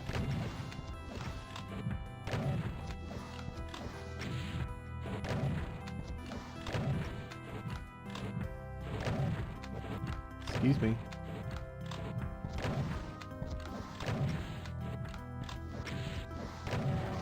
Excellent. So we're not doing too well on the ammo front, but luckily there's some rockets here that we can make use of. Ugh, that door there caught me. Not a fan of that. So this is where all those med packs that we didn't pick up in the level will start to be useful, because obviously I don't like this door. I really don't like this door, because it's like 2 different doors that you've got to kind of maneuver here to shoot through. I don't really want to go inside because, as you can see, there's a bunch of chain gunners. Ooh. If I'd been smarter, I would have not had just the rocket launcher here for use. I need to go and get more health. I did this to myself, to be fair, so it's kind of important that I make sure I don't leave myself too vulnerable to being taken out by the chain gunners.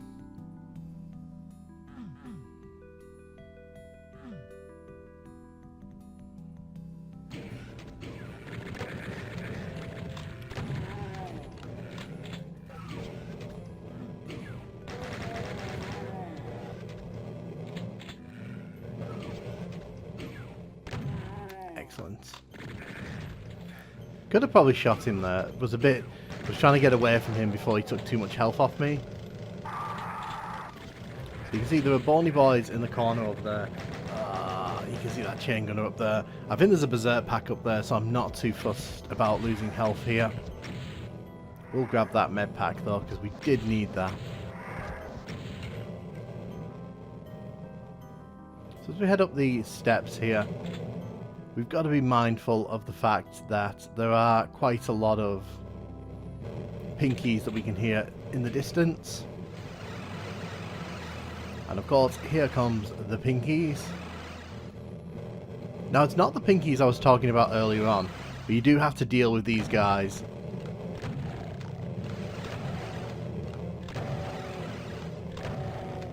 So I'm just going to shoot these guys through the fence here. They can actually walk over the windows there, so they can actually use those as steps rather than having them blocked. So, you know, you've got to be careful for that.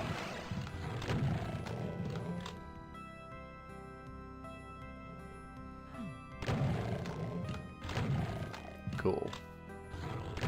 So there is a secret against the back wall here. Yes, there is. We're definitely going to be grabbing the ammo there. So I think we're pretty much done with this part of the level. So I think we can grab the key card now. So you can see this has formed fully because we've hit all the switches. So this level does employ a fake exit here.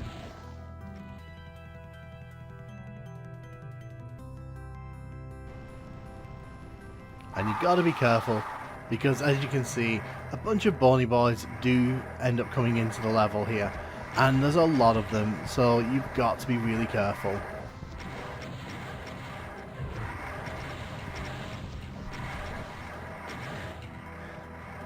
So because I haven't got armor here, I really need to be careful.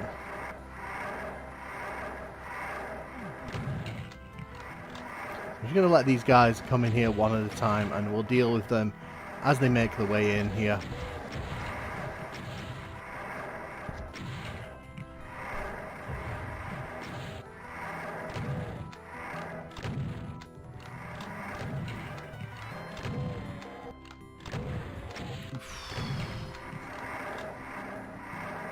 So you can see they are making their way through here very slowly. They're not coming super quickly though, so we can use the rocket launcher to thin out the numbers through the gate here.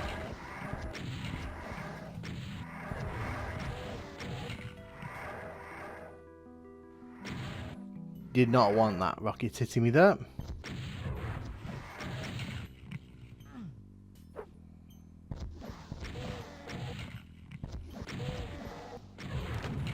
Excellent. So we're pretty much done with the level here. You can see that if we go into the closets where the monsters came out of, there's a switch, and once we hit the switch we can go to the level exit, which is over here. There is some cell ammo over here, but ultimately that is Cyberden. It's an okay level. It's not fair to compare this to a normal level because it's obviously a gimmick level and it's a secret level, so we can't really take it too seriously. I think it does what it does well. I think the Cyberdemon fights are pretty interesting, although I would say, I would have probably had 2 Cyberdemons here just to spice up the final fight, but you know, that's just me. Personally, I think it's an okay level. Not super memorable, not super exciting, but it does pose a challenge if you're not prepared for the waves of enemies that you're going to face. I do think it's a fun one, but it's best served as a secret level, so I'm kind of glad it's here.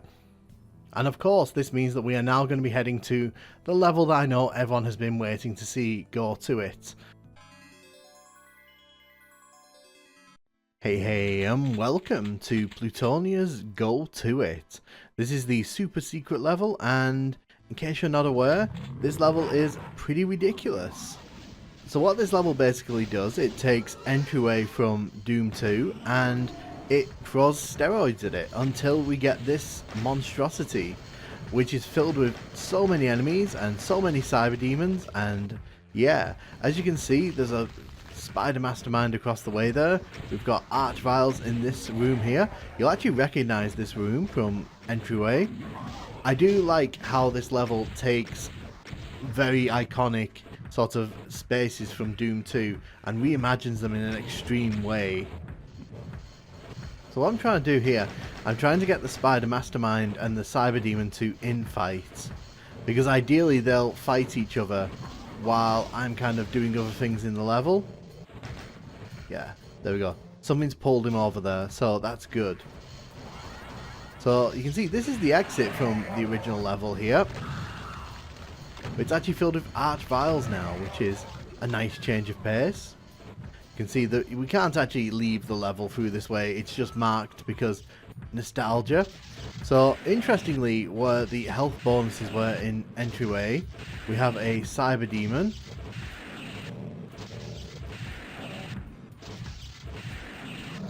There we go. So, gonna grab the rockets there, we don't really need them. So what I'm going to do here, I'm actually going to shoot a bunch of rockets down this little corridor here. Now the reason I'm doing this is because I find it easier to take out the Mancubus from this side and to just, you know, get rid of them, thin them out a bit, because if we don't do this, we're just going to get overwhelmed. If we stood on that platform when we got the BFG and we tried to deal with them there, we'd have just been shot at and we'd have lost a lot of health.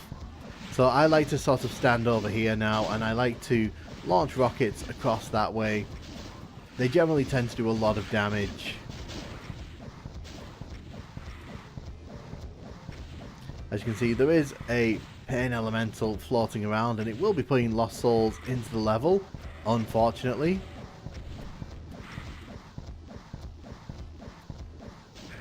Ow.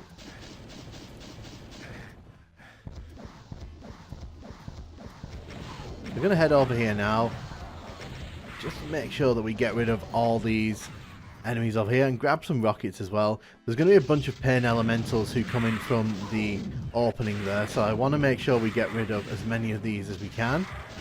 So the Cyber Demon's still fighting what looks like the Arachnotrons over on the far side, so good for it, I guess.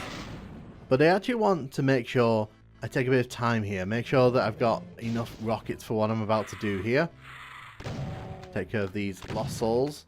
So you can see the Cyber Demon is still fighting the Arachnotrons on the far side. We're not going to be picking up the Megaspheres unless we really need them, because we want to save those for the end of the level. Because trust me, at the end of the level, things get spicy. So I'm going to hide in this tunnel here.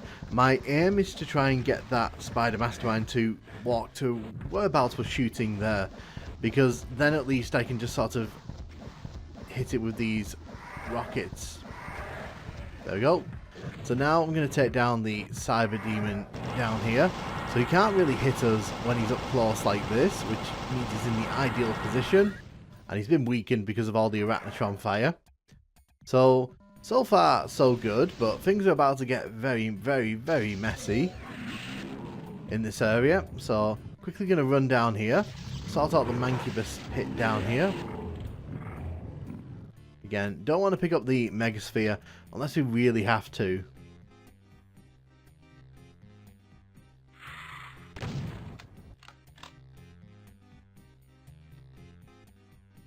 So when we hit this switch here, it lowers the yellow key, but it also lowers the wall behind the yellow key, which is stacked to the brim with Bony Boys and Cyber Demons.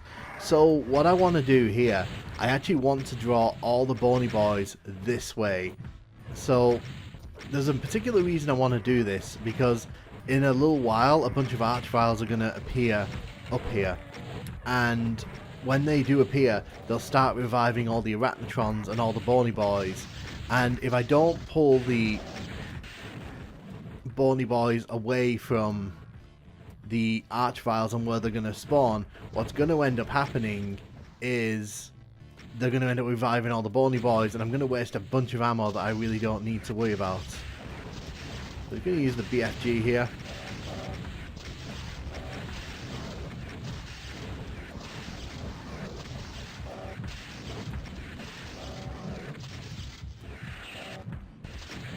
Okay. So someone in the previous video asked me which source port of Doom I use. I use Woof Doom. So obviously in normal compatibility, enemies wouldn't just drop down like that, but you know, it happens, and it's not really that game changing. Using the BFG there, shooting the wall so I can take care of the Cyberdemon, but as you can see, by grabbing the red key, I have awoken all the archviles that I previously talked about. So I'm coming out here to just get rid of as many of them as I can. Oof. You can see, even with us doing the trick to move all the bony boys to one side, they're still waking up quite a lot of the enemies here, which is not good.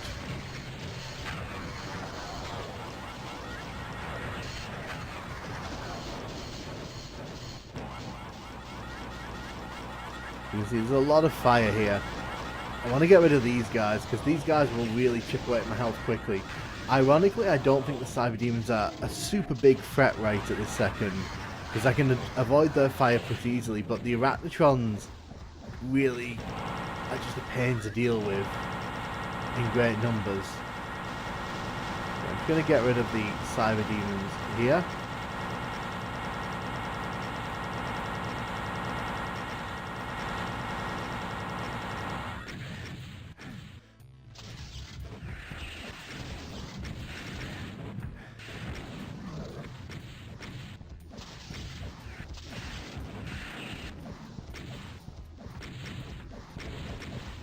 So I just want to get rid of these Cyberdemons. There's nothing else to really worry about in this area once we get rid of these guys.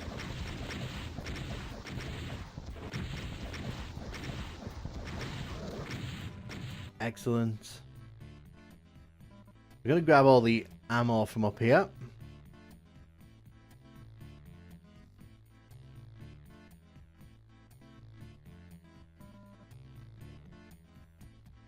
So now we can grab the blue key card here.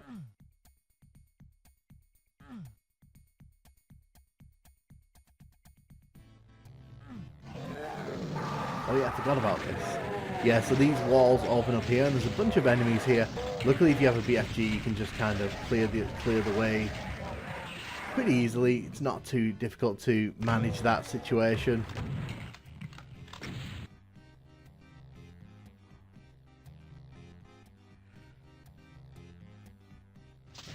This is the blue door here.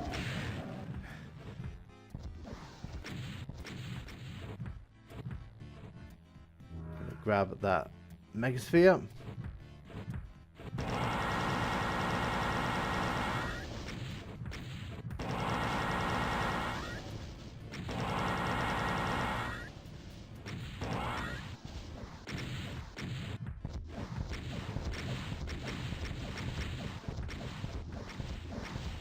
Being very careful here not to, you know, take too much damage. I don't want to use those megaspheres unless I really have to. I'm just looking around here for any cell ammo that I've left lying around, because we are heading towards the end of the level here.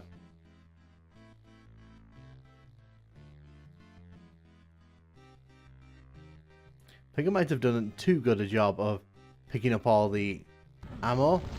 So you can see that because we've hit the switch in the blue door, a bunch of enemies have now spawned in, and as you can see, there's a bunch of archviles. So the main aim here is just to get rid of the archviles as quickly as possible, because they will revive all the Mancubus, they will revive all the enemies we've killed, and we really don't want to be dealing with that, to be honest.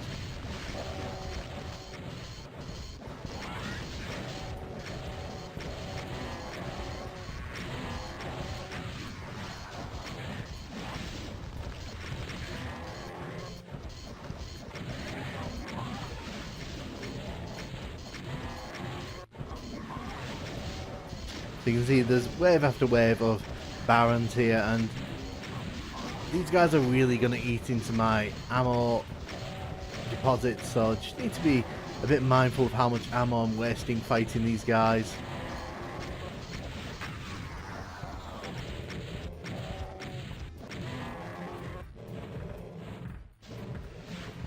You can hear there are more Cyberdemons as well. That's unfortunate, but you know, that's what this level's known for.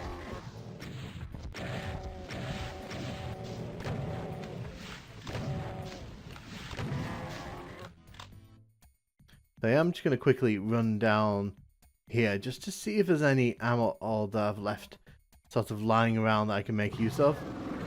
Oh, wait, I forgot about this room. Right, okay.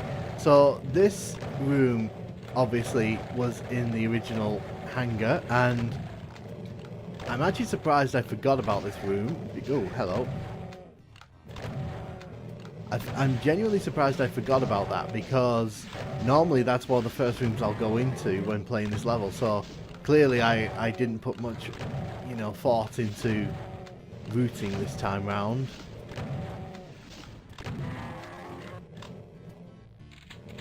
Need to make sure there's no one else gonna attack me.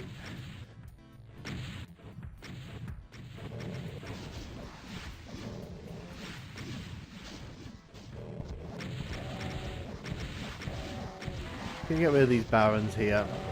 The barons are the biggest problem because they wander back into the level and they kind of, you know, can attack me as they see fit. So let's get rid of these enemies in here now that I know that there's not going to be any barons sneaking up on me. I appreciate this is a very chaotic way to play this level. And to be honest, like I said, I'm very surprised I forgot to come here a lot earlier. There's a bunch of mancubus here. Wasting precious BFG ammo. Not a fan of this.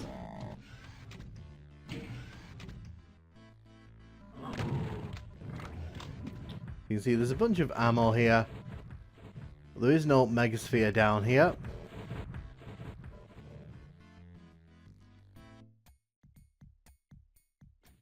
Again, on the hunt for ammo. One final check before kind of focusing on those final cyber demons.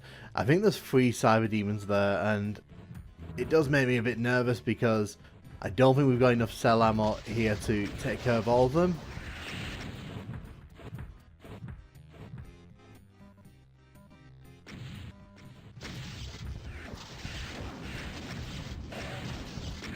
Oh, took one right to the face there. Okay, so that's one down. Ooh. You could hear that one whistle past ThatNukemGuy's helmet there, couldn't you? Okay. So we got rid of the second one. But I am playing a bit fast and loose with my health here.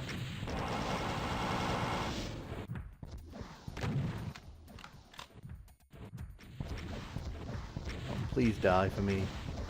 Please don't make me have to do this level again.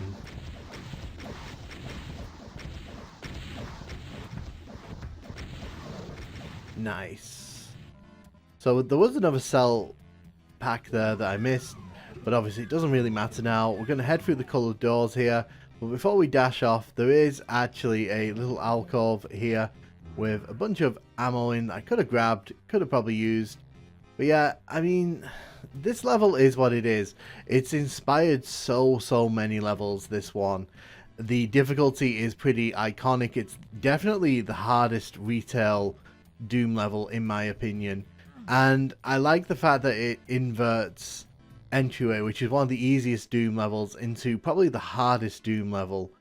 And as I said, like the inspiration this level has given over the years speaks for itself. Now, do I like slaughter maps?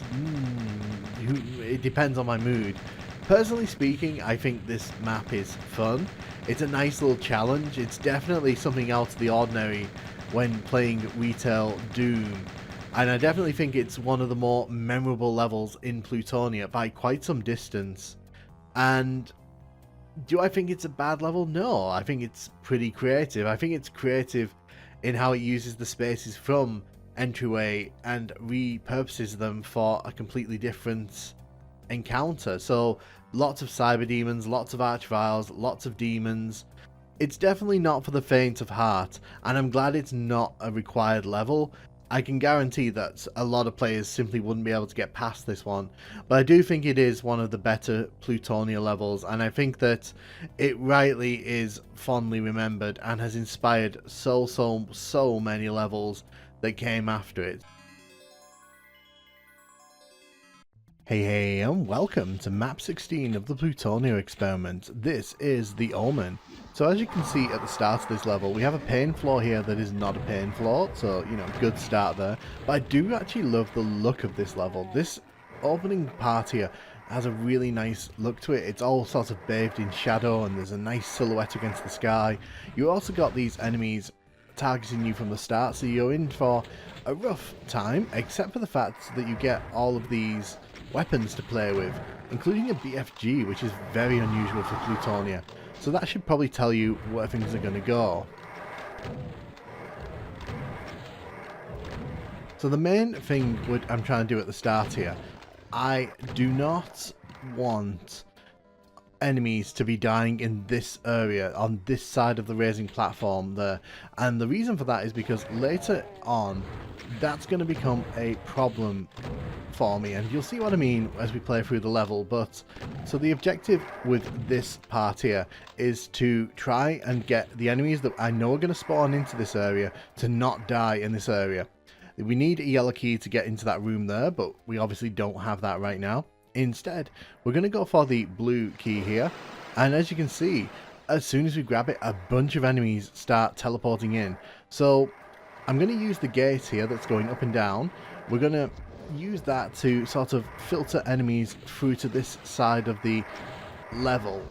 And the reason for that is because later on there's going to be an archvile that spawns in there, and if we let them all sort of die where they spawned in, we're going to have to deal with all these enemies again and again and again. Whereas if we take all of the dead bodies out of the archvile's way, it won't be able to, you know, use them against us. It also means that we're making creative use of this raising platform here, which, you know, I'm not too angry about. I do not like slow platforms in Doom, so seeing one here is not appreciated. There is a supercharge there, which I am definitely going to grab.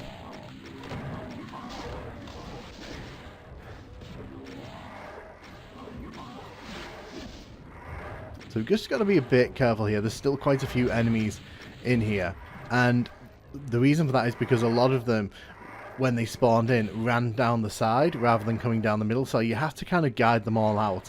This is quite time consuming, but trust me, it will make a massive difference later on in the level.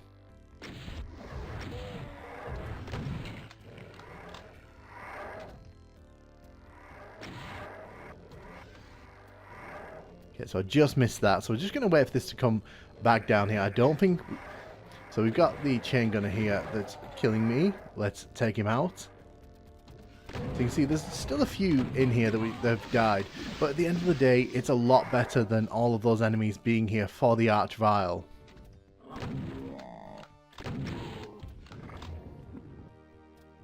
So we've taken care of this part. The fun fact is that you can actually do the opening part in whichever order you want.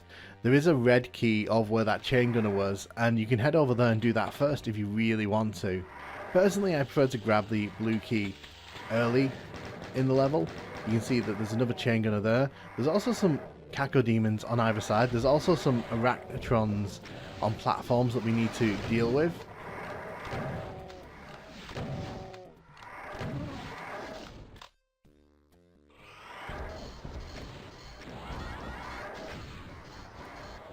We're just going to take care of these because obviously we don't want to take unnecessary damage here. There's also two cacodemons way off at the back.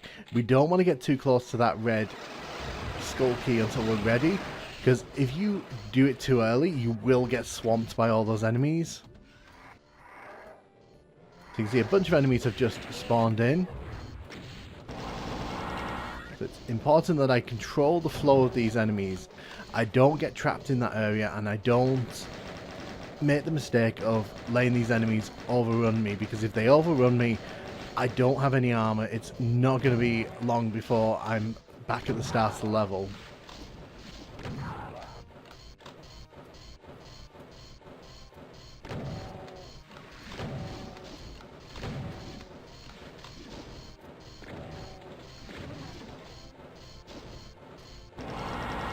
So you can see two more arachnotrons have spawned in, so we just want to get rid of those.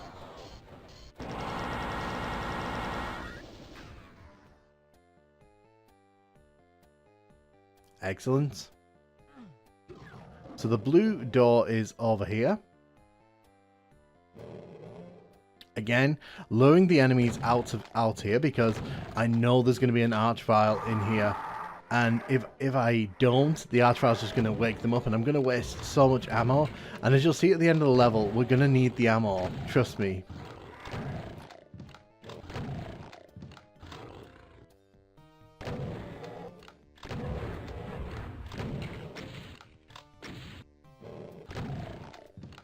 Take care of the Spectre there.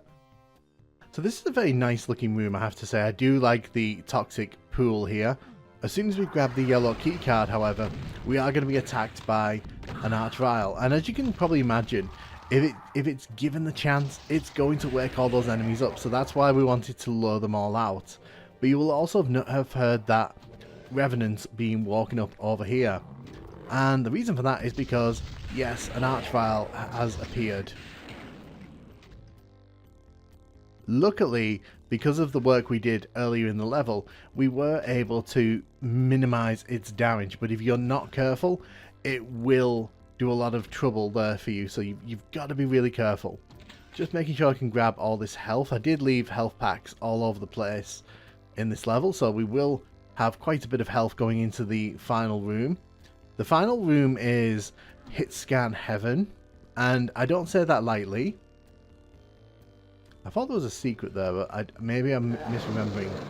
So you can see here, this is an absolute nightmare if you hit scanners.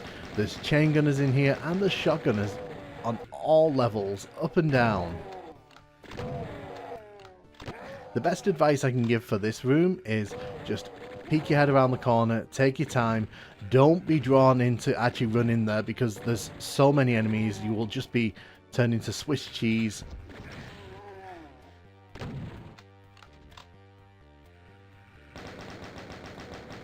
So what I'm trying to do here, I'm trying to position myself so that I can hit these enemies one at a time, rather than sort of taking them on multiple at a time.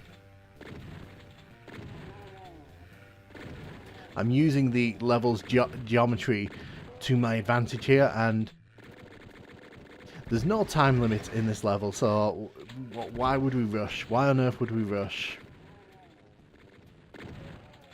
I'm just showing you there as well. There's no point in rushing in and sort of trying to go all guns blazing, because it's just not going to end well for you. It's a very slow, meticulous room, this one.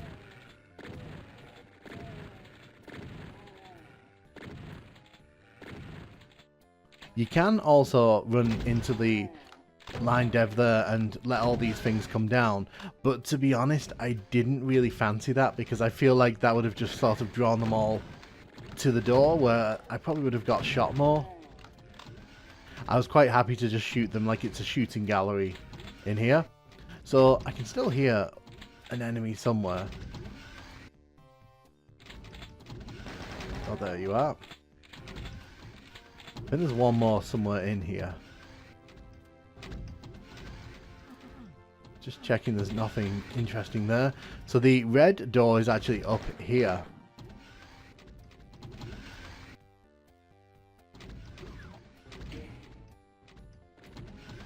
I see, there it is.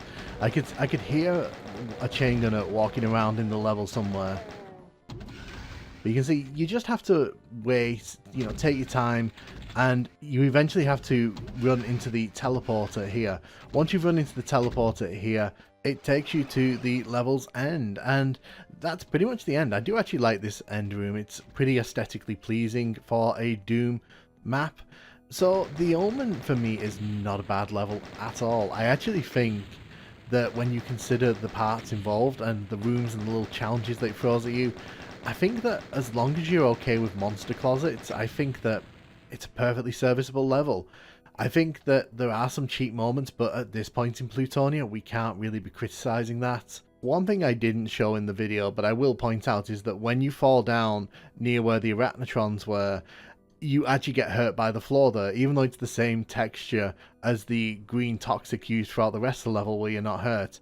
Again, that inconsistency is very frustrating with Plutonia, and I know it's well documented, but it's worth pointing out because it is just something that bugs me about Plutonia continuously.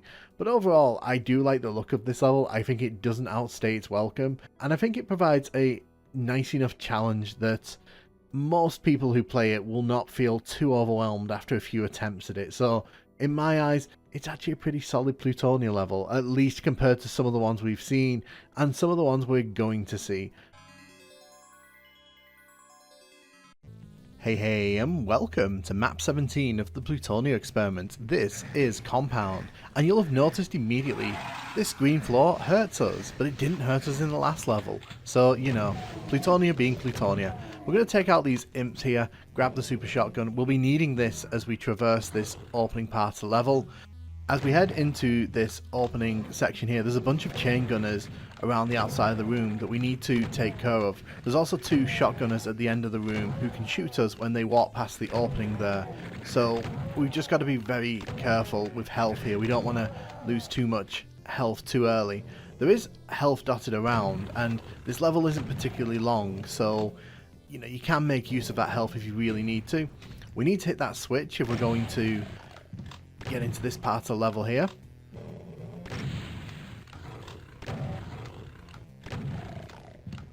Excellent. So I'm just grabbing the health that I mentioned earlier on.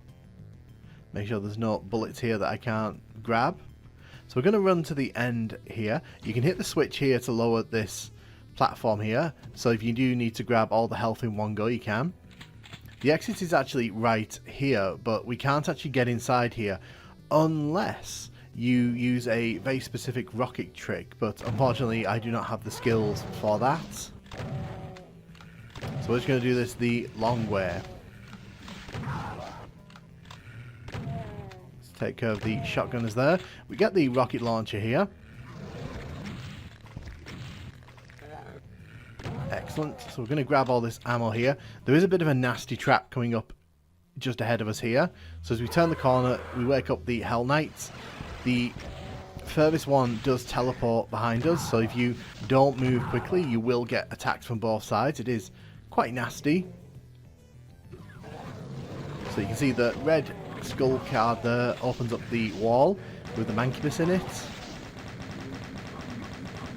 So you can see there's a lot of smaller traps in this level. There's no big traps yet.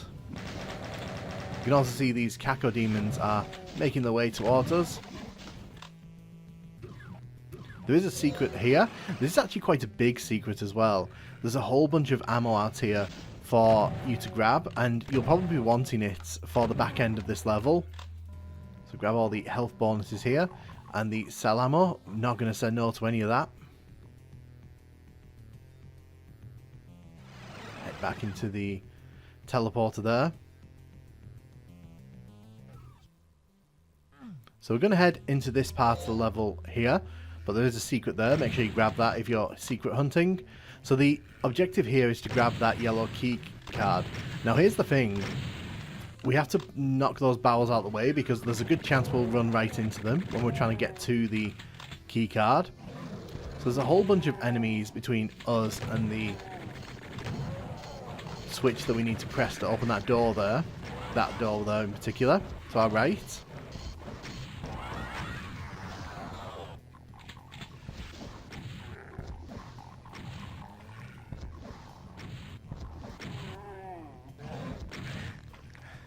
We're going to take out all these enemies in here. So be careful because when you step inside here, there is actually a trap. A bunch of enemies will start teleporting into the room. So I am going to quickly go double back and grab the med kits here.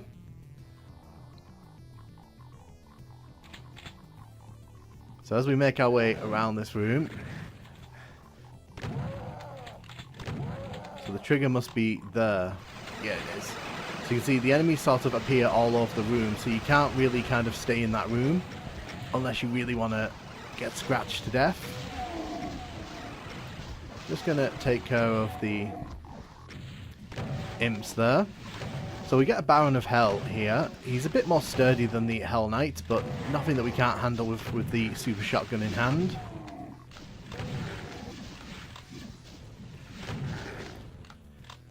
And that's pretty much it for the enemies in this level. Like I mentioned at the start, this is not a particularly long level. So, you know, we're pretty much done here. Let's grab the yellow keycard. If you don't blow up the barrels, you will probably drop down when you bump into them, so be aware of that. When you hit this, it lowers the gates around the exit, and that's pretty much the end of the level. I do like this one. It is fairly compact. It is fairly straightforward. It's not got too obscure puzzles that sort of stop you from progressing, and honestly speaking, it doesn't outstay its welcome, which is pretty nice. And I think the traps are fairly fair, like at least compared to what we've seen in some of the previous levels. I definitely think that that final room is a nice little challenge, because a lot of players will wander in there and they'll know there's a trap coming, but they won't quite know how it's going to play out. So it's quite fun to experience that. But Compound for me is definitely one of those levels that doesn't leave a bad impression, and it's one of those levels I think would have done really well as a PS1 level, not gonna lie. It's kind of a shame it didn't make it to that version of Final Doom, but hey, I wasn't there to pick the levels. Hey, and welcome to map 18 of the Plutonia Experiment. This is Neurosphere, and as you can see, the opening to this level is very nasty for us. Gonna grab that blue armor, we really need it. So yeah, as this level kicks off, there's a whole bunch of enemies that we have to deal with. If we don't deal with them quickly, we will be destroyed, so that's why I'm moving very quickly here to get rid of as many of these enemies as possible. I've left that starting area behind, because frankly there's no real reason to stay there. We can come back later and deal with it when we've got more ammo. What you'll notice I'm doing throughout this level as well, I am trying to take care of enemies much further on in the level where possible. Like for example here, we're taking down that bony boy in the cage there, just because it means later on I don't have to worry about him. We can't cross through this red barrier yet. We have to hit the red switch later in this level to achieve that.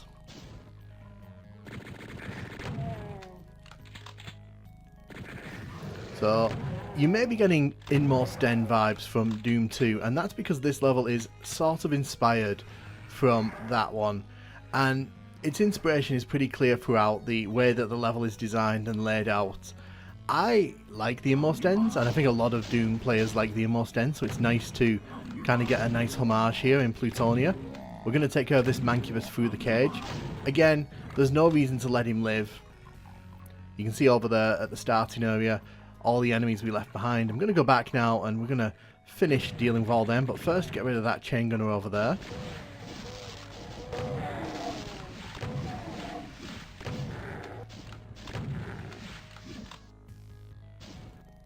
So it's not that hard to deal with all these enemies, but obviously when we had a pistol at the start of the level, it would have been very difficult for us to handle all this without losing so much health.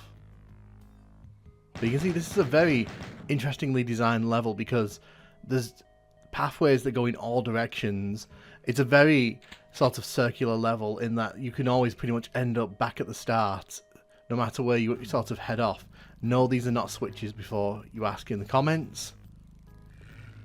So we're going to grab this BFG here and the Megasphere behind it. So much like the Inmost Dens, you can explore the sort of river part between the level, and this actually allows us to kind of go around here and take out this Arch Vial here.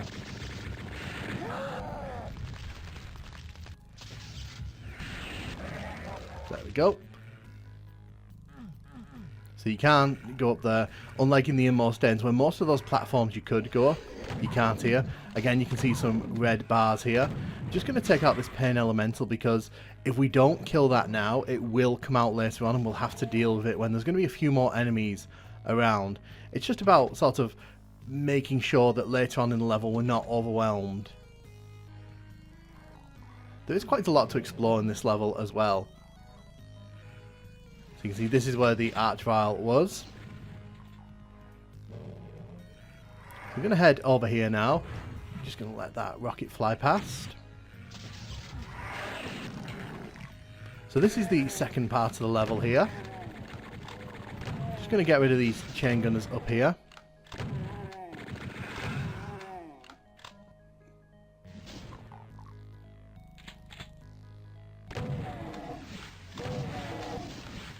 Get rid of the imps there.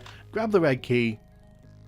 There's nothing too exciting in this room. There's no traps on this level, interestingly. So, I mean, honestly speaking, the way that Plutonia has been, you would expect that room to have had some kind of trap in it, filled with monsters or enemies that came out, but no. You can also see that we can walk along the ledges of the level as well, so if you want to kind of do that, feel free. Hitting this red switch there lowers the red bars that we saw earlier on, like here, and this grants us access to the final part of this level. So you can see that's the starter level there. That's the circular design we were talking about earlier, where you can kind of end up back at the start, because the level kind of leads you back that way. I do like this level. I think it's very well designed.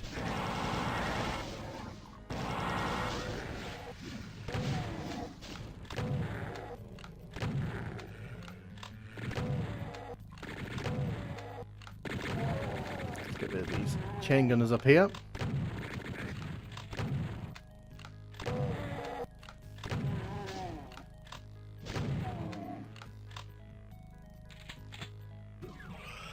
There's an Arachnotron behind this door.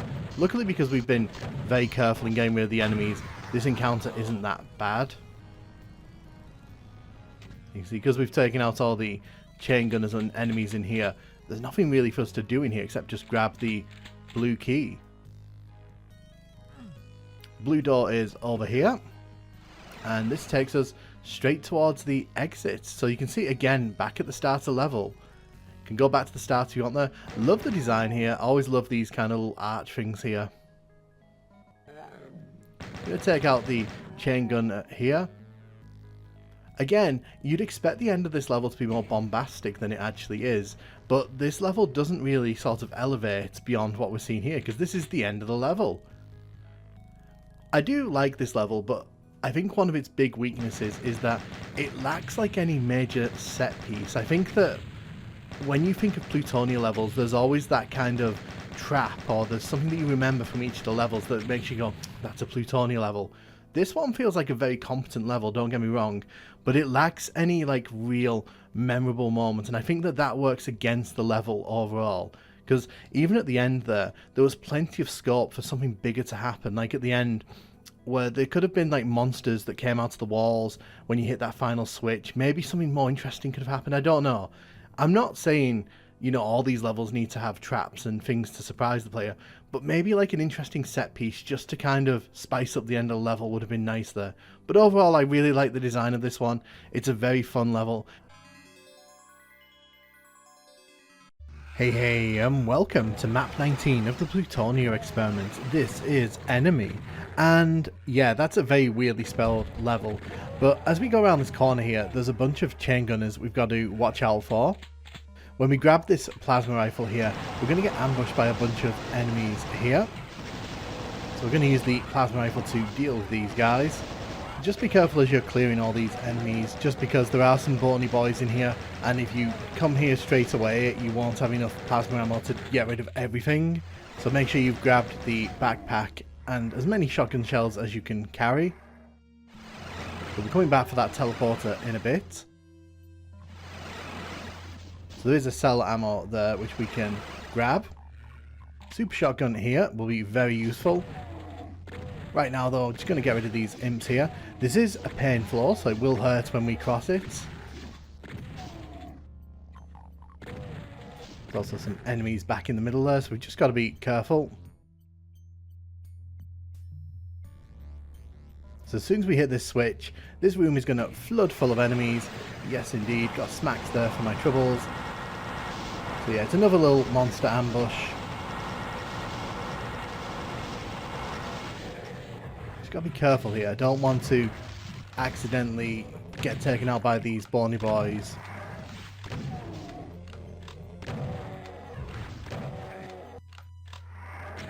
Ow.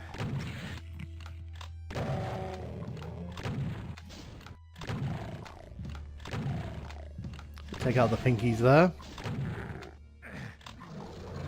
So now that we've taken out all the enemies in here, we can actually go back now to that teleporter that we saw earlier on. Just grab all that rocket ammo. So the main thing with this level is there's a bunch of smaller encounters that we have to be kind of prepared for. First, grab all this. The level kind of has a lot of surprises that are thrown at the player, and if you're not ready for them, it's very easy to get overwhelmed. And you'll see that as we kind of move through the level here. As soon as we step through this teleporter, we are pretty much in the line of fire of a bunch of enemies here, so I'm going to quickly get rid of as many of these as I can. Let's deal with the chain guns there. There's another chain gunner up top there, which want to get rid of him. Excellent. So grab the rockets there. Gonna head this way just to clear out all these enemies. It's a good idea to just get rid of these as quickly as you can. We are actually heading towards the exit here. The exit is right here, but unfortunately we can't exit the level right now. So for now we will just head down here. So you can hear enemies running around. We'll be seeing those in a little bit. You heard that door open up there. That was actually these walls here. So there's 2 pain elementals in this right hand side one. Thank you, Lost Soul. And there's 2 cacodemons in the left pocket here.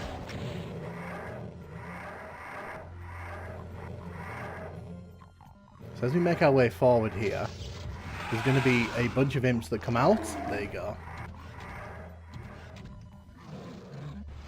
And as we walk into here, a bunch of enemies will spawn in instantly. That's kind of how this works. So the best plan for us here is just to shoot from the bottom. Just blast rockets up to the top here. Avoid the rockets if we can.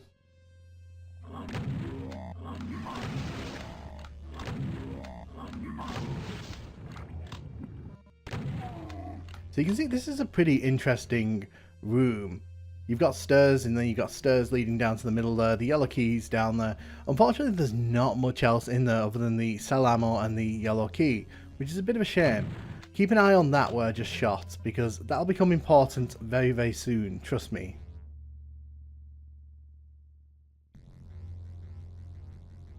So there's something interesting through this door here. As we kill this zombie man, you'll see we don't even get near this teleporter before we get sort of zapped here. Now, I'm not quite sure why they felt that was necessary, because the teleporter brings you here as well. I guess it's to try and catch the player out. There's another little nasty trap here with a arch vial. So you can see that this level has a particular knack for putting you in front of enemies that you probably don't want to be in front of, like here. So remember when I said that this would become important later on? Well, say hello to the Cyberden. So the big problem for me here is that because there's nowhere for me to really hide when I'm trying to shoot at him from up front, I've kind of got to do this. I've kind of got to blast him with the BFG like this. I don't have that much health and no armor, so if he hits me like that, for example, it's going to be very nasty. I don't think we can get the med packs from where the imps came out. I think it's a one-shot deal, that. I want to deal with that imp there, because that imp, I really don't want that thing shooting me from behind. I'm just going to try and snipe this Cyberden here, make sure it can't really get a good shot in on me. Excellent. So if you wanted to, you could face the Cyberden here if you really wanted to. I don't recommend it because, like, obviously taking a rocket to the face is not the best way to keep ThatNukemGuy alive. But I just wanted to show that if you make it all the way to the bottom here, it literally just brings you to this exact area here. So I guess they just wanted to catch you off as you were heading towards that teleporter there. But that's ultimately this level. It's really not that long. It's well designed, I have to give it that. There's quite a few nasty traps in this one, particularly nasty traps towards the end. I think the encounter with the Cyberden is pretty interesting. I'm just looking at that lost soul over there that's sort of gone through the wall. Not going to bother with that. But Enemy is an interesting level. I don't think it's hugely memorable, but at the same time it doesn't really do anything wrong. It's like a lot of these mid-tier Plutonia levels. It's just there, I think. I do like the design of this one. Like, I like how there's a progression, and at the start you have a choice of going through the teleporter, or you can take on the bony boys with the plasma gun. There's options in this level. I just think that some of the traps are just not that memorable at this point. Plutonia has given us better, and we've seen worse, so this one just kind of goes into the middle. I feel like you'd forget about this level not long after you've played it. Hey, and welcome to map 20 of the Plutonia Experiment. This is the Death Domain, and as you can see, the opening to this level is pretty horrid. We've got arachnotrons, we've got bony boys, we've got chain gunners, and we've got a large courtyard here where we're getting shot at from all sides. So the first thing I'm going to do is dive into this sewer here. There's a bunch of imps down here, but there is a super shotgun which is going to be really useful. So we're going to take out the imps down here. We need to be careful because this is not entirely safe for us, because there are some little windows up top there where they can shoot down on us from the courtyard. So we're going to hit this switch. Going to come over here. So there is actually a secret in here. We can grab the rocket launcher. That's not the secret though. So the fun thing here is if we hit this wall panel and then head back to the start of the sewer area, a door opens up, and this is a secret area. There are some mancubus in here that we obviously have to be a bit careful of. There's nothing too dangerous here though. The super shotgun makes this pretty trivial. But when you come in here, you get some ammo and you get some armor, which is really nice. We're still gonna just take care of these enemies up here. I don't want too many of these enemies kind of wandering around. So we're gonna get rid of these guys, because otherwise we will have to face them later on. And to be honest, I just want to get rid of them. So we're going to head over here. So this is a 3-level lift. The bottom floor here, the middle floor there with a chain gunner, and then there's some pinkies at the top up here. So we need to hit this switch here. When we hit this switch, the door in the middle section kind of opens up. So be careful where you step here, because there is a line dev that brings that wall down. There is an arch vial here. We also want to get rid of the Hell Knights here. We don't really want to worry about them too much.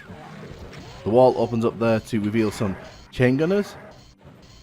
So in order to progress here, we have to hit that switch. But if we come and hit this light here, this door opens up, and we can get ourselves a supercharge, which is going to be really useful in the next room. The next room, which you can just see through those grates there, is a bit of a nightmare, not going to lie. You really have to know what you're doing in here, in particular running to grab the invisibility there, because there are a bunch of chain gunners who will make easy work of us.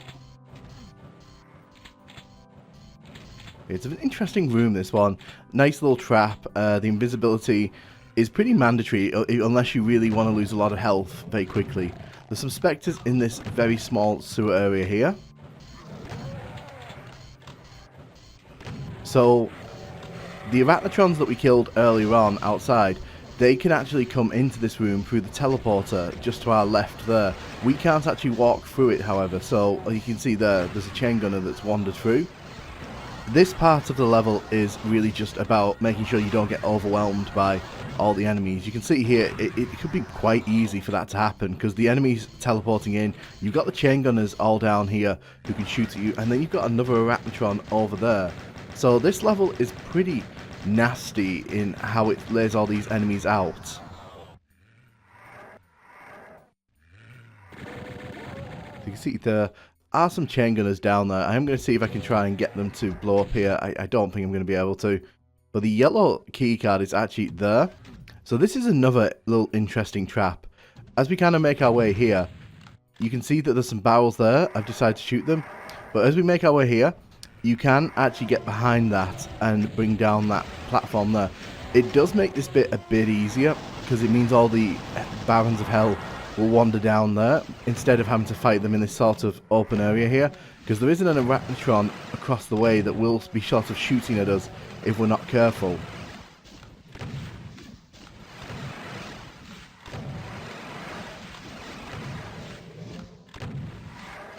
We're going to take out these Barons here.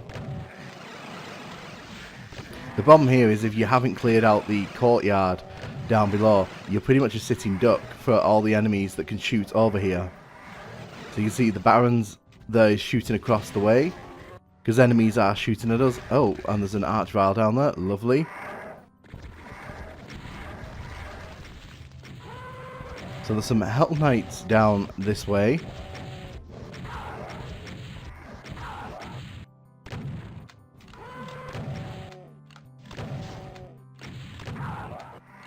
We grab this health.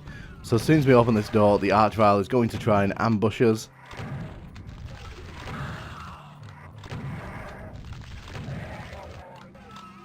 So as we make our way out here, you'll see that there's a bunch of bony boys who've spawned into these little pits here. We need to get rid of those bony boys because those pits are essential. We are going to have to make our way through them. But first I'm going to get rid of the bony boys up top here just because it makes things a bit easier for me.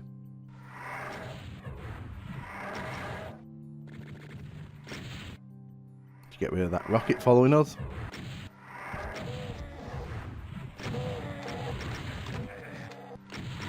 So the reason we want to get rid of these guys is because we have to run into that hole there. And if we don't get rid of these body boys, we're going to have to face all these head on. And the thing is, we have to teleport into this second pit here. So we have to be careful, because look at all those bony boys. Can you imagine having to fight all of those close quarters? It would be an absolute nightmare. Just going to come in here and grab some of that ammo. Interestingly, we can't get into this area in the PlayStation version of this level. This level actually has some broken secrets, so we'll be talking about that as we get to the PS1 version of this level. Yeah, I just want to get rid of these bony boys as quickly as possible.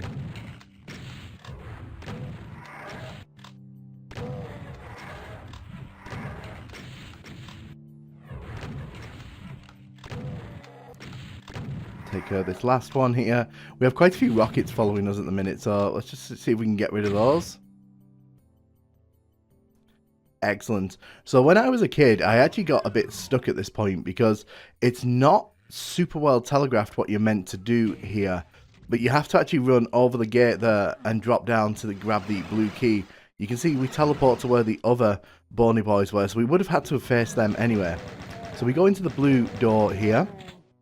And you can see we could pick up some of the stragglers who we didn't kill throughout the level.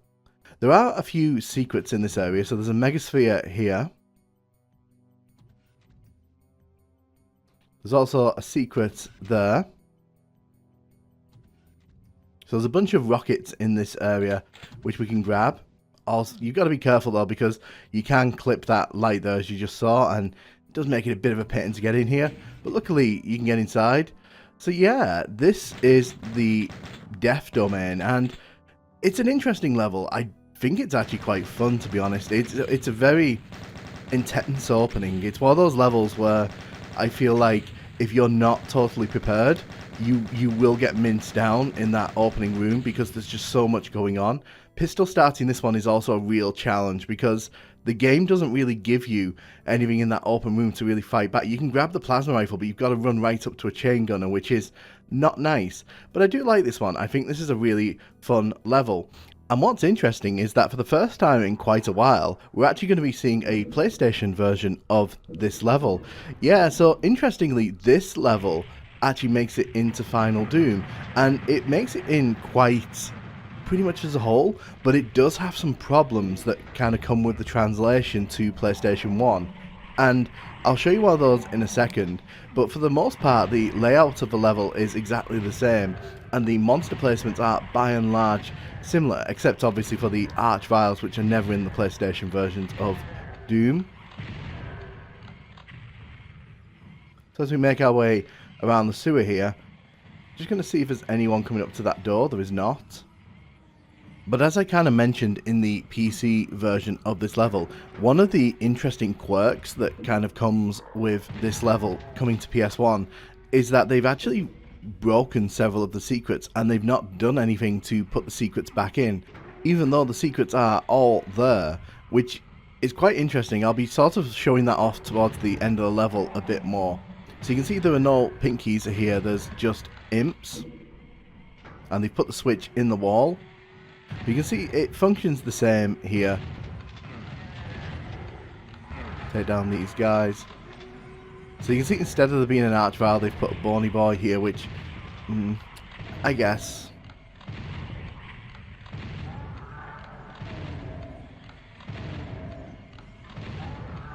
So we'll take out the Hell Knights there. If we use a rocket launcher here, we can blow up the barrels beneath so we can drop down if we really want to. No reason we'd actually want to do that though. So what's interesting here as well is that the secret that we used in the PC version to grab the supercharge, it's still here. It's just not marked as well. So you have to go up to that wall there that looks pretty unassuming and hit it to still get up here. So you kind of need to know that that secret's there. But you can see we can't actually go through this door. We have to hit the switch over here. They've kind of gotten rid of the library aesthetic here. They've just made it like a big barren room. So it's the same trap here as well. Bunch of chain gunners rising from around the room. It is an interesting little trap, this one. It's kind of nasty if you're not expecting it, but ultimately, you know, we are deep into Final Doom here, so you know, if you're not expecting traps at this point, I don't know what game you're playing. So we'll head through to the sewer here. There are no spectres here, but there are some shotgunners. More ammo is good. Just gonna head up the steps here. So again, we need to be careful of this room, just because this room can get very crowded very quickly if the enemies start coming through the teleporter, which they probably will, because, you know, that's just how these things work out. There are a bunch of lost souls, but honestly, they're not too much of a hassle. It's interesting as well, they use the brown skybox from Doom 2 in this one. Yeah, I guess it kind of makes sense, because Final Doom likes rotating random skyboxes. It doesn't really have any consistent themes in terms of skyboxes.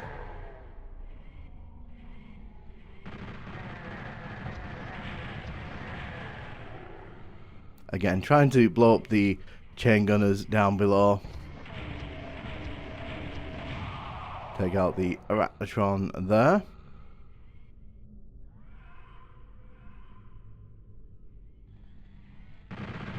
So we're just trying to get rid of some of these chain gunners, because I'm not quite sure if it's true or not, but it looks like there's a lot more chain gunners down below there, and I'd rather not deal with them all later on. Yellow key there. We've added in a strobe lighting effect. So you can see this is very much the same trap that we're about to come into. So as we kind of make our way here, I am trying to trick the trap, but you kind of have to be right on the money with it. Yeah, just missed that one. They've also downgraded some of the enemies here. So you can see I'm getting rid of that Arachnotron from across the way, because I don't want it sort of doing that.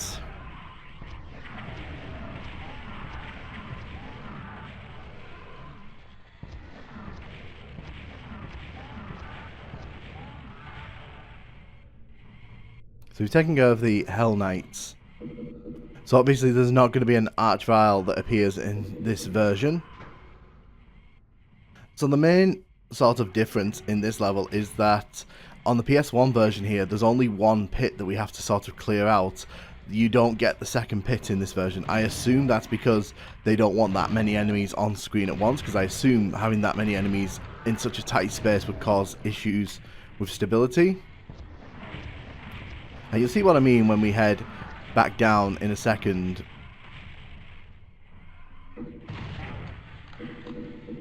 Let's grab these medkits. Oh, lovely. So we didn't see an Archvile, but we did get an Arachnotron in our face. First, let's clear these guys out.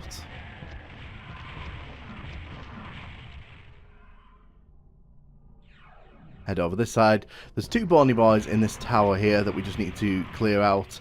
So you can see that there's actually no second pit here. They've only put one in this version. Again, like I said, I reckon it's because they don't want too many enemies on screen at once. I think it would have caused stability issues, just knowing how unstable this version of Doom can be. But you see, that is the structure there that sort of takes the place of the second pit. There's nothing you can really do with it. There's just I think there's just a chain gunner who hangs out in that area.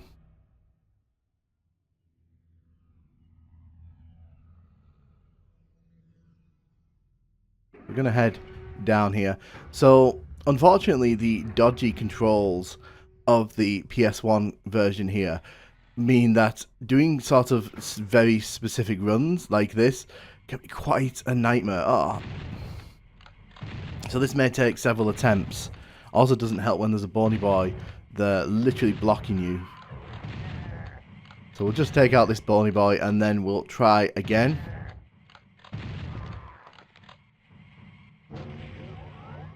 I think the annoying thing with this is that the controls aren't even terrible, but they do make precise movements, like being out having to run there, like such a pain. It doesn't help that you kind of have to run on a slight diagonal here. So you can not only do you have to sort of line it up correctly, but you have to sort of run, and you can see you can hit that other wall there. If you've never played the PS1 version of Doom or Final Doom, you probably won't appreciate just how sort of stiff the controls can be when you need precision. But now that we've got the blue key, I'm going to show off some of the things in the level. So there's a big tower there.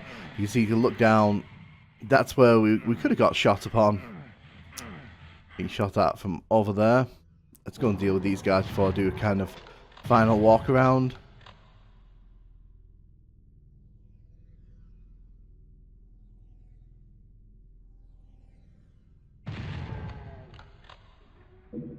So you'll notice here that the secrets are all very much sort of the same. So that platform still comes down, but again, because of the controls, it is a bit of a pain to get in here.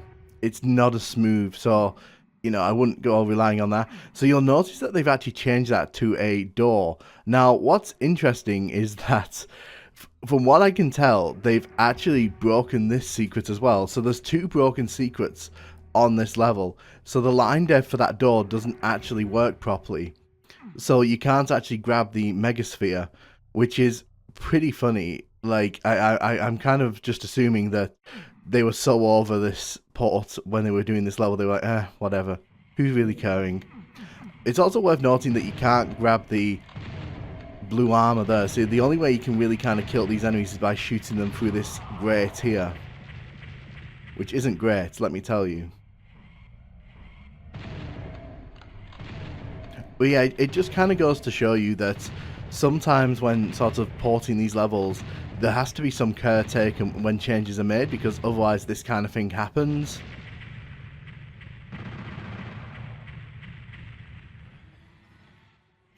But yeah, there's no way for us to physically get into where those enemies are there. It's just not possible, like, because there isn't even a no-clip cheat on the PS1 version of Doom, at least not what I'm aware of. So if we kind of go over here, I'll just show you quickly, because I want to just sort of show how uncaring some of these parts of these levels were. This is where you'd normally rub your face against to open the door, but unfortunately it's just not possible.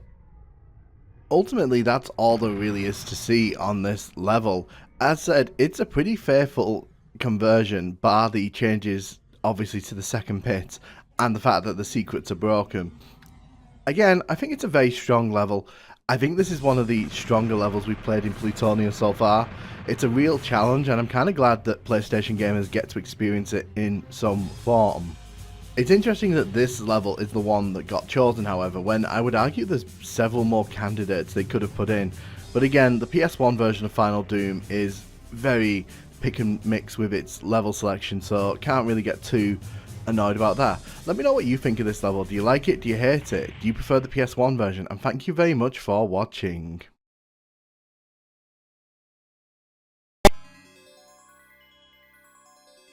Hey, and welcome to map 21 of the Plutonia Experiment. This is Lair. And it's worth noting right at the start that this level takes heavy inspiration from Doom 2 level 11, Old Destruction. So yeah, I mean, this is basically a sequel to that level. So you can see in the middle of everything there's an Arachnotron, there's a bunch of pain elementals, there's a chain gunner, there's shotgunners, there's imps. There's quite a lot going on at the start here. That's why I'm kind of bunkering myself down over here, and I'm just making sure that I do enough to get rid of all of these. Get rid of the chain gunners around the edge because we don't want them taking shots at us. Luckily this level is pretty forgiving with the rocket ammo, so there's plenty of rocket ammo for me to grab. Grab that blue armor there. There's also some rocket ammo behind the switch there. So we're going to head back into the circle here. Going to take out the enemies that appear here. Enemies will spawn into this circle, so we do have to be very careful not to get overwhelmed by all of these. There's a lot of lost souls as well, because obviously there's quite a few pain elementals who've come into the arena here. Again, we're going to just stand in the corner and we're just going to take out the enemies with the rocket launcher here. There's no reason for me to go and stand in the middle. It just leaves me open to attack from all sides. So, as I'm taking down all these enemies, it's worth pointing out that this is not a particularly long level. In fact, it's quite short compared to a lot of the levels that we play in Plutonia. Even though there's quite a lot going on in this level from surface appearances, trust me, once we get through all these enemies, there's really not that much left of the level, to be honest. See, quite a few lost souls dotted around here.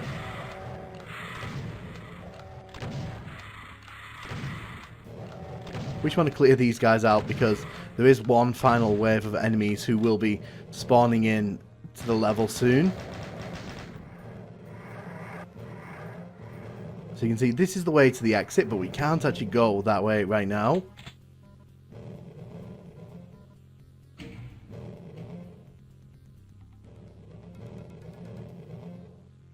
Oh, when I said there's one more wave, I actually meant two more. Because there's a wave here with Mancubus and some chain gunners. Again, not too dangerous as long as you keep your distance. The Mancubus can't really do much to you as long as you keep that distance.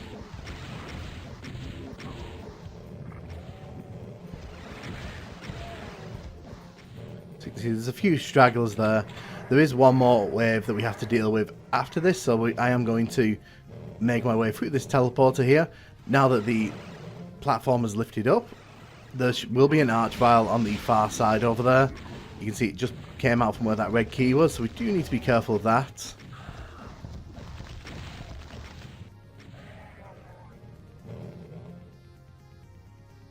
So as we make our way across here, a bunch of Hell Knights are going to spawn in. Now, if this was Barons of Hell, this might be a bit more tricky, because those guys would eat up all my rocket ammo, but Hell Knights are not too difficult to deal with.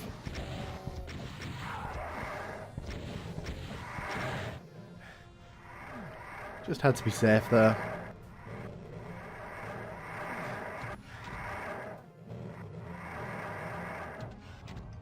So with the red key in hand, we can go over here. This will activate the final wave of enemies, and you can see there's an archvile there. The archvile is pretty much there to cause mayhem.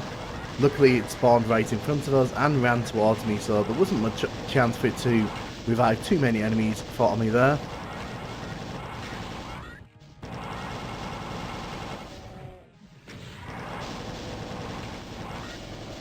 I'm going to take out the stragglers here. So we'll take down this Hell Knight here, and then we'll take out these Spectres on the outside. We haven't had to deal with these guys so far in the level, because honestly we haven't had to go down here. It's worth coming down here if you're running low on ammo, because there is quite a lot of ammo down here, in particular for the shotguns. But you don't have to go down here. And luckily it's not too difficult to get out of these pits. Just going to use the rocket launcher here and take care of the Spectre there. But yeah, we're pretty much done with this level here. There's one final trap that we have to deal with, but it's really not that difficult. I do like this one. I think that it's a nice little homage to level 11 of Doom 2, but I do think it isn't better than that level. I kind of think that this is weaker, and I know that that's a bit harsh to say, because like this is shorter, it's more concise, but at the end of the day for me, I just kind of prefer that incarnation of this level, and I think that, you know, it's a solid level, don't get me wrong, but I just feel that, like a lot of these Plutonia levels we've been playing recently, it kind of feels like that they don't have like a second gear. The level doesn't seem to feel that much bigger or worth exploring, because it just kind of feels kind of compact, and I get that that's what Plutonia is going for, in particular when you compare it to the TNT levels that we played in the last run, where they just went on and on and on.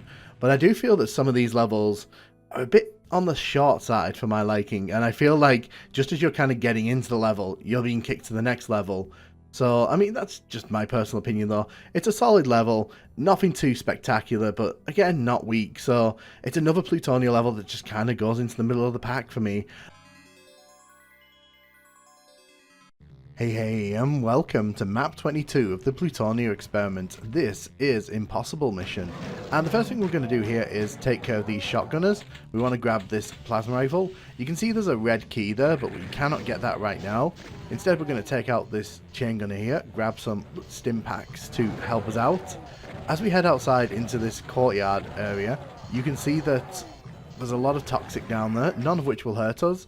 There's a bunch of bony boys, and this wall here is coming down. So we just want to grab a chain gun here and use this to take out the chain gunners. So as we're kind of exploring this level, you'll come to realize that it's actually quite open in the way that you can approach it. You don't actually have to go in a linear path. There's several different directions you can head in, which is pretty interesting. So the first direction we're going to head in is down here. Now you can see there's a bunch of chain gunners here. We don't want to engage with these guys. We're going to let that Hell Knight do all the heavy lifting for us. And then we'll take him out pretty much straight away. So you'll have noticed already that we're not being hurt by pain floors on this level. So consistency is not Plutonia's strongest point. There was a room there with a bunch of shotgunners down beneath. So luckily we had more than enough health to deal with them. But as we kind of head down here, we can actually now head out into this toxic area. So this is going to become a main center point of the level. There's quite a few things we need to do in this room, but we have to kind of do it in layers because we can't do everything at once, which is fine. First thing we've got to do though is get rid of all these enemies. So get rid of the Cacodemon, and then get rid of the Arachnotron. So this room is going to fill with Mancubuses very imminently, so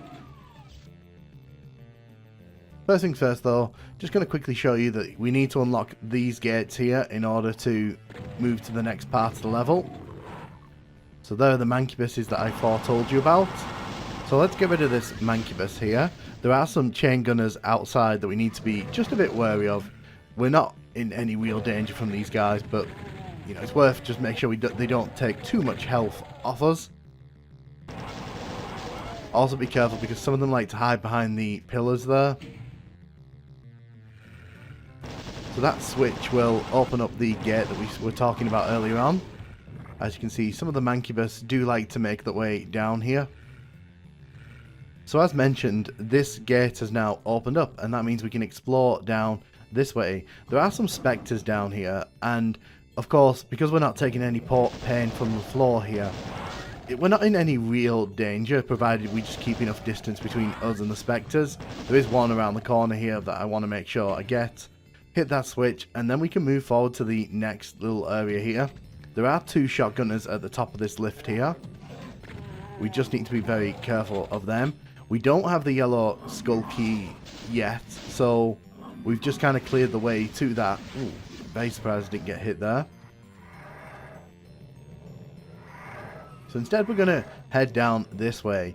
So this is one of the main forks of the level. There's a bunch of chain gunners in this maze here. The main thing is that I don't go charging into this maze. There are quite a few enemies within who will, you know, do real damage if I give them the opportunity. So you can see there are plenty of chain gunners dotted around here. Also a Hell Knight there that we've got to be careful of. Ow, that hurt.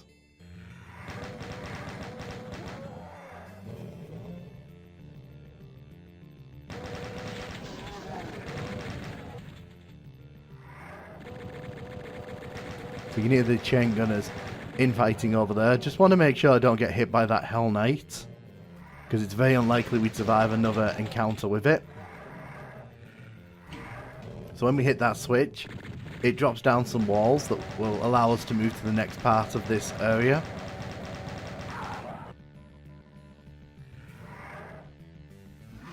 So as we head outside here, you can see that there's a yellow sort of gate hanging from the ceiling there.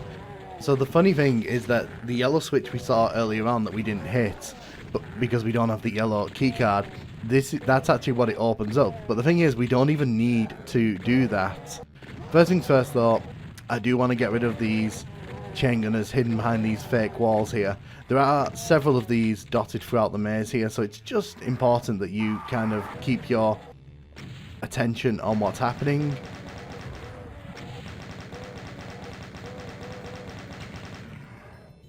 Take care of the bony boy there. So you can see there's another one here.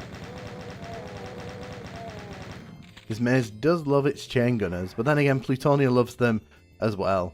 So the thing is, you can actually sort of hit the switch from the side over here. There we go. So if you really wanted to, you could actually just head towards the end of the level without having to do any of this here. Now obviously I want to do all this here because, you know, we want to show off the level, but it's just interesting that you can actually do that. So the thing with this area is that once you step outside, you're kind of trapped outside, so you may as well stay in here and sort of shoot through the elevator here.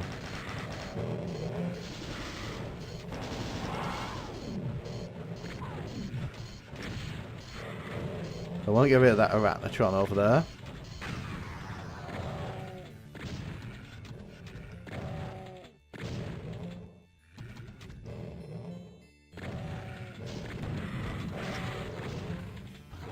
So we've taken care of the lost souls mainly. So you can see there's a lot of enemies at the far side of this room who are able to cause us quite a bit of damage. We want to lower that down so we can cross between the two sides easily. There's also some shotgunners up top that we want to kind of get rid of. There you go, they've actually just shot me. So I'm going to use the rocket launcher to dispatch of them. Get rid of the enemies in the toxic pool with us here, just to kind of clear the way. And then I'm going to get rid of this Baron of Hell once we get rid of the Spectre there. So this Baron of Hell doesn't really pose that much of a danger to us, but the fact is that I really don't want to be taking its fireballs when I'm trying to fight the bony boys in a second. It's better to just get rid of it as quickly as possible, and because we haven't been given a super shotgun on this level yet, which you're going to have to do it with the normal shotgun. There's plenty of shotgun ammo on this level, interestingly. So we'll take care of the bony boy here with the shotgun as well.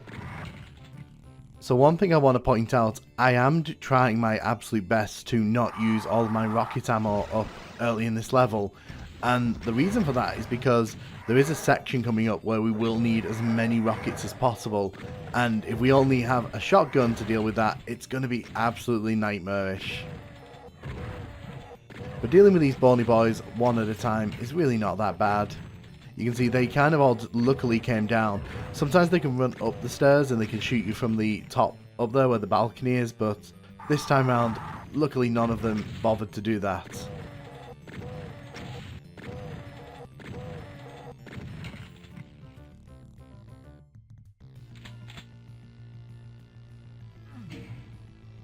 So we'll hit that switch there. It actually raises the platform back up, so we can actually head back into the teleporter here. Grab the yellow keycard. You need to hit that switch to lower the elevator here. So now that we've done all that, we could go and hit that yellow switch on the far side of the level again. To be honest, it's a bit of a waste of time because we've already activated the switch that was going to be used anyway for that purpose. You can see that this pocket of Barons have opened up. There's another one in there, but I want to try getting rid of this one on its own before I bring out the rockets.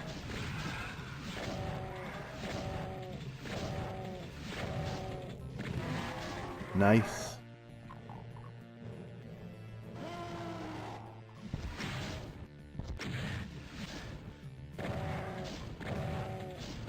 Now, can we take this down with the 9 shotgun shells that we had? We could. Lovely. So there's the red key card. So that teleporter that we saw earlier on, that's where it leads, up there. I want to get rid of these Mancubus because in a second that middle platform is going to flood with Barons of Hell and an Archvile. And I'm really not going to want to be dealing with these Mancubus when that's happening. So this seems like a really good time to get rid of these guys.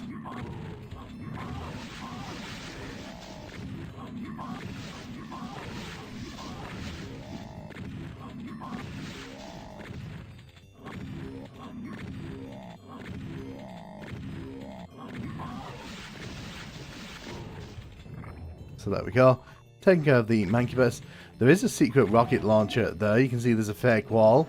I think the entrance is here. It is indeed.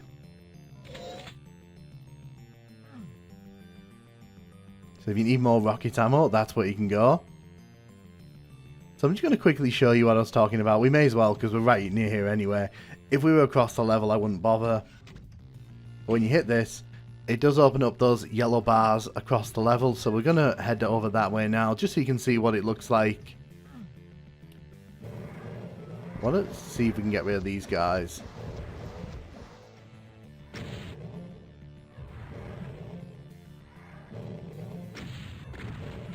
So I just want to show you here quickly that you can't actually get to the exit to the level, even though there's a yellow door here, which is what we saw earlier on.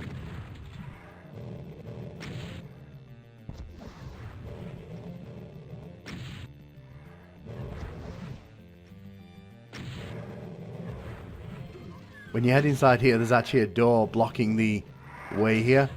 That's why you need the red keycard. So we're going to actually head in that direction now.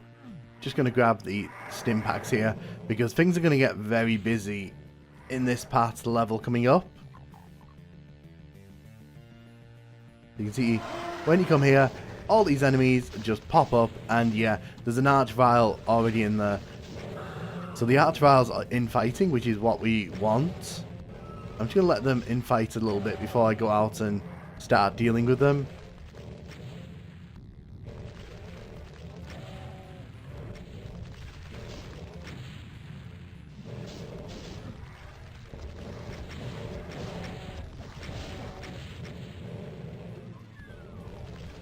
So you can see the arch vial is busy trying to blow up the Bound of Hell there. So the main aim there is to get rid of the arch vial up front. If you don't get rid of the arch vial, it's just going to keep reviving the barons and you will run out of ammo. You can see we're already not doing great on the ammo front.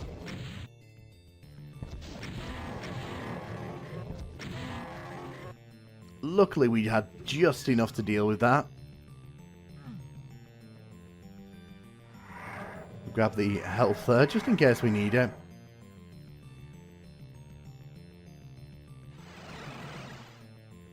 Supercharge there, very nice. So we've got the red keycard now, which means we can head outside. But I also want to make sure that, you know, we don't get too cocky here. Again, that pain floor isn't actually a pain floor, it just looks like one.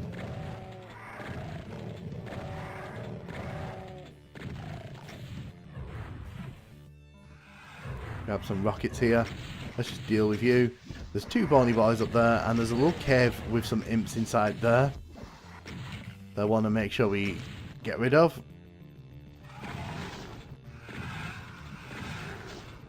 They really do enjoy using the weird floor textures in this one. But yeah, when we hit this switch, it opens that door over there, which, yeah, that means we're pretty much heading towards the end of the level. I want to quickly jump into this secret here. So this is where that chain gunner was earlier on in the level. But yeah, we're pretty much done with this level. I think I've missed one or two secrets, but I'm honestly not too fussed about that. So, what do I think of this level? I think it's an okay level. It gives me very strong 1990s, like, custom WAD vibes. This feels like a level that was placed into one of the 90s megawads, in my opinion. It just has that kind of weird difficulty curve where there's some really nasty traps, and if the player isn't kind of fully prepared for them, they get caught out the first time, and it's a bit mean at points. I don't think it's a bad level per se. I do like the fact that you can approach it in several different ways. You're not forced to deal with it in one particular direction, but I also feel that some of the traps, not so fun. Like the Baron of Hell one with the Archvile in particular, that's just gross in my opinion. That's just bullet sponging, and it's not fun. It's not engaging, and honestly, it just punishes the player, you know, for not saving rockets through the level, which, how are they meant to know that until they get to that point? But like I said, don't think this is a bad level. but it just lacks that spark, that, you know, thing that makes you remember this level. Because I can tell you now, half an hour from now, I'm not going to remember this level even exists. Hey, and welcome to map 23 of the Plutonia Experiment. This is Tombstone, and I have to be honest, I don't remember this level at all. So if I look lost when I'm playing this, it's because I am lost. But as we take enemy fire from both sides here, I'm going to grab a chain gun, because that'll help me to get rid of all these enemies around the starting area. Going to get rid of all these zombie men here. Take out the chain gunner there, and the zombie men down this side as well. I think there's a secret along one of these walls here. Yeah, you can see because it's a grey wall there. Going to take out the chain gunner there. We're not going to bother with the bony boys at the starter level because, frankly, you know, we don't have the ammo to deal with that right now. Instead, we're going to run around the outside and we're just going to take care of the enemies encircling the starting area, because I don't really want these guys chasing me through the level. So to the right hand side here, there's a bony boy and a shotgunner. There's also a room with a bunch of enemies down below that I need to be wary of, so just going to make sure I don't accidentally, you know, take too much damage from them. There's Hell Knight coming up to me there. You can also see there's a lost soul, which means there's probably a pain elemental down there somewhere. Take care of the shotgunners before anything else down there. There's the pain elemental. Let's see if we can get rid of it. Not helped by the bony boy there, just sort of using me as target practice. Ow, that really hurt.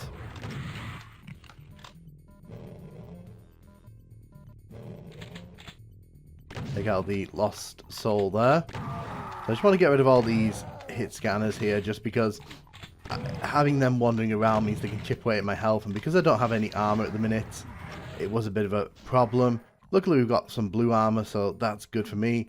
So there's a bunch of switches around the level that we need to keep track of. Not a fan of how they're laid out in this level, not gonna lie.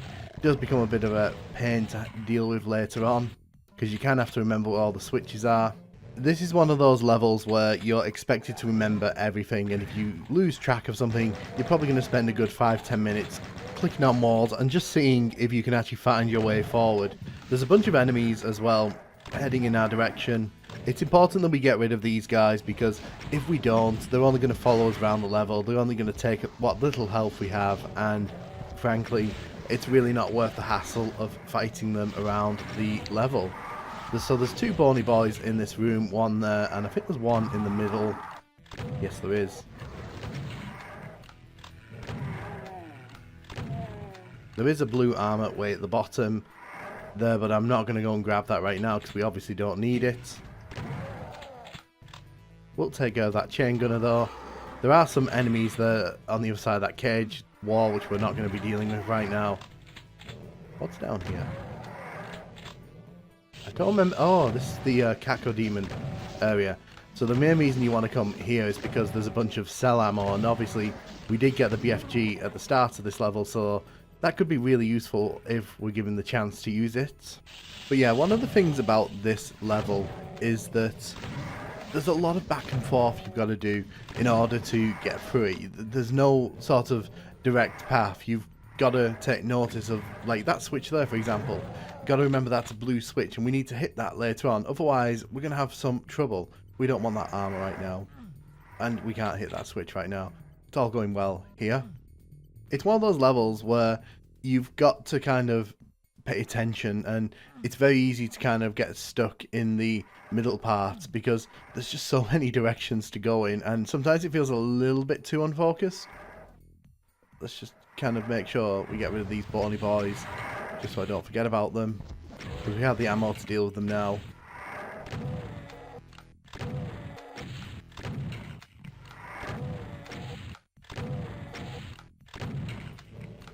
Excellent. We're not doing too bad for health and armor right now. I know there's a secret with a megasphere in it somewhere. I remember stumbling upon that at some point. That's a yellow door. So we need to head this way, I think. Yeah. So even before you walk in that room, you can tell it's going to be a trap of some kind. Plutonia is not going to just give us a big room like that and have nothing in it. So we'll just get rid of the bony boys and should be okay. I think there's going to be some kind of enemy through this door. Oh, there's a bunch of enemies. Right. I should probably have used my BFG here. That would have been the correct choice, but, you know. Took care of the Baron there. Let's get rid of you. Excellent. Oh, okay. So we got 2 Hell Knights here. Oh, wow. Oh, okay. Okay. Slippy fingers there. Didn't move out of the way quick enough. Grab that stim pack. Because we're not doing too well on the health front right now. That was a bit of a nasty encounter for me. Luckily there's a blue door here, so we can move forward here.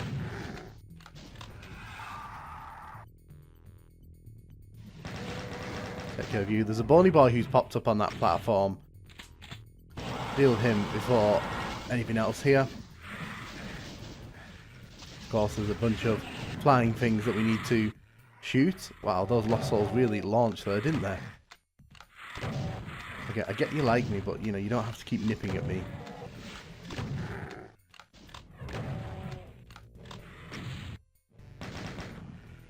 So we'll just make sure that we get rid of this bony boy. I don't want him hanging around, just in case, you know, we don't have that much health when we're wandering through here.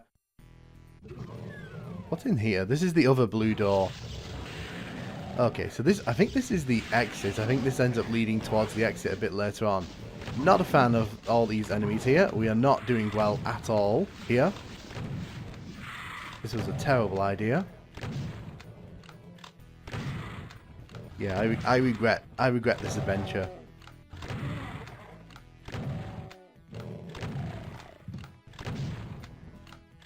Yeah, I don't think we can even go through that door right now. We need the red key, which, fine, I guess. So I'm looking for this secret here. I know it's around here. Is it here? It is here.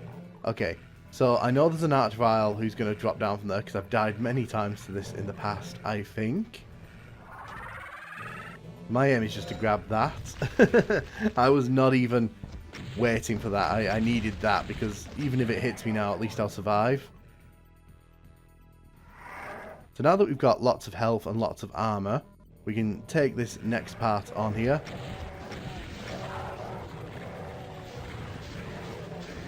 Okay, and then I immediately go and waste all that health and armor, so good on me for that. Let's at least get rid of these pinkies and spectres.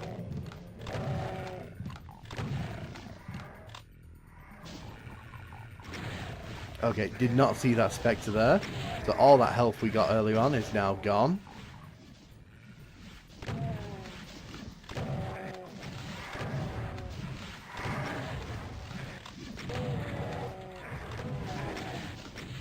Wow, okay. That was pretty nasty, I'm not going to lie. If you're wondering, by the way, yes, I do play this badly sometimes. This is pretty reflective of how things go when I play Doom normally. So yeah, it's usually just chaos, and more shooting self in the face. Oh wow, okay. I saw all those chain gunners in the side wall there, and I was like, oh, we're not dealing with that. That's not happening right now. Every direction is a bad direction here. Oh my gosh, there's so much happening here.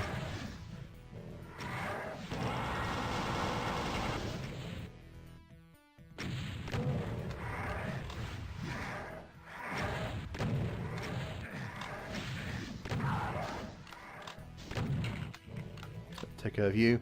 I think we can come around here to get up to where the red key is there. That rocket completely missed them both. Excellent.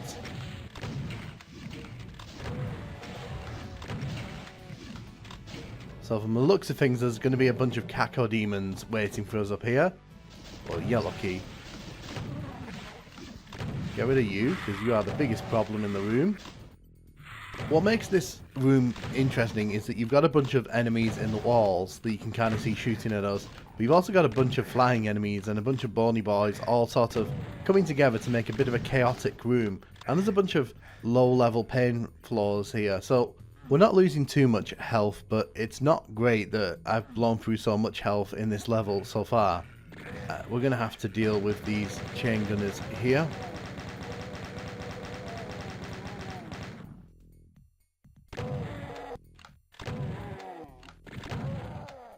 Okay, didn't need that shot there. Thank you, chain gunner. Hit this switch. Ooh, we'll get up here. So what's actually over there? I forget what's actually over there. Is there something over there? I really don't want to die here. Please let there be something down here. Oh, lovely. There's a supercharge. I was a bit concerned this was like a trap and that we'd end up dead, and I really didn't want to have to redo the opening bits to this level again.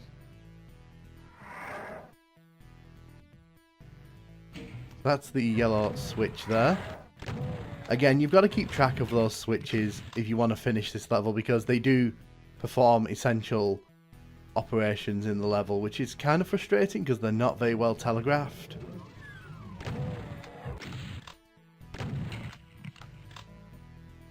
Let's take care of this. Oh, this loops round. Interesting. There's another yellow door over there.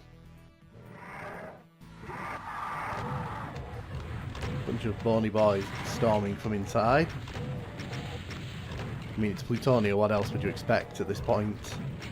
I'm going to grab that blue armor here, just in case.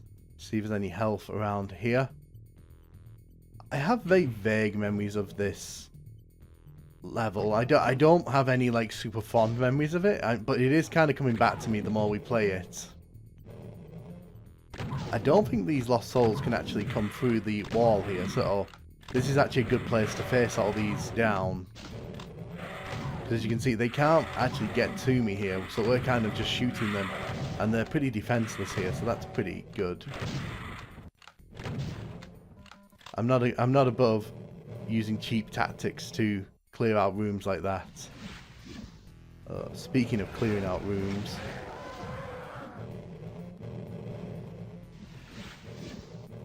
okay, let's mentally prepare for this.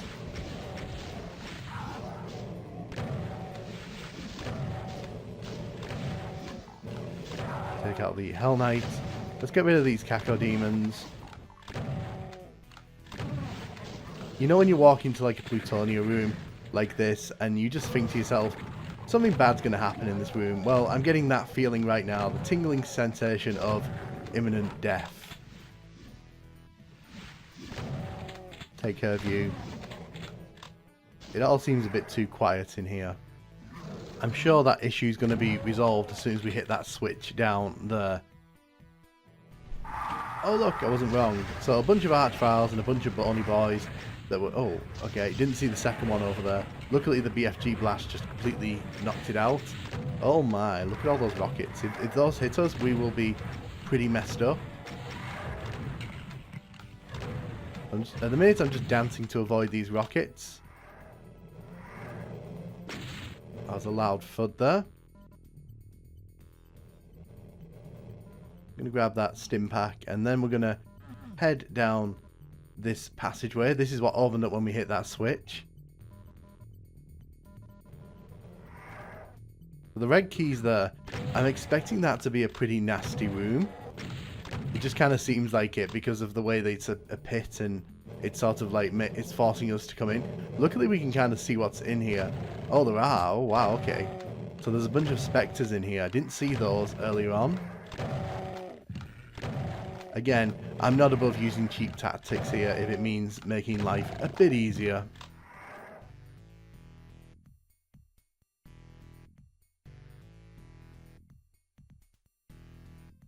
We're going to head all the way back round here. Oh, so I triggered the line dev there. Didn't mean to do that, but that's good because it means we can take on this Mancubus up here.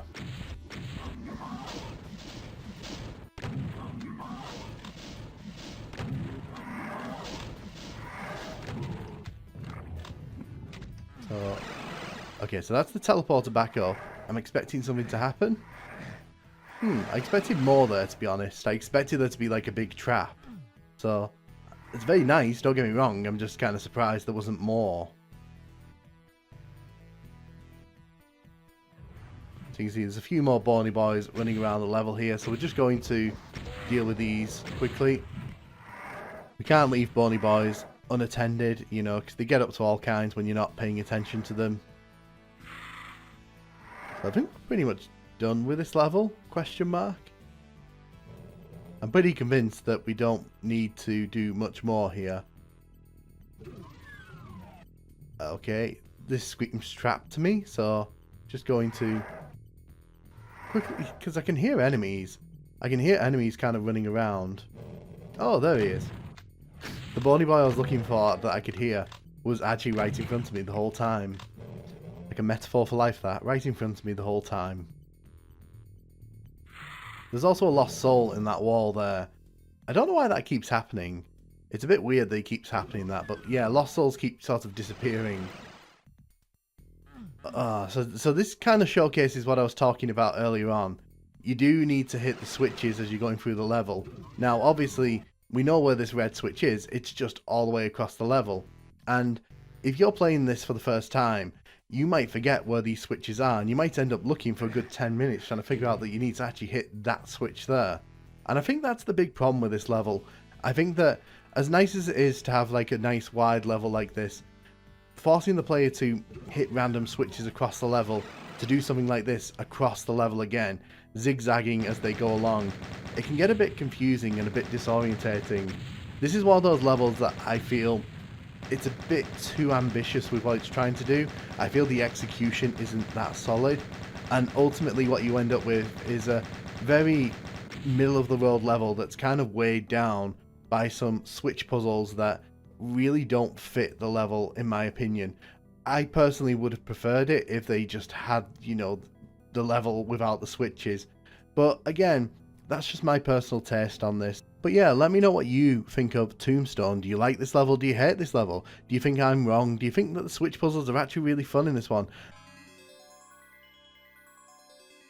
Hey, and welcome to the final frontier, map 24 of the Plutonia Experiment. So instead of dropping straight down there, we're going to turn around, grab all these goodies. We really want to grab all those because it'll make this level so much easier. You can see that at the start of this level, we're getting strong The Living End vibes from Doom 2, at least I do personally.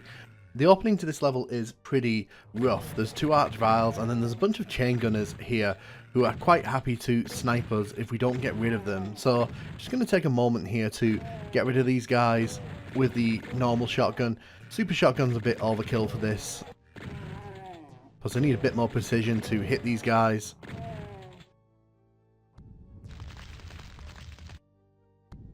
So gonna take these guys out with the... Oh, okay. I came out a bit too early there. Gonna take these out with the rocket launchers. But yeah, I do get the Living End vibes from this one, just from the colour scheme and the aesthetics overall. As we make our way up the pillars there, you can hear a bunch of things opened up. So we're not going to worry about that too much right now. Instead, we're just going to teleport over here. So I prefer to deal with all these enemies over here, because there's very little chance they'll actually hit us if we shoot through this gap here, or shoot through the cage on the other side. It just makes things easier to manage from here.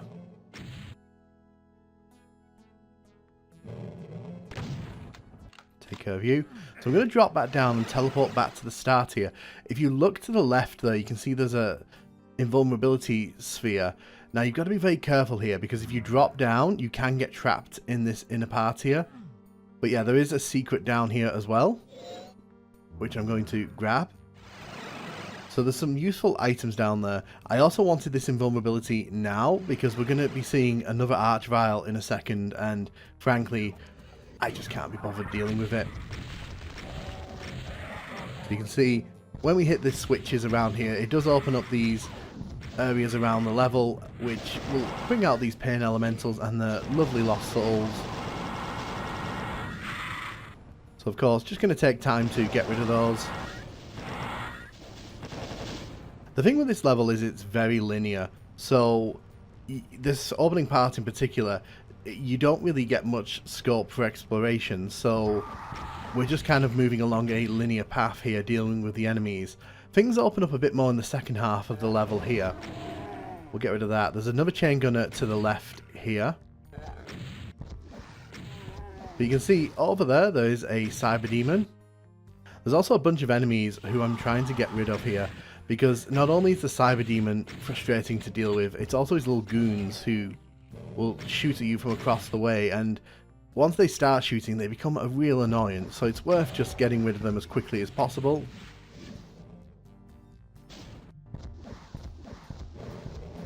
I am trying to get rid of the Mancubus over there.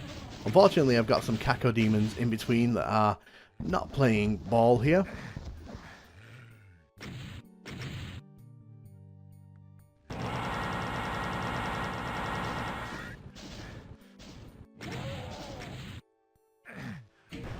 So I've got to be careful because on the left hand side of this room, as you can probably see, we're taking some damage from some shotgunners, and I think there's some chain gunners up there as well.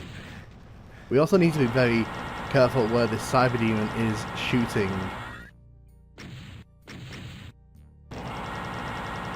It's better to deal with him now than it is to wait until you're right next to him, because we won't be getting a BFG on this level, so this is probably the best way to deal with him.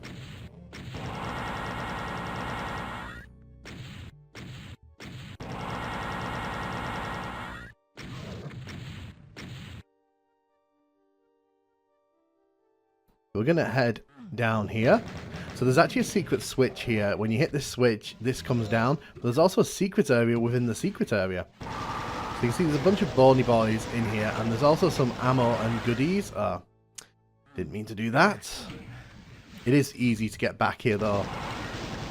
It's worth popping in here just to grab the goodies, because it makes the rest of the level a bit easier. It also kind of ticks away at the secret counter.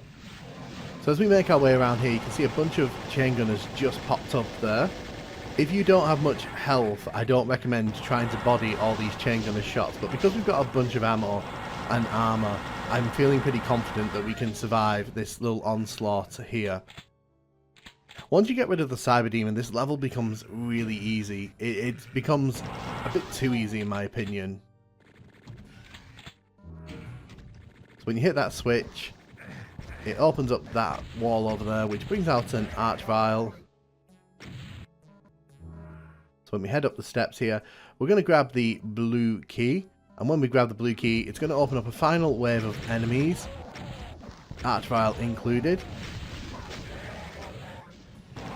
So my first aim here is to get rid of the pain elementals, just because I don't want them to be spewing too many lost souls into this area. We have plenty of ammo, but I don't really want to be fighting lost souls.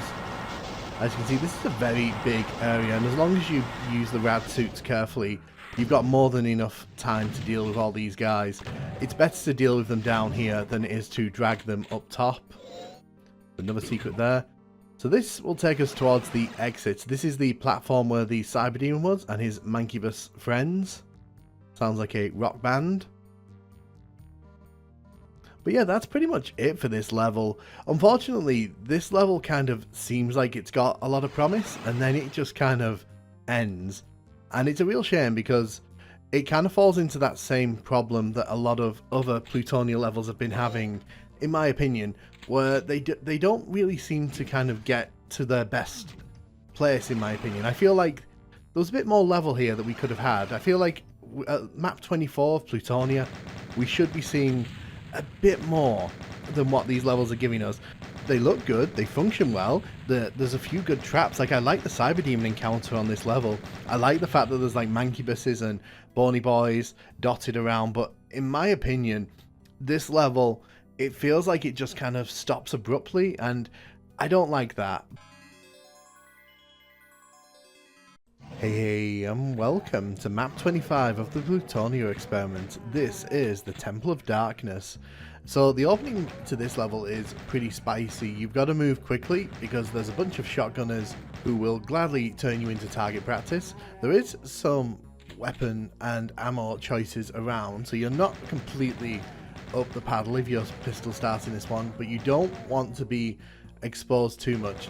So as you can see, the shotgunners tend to walk around the outside of the room here. I'm not a fan of this. I think this is a very weird looking space. This level overall doesn't rub me the right way. I feel like there are problems with this level, and we'll talk about those as we kind of make our way through the level. There is a little sort of cave system here which we can enter. Gives us a bunch of ammo for our chain gun, but also gives us a backpack, which is probably the most useful part. Make sure you hit this switch here because this allows you to enter the next part of the level. We're going to hit that now. So as we make our way into this next little area here, there is blood flow, and no, we're not going to get hurt off it. If you're keeping track of it through Plutonia, no, this one won't hurt us. There's a few bony boys around this corner here. Just want to make sure we clear them out. Grab the rocket launcher. There's also some secret rocket ammo behind this building here. So there are some Hell Knights as well who are going to be taking aim at us. We want to be careful because there is a Baron in the middle. Ow. That was just rude. Rude. So when we take care of this guy, that's pretty much it for this part of the level. We're not going to be coming back here at any point, so make sure you've grabbed everything that you need to. Don't step forward on here, because that will raise the steps, and that Baron at the far end of the room there will teleport behind us. So what I'm doing there, I'm just weakening these Hell Knights here, so I can get them with one shotgun shot. So interestingly, when I was trying to play this on Wolf Doom, the little steps there actually didn't raise up. It actually had a massive problem, and so the level kind of broke, which was interesting. So I'm actually playing this on Crispy Doom. This is quite an intense little encounter. You've got not much space, and if you run out of ammo here, you're pretty messed up, let's be honest.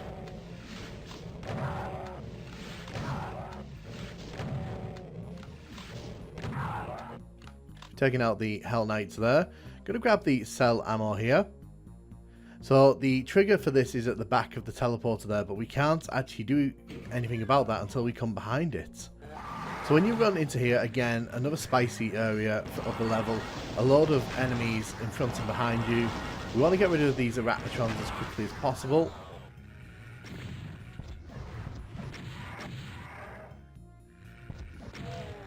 So there's a bunch of shotgunners at the top of that lift there. Don't take your eyes off them for too long.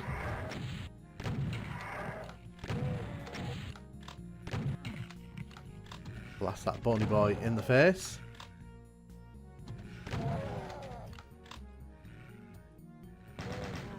Just going to clean up the enemies in this area.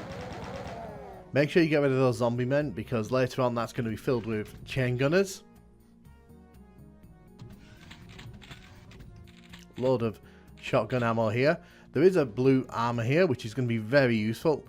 We can also pick up a Megasphere at this point, but I really don't want to do that right now. I want to save that for the back end of the level. So this space is very interesting. You have to go down and just sort of descend into that sort of pit there. But there's a bunch of enemies, including some cacodemons who've not yet been woken up. And these pain elementals who will gladly fill this area with lost souls if you give them the chance, which apparently is what I'm doing here. So this space, like I said, it's quite interesting because when we start heading down, the whole sort of platform is raised up, so we can't just walk out of that lava pit if we drop down into it. We're going to have to be very careful not to drop down into that. I want to get rid of these lost souls just because not getting rid of these will only cause me problems. A lot of these guys. You really don't want this many lost souls in this area.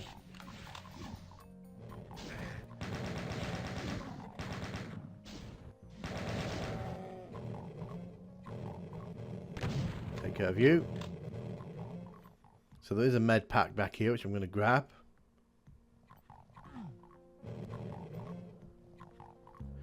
Yes, there's a cacodemon there. I think there's another one flying around somewhere. Yeah, it's down beneath us, so I can't get that right now. I'm just going to have to try and bait it out. There's a bunch of imps here who block this doorway. The little sort of opening to the right-hand side there, that's a teleporter. That's the only way to get out of the lava if you fall into it, so don't fall into the lava. So there's that cacodemon that was shooting us earlier.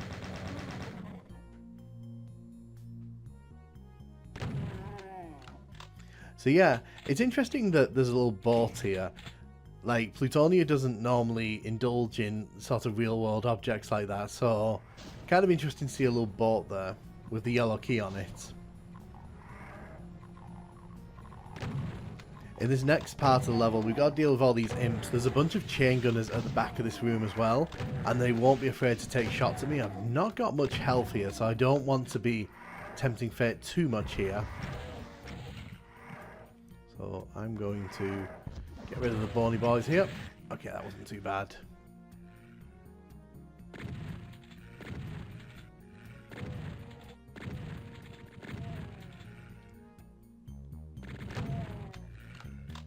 So there should be a few around here. There are. Excellent. So we're going to pick up those rockets there.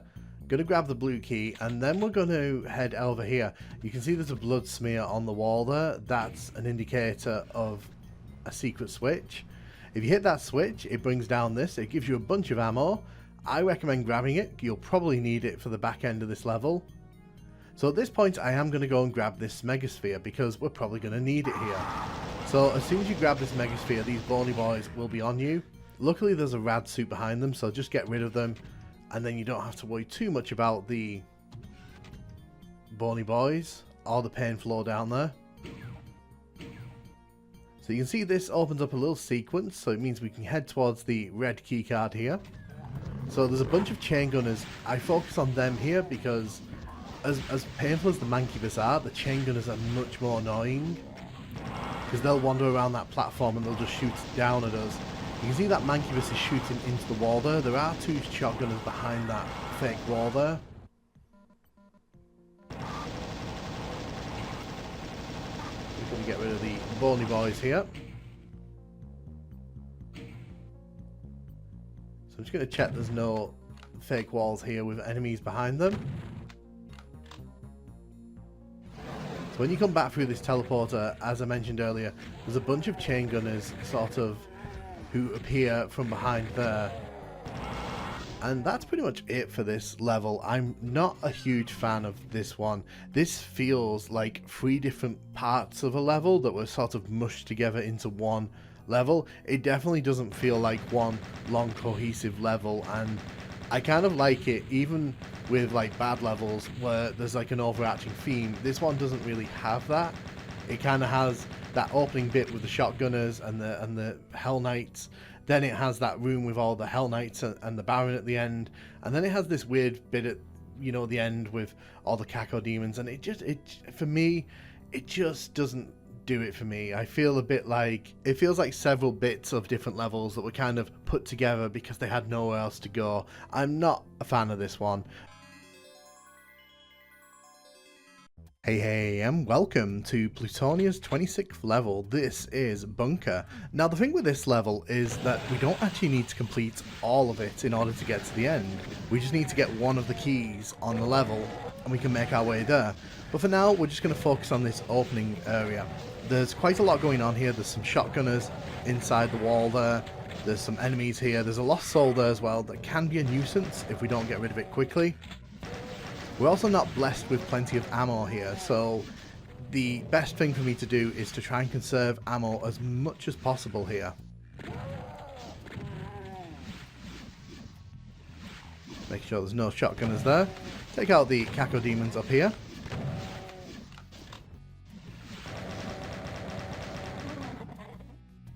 So now that we've done the killing up here, we actually have to drop into the little canal here. There's an imp here which we have to take care of.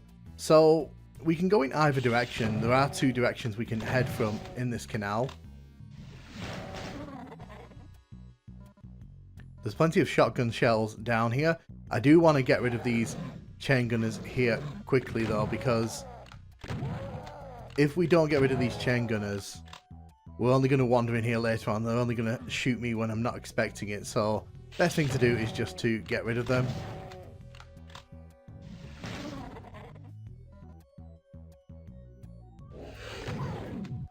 So we're going to get rid of these pain elementals here. There's 2 of them in the room, so we just need to make sure we don't get overwhelmed by them. We don't have any armor at the minute, so when they hit us pretty harsh, which is not good for me. Of course, we run out of ammo here. Just going to very carefully sneak past. There is a secret here, which I'm going to grab the Megasphere there, which is very nice. So I'm going to have to use this Megasphere strategically here, because I'm going to have to take down those chain gunners there.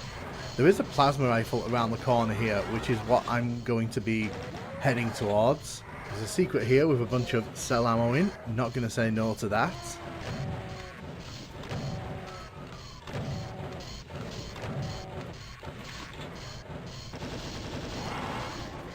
Get rid of that Baron there.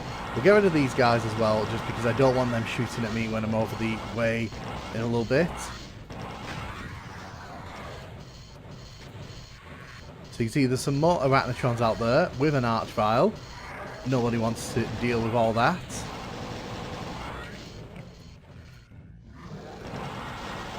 Going to take care of the shotgunners up here. The Lost Souls from earlier on have made their way into the main level, so just going to get rid of those as well.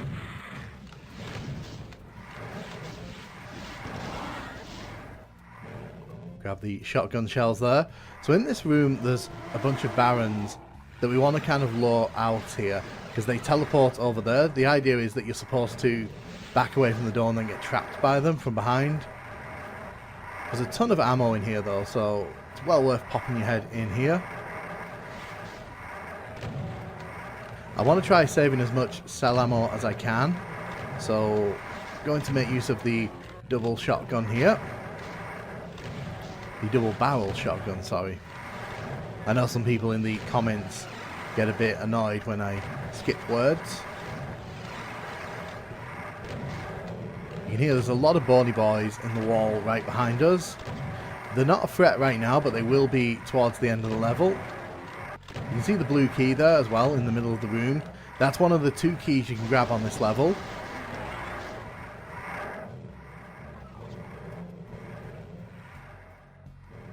So if we come up here, run over here, there's a bunch of rockets for us to grab there. So I want to grab this rocket launcher. Grabbing the rocket launcher here will actually make this level a lot easier for me.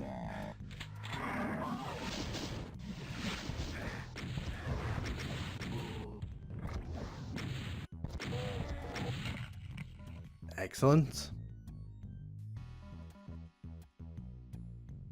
So now that we've got the rocket launcher, we can kind of deal with the big masses of enemies on this level. There's a whole bunch of shotgunners here, but it's good for ammo, so I'm not complaining about that.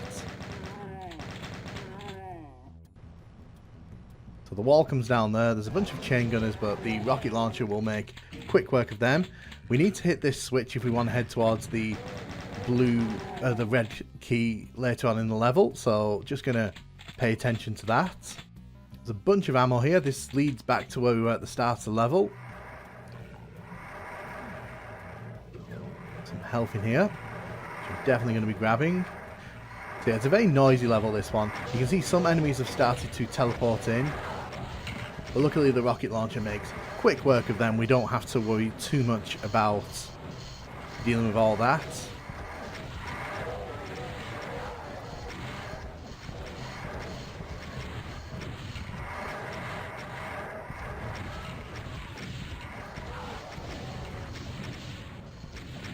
Take out the bony boys here, or revenants. I know some people don't like bony boys as a phrase.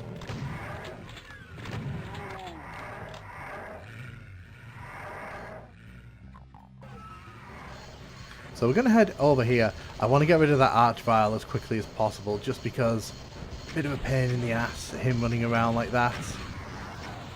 I'm going to risk it all by coming out here. There was no cover for me there.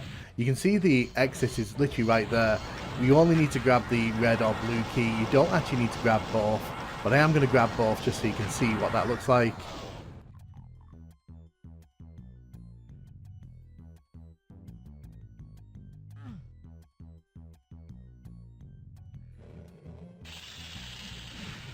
So we're going to take out this Cacodemon here.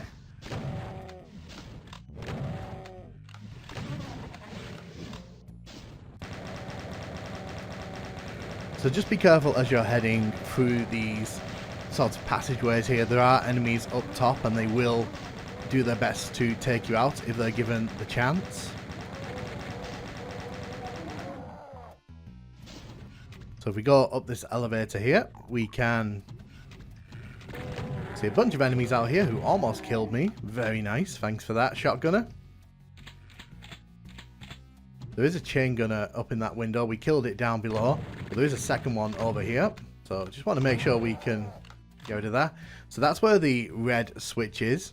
The blue switch is on the other side. The level kind of mirrors itself here. Grab the armor there. It's kind of, I wouldn't say it's symmetrical, but I would say there's definitely a symmetry-inspired design on this level.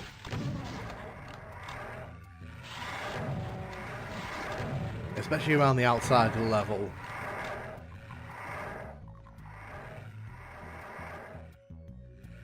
It's always unnerving when you can hear that many enemies running around in the level.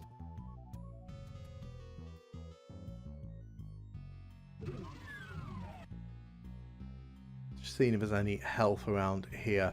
I'm not comfortable with the small amount of health that I've given myself here.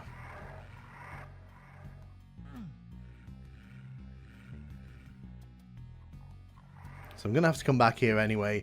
We have to come inside this room here. So the walls come down over there. We can't escape this room right now. We have to complete this.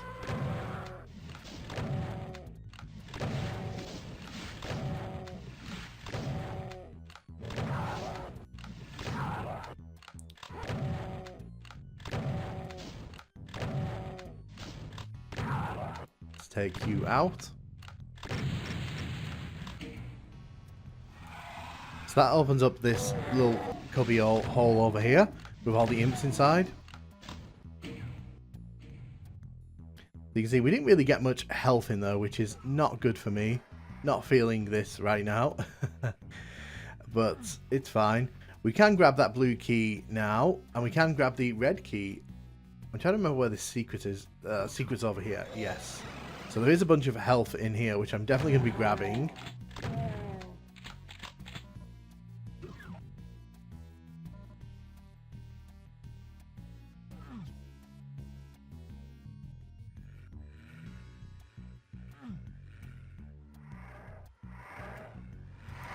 You can see when we come up here, you'll hear things teleporting into the level.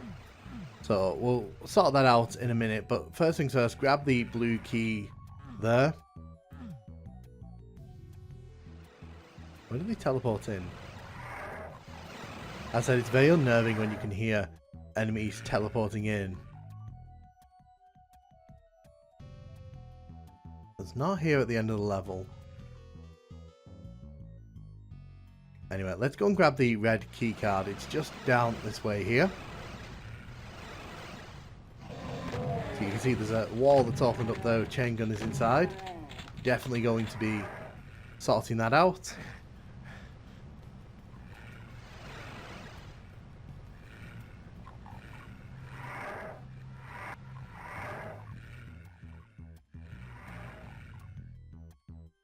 Ah, I see, they've all teleported down here. Okay, not smart by me there. So you can see a bunch of enemies have spawned down here. So we may as well get rid of as many of these as we can.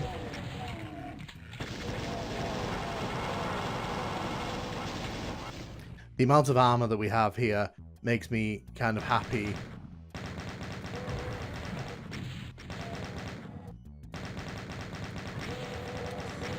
I don't think I can take another hit like that.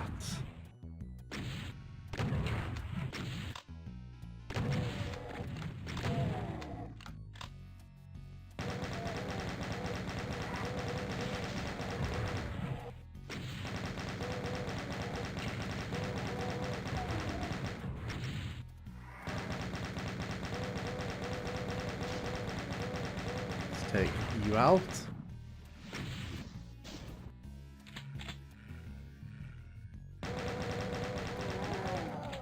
I think we're in the clear here.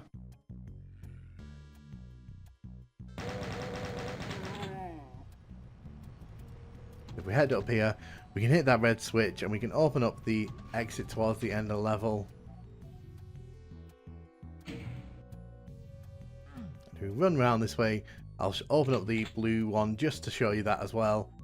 Just so you can sort of see the full continuity of the level.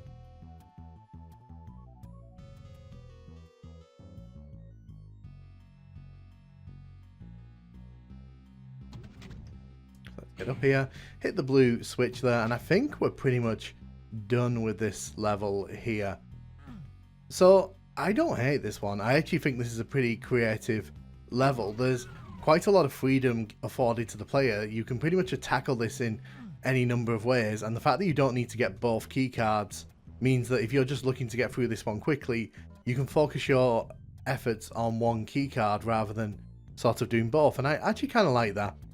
That's the kind of thing I like to look for in these Plutonia levels. Just something that's a bit outside the box, something that's a bit different. This is, in my opinion, this is actually not a terrible level, and it's actually pretty fun. So compared to some of the levels we've been playing previously, you know, I would definitely say not a bad level at all. In fact, pretty fun. Hey, and welcome to map 27 of the Plutonia Experiment. This is Antichrist, and as you can see at the start there, I dropped off the side and we grabbed ourselves a BFG and invulnerability. Both are going to be incredibly useful in this opening area, because as you can see, we're being swarmed by a bunch of Hell Knights and Pain Elementals. I'm going to use the BFG here to clear up the stragglers.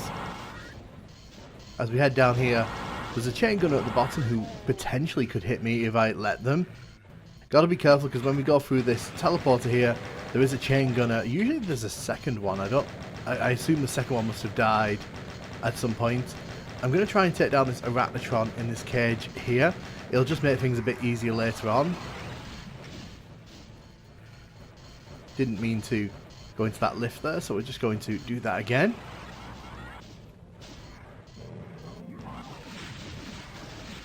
I want to get rid of this Mancubus as well. There we go. Hit this switch. It actually opens the door at the back there, where the plasma rifle is sitting. We can go up that lift, but right now I want to head across this walkway here. I did want to avoid that, but it doesn't really matter.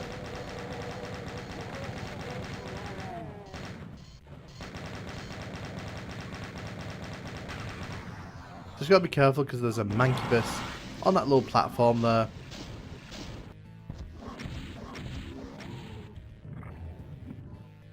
Grab the yellow key card there. So this level was a bunch of walls, including that one with the chain gunners. There is actually a secret to our left here, which I'm going to grab. By the sounds of it, all the enemies are in fighting, which is excellent for me. I'm going to head into this teleporter because it takes us back to the start. It means that we can take care of all these enemies here.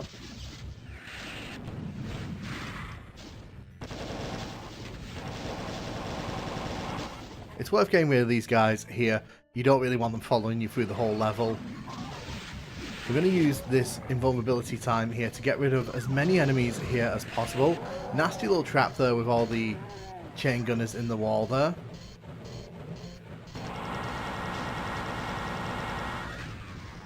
Get rid of that. Oh, got hit by that rocket from a distance there. So annoyingly, there is a chain gunner over there who we can't actually kill. There is a Arch Vial hidden in the wall who will keep reviving that chain gunner. So instead I'm just going to grab these secrets here. Take note of that area there. We can't run onto it, but it is important because later on we will be heading in there to grab the blue key. We're going to head back this way. This level is not as big as it first appears. It is quite restrictive in where you can actually go. So if it looks big, don't fret. But it does have a lot of traps, like this one.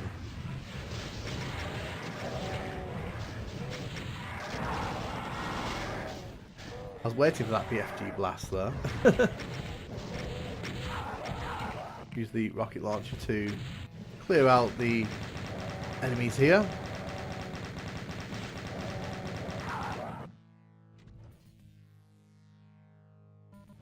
So as we head up here, there are two bony boys we have to deal with. This one here, who's just kind of here to be a pest. He's not really going to get near us at any point. But we do need to take care of this one here.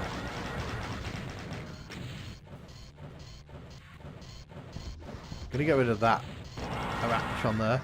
You can see the other one that we killed in the other cage.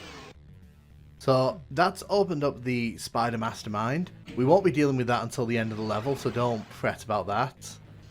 There's a bunch of ammo in this room and a super shotgun on the teleporter there.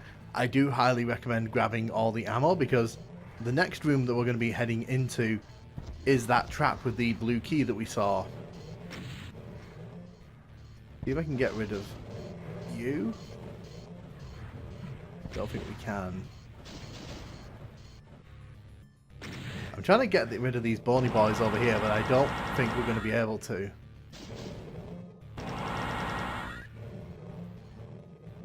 It's hard to tell if we're actually hitting them or not. I think we have.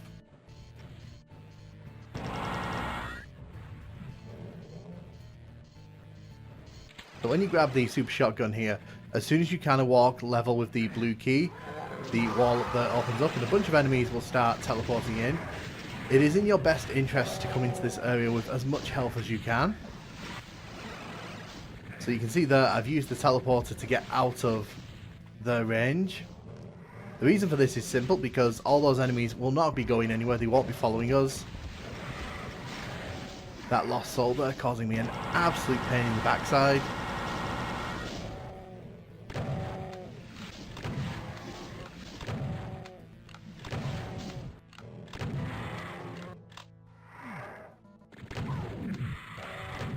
Yeah, this is not good. This is really not good. Okay, we need health. So whenever I play Doom, you'll notice that I always try to immediately get rid of the pain elementals, because pain elementals, while not dangerous on their own, the fact that they can launch lost souls into the levels, and the fact that those lost souls can then swarm you, especially if there's multiple pain elementals, is always a big fear of mine. As you can see, like, they are not afraid to chow down on ThatNukemGuy's face here. Okay, you two. Actually, I don't think that's a good thing. I was just about to say that may be a good thing because he'll get rid of the pain elemental for me, but then I realised it's going to spawn a bunch of lost souls into the level to try and kill the Baron. So that really wasn't working in my favour, was it? No, it was definitely not.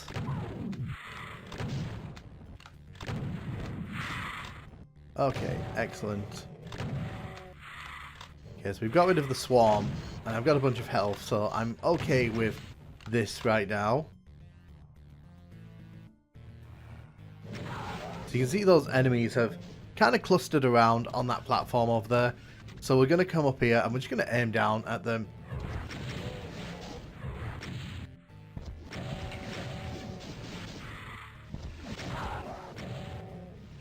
You can see the lost souls are still wandering around the level. They're still hungry for ThatNukemGuy.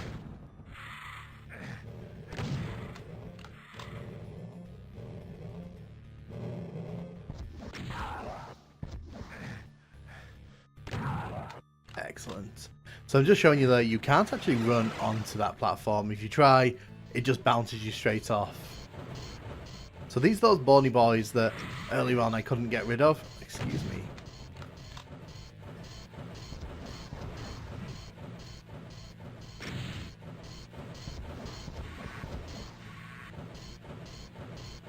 Now we just want to get rid of the Arachnoid here.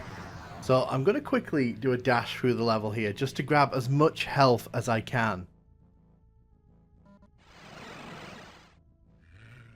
So you can see the Spider Mastermind way off in the distance over there.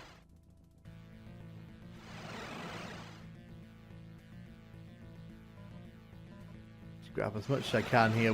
I don't think I'm going to need all this, but I just want to make sure we get it right. There we go. So by clicking that switch, we can go to the exit here. But I actually want to just show you that chain gunner over there. No matter what we do with this chain gunner, it will always revive. Now I know that there's a way you can kill the Archvile. It requires like very specific shots and sort of splash damage stuff. It's really stupid. So what I'm going to do here, I'm just going to show you very quickly how this works, because it is worth showing off. you can see there's an archvile hidden out of sight, and there's like a very small gap where it can revive the chain gunner over and over and over.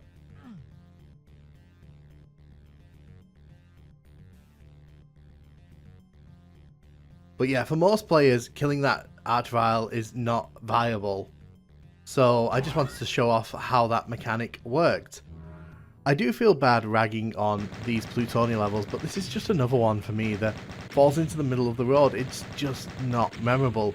It doesn't really elicit any kind of emotion from me, because ultimately I just find some of the traps a bit cheap. I find some of the placements of the enemies a bit weird, and I think the start is very energetic. It's very gung-ho opening, but I think once you get past that part, the level kind of just becomes a bit of a crawl, and I don't know, like, some of these Plutonia levels for me, they just don't do it, and this kind of feels like one that could have been bigger, it could have been grander, because we are getting towards the end of Plutonia. I would want to see more from these levels at this point. Hey, and welcome to map 28 of the Plutonia Experiment. This is the sewers, and you can see there's a yellow door we can't access quite yet. This map actually has 2 map computers for us to pick up, but funnily enough, you can only pick one up. So, you know, we won't be able to pick up that second one. I wanted to make sure I grabbed that supercharge at the start of the level, just because we may end up needing it. I don't think we will, though. This isn't a particularly tough level. There's a secret here behind this wall panel here. If we head up the staircase here, there's some rocket ammo for us to grab. It actually brings us out back at the top of the staircase. So the annoying thing about this level is that this does have pain floors with the brown sludge. Again, we're almost at the end of Plutonia, but the consistency forever shocks me. That's where we came out of for the secret. There'd be an imp up there if you hadn't gone into the secret. So there's a door here. We want to come inside. There's some chain gunners and a pinky running around inside. We want to come in here because there's a blue armor, which is very useful. Never going to say no to a blue armor. So we're going to head back outside here. We're not going to be really coming back to this area here, so take a good look at it. As we head into the main sewer itself, there's several directions we can head in. The first one we want to head in is down this elevator here. There are some things down here that we really want to grab. So there's a bunch of plasma rifles in here. Very useful. Also a bunch of super shotguns. Not quite sure why we need that many weapons, but hey ho.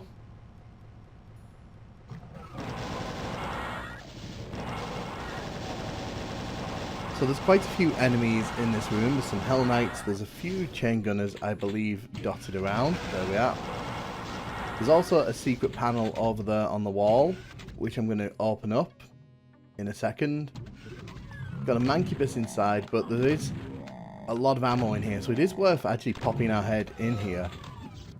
Going to grab the backpack of ammo, and then all the cell ammo, because who doesn't want more cell ammo, let's be honest.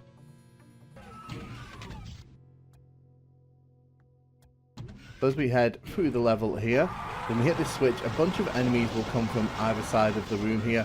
It's not too difficult to deal with this, especially if you've just picked up all that plasma ammo and the plasma itself. If you do come in here with just the shotgun, you may struggle a tiny bit just because these enemies can be on top of you pretty quickly. But not too difficult, let's be honest.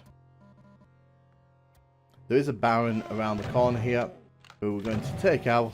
He's there to try and catch you out. I do recommend trying to draw him out of the way of that switch, just because as you'll see here, there is an archvile at the top of this switch.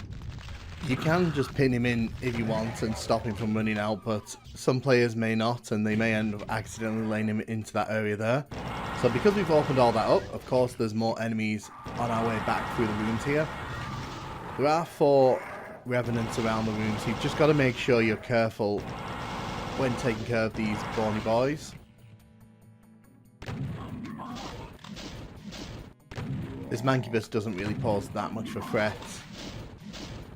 This level is very generous with its ammo, and you'll see that as we kind of make our way through it.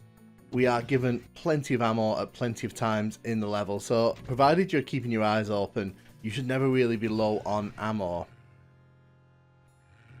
I'm going to head across here, take out the chain gunner. There's 2 Hell Knights, wait, not 2, 3 Hell Knights over here. It's worth getting rid of them because you don't really want them sort of chasing you when you go and get the rocket launcher in a tiny bit. So there is a rocket launcher at the top of these stairs here. The rocket launcher will be very useful in this level. Grab the rad suit there. So there are 2 Barons of Hell on either side of this entrance here. I was debating using the rocket launcher there, but I actually want to save the rocket ammo for a bit later in this level. There is a secret as well at the end of this walkway here. Just some more rocket ammo. There's plenty of rocket ammo on this level. You should never really be out of rocket ammo unless you're deliberately wasting it. So the main thing to be aware of is the fact that there are going to be 2 Arachnotrons who are going to be heading in our general direction. You can kind of hear them, but they will sort of try to walk down here, and they may ambush you if you're not paying too much attention. The second one's inside here. Be careful because there's a bunch of Mancubus around this room in cages. You can avoid them if you really want to, but honestly I think it's just worth getting rid of them because they can cause some collateral damage when they shoot across the room. Collecting the red keycard there opens up a bunch of walls here with Mancubus inside. I just want to take these guys out from a distance, that's why I'm using the rockets here.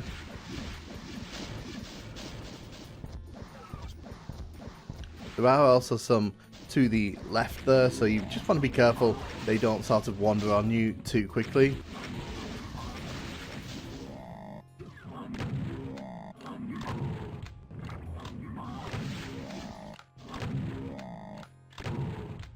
Take care of you.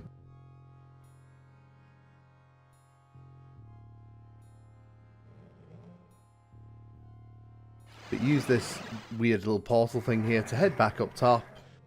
I'm going to grab the other rad suit. We're not going to be going back in that direction, so that's fine. So we're going to see a nasty little trap here.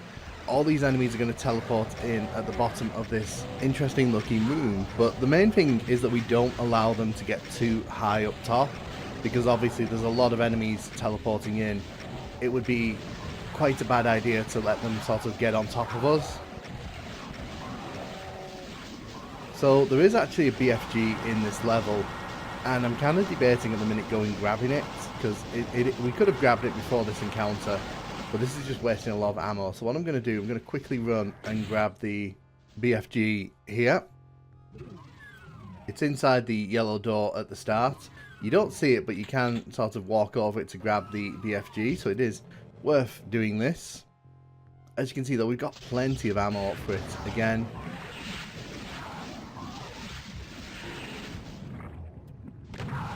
Not going to waste the BFG ammo on these Hell Knights.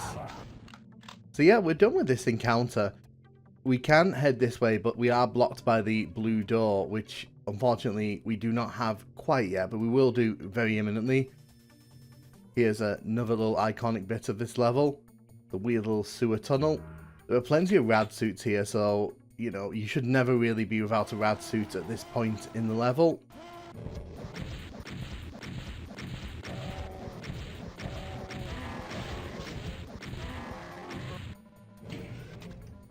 So we can grab the blue armor there. Very nice.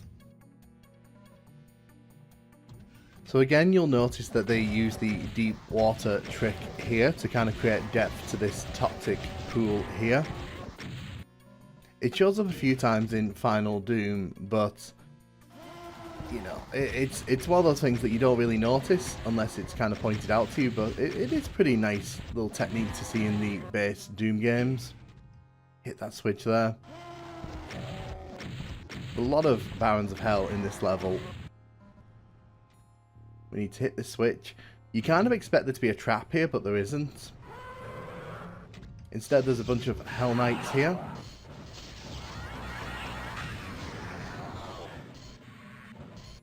We're not going to go in that room quite yet.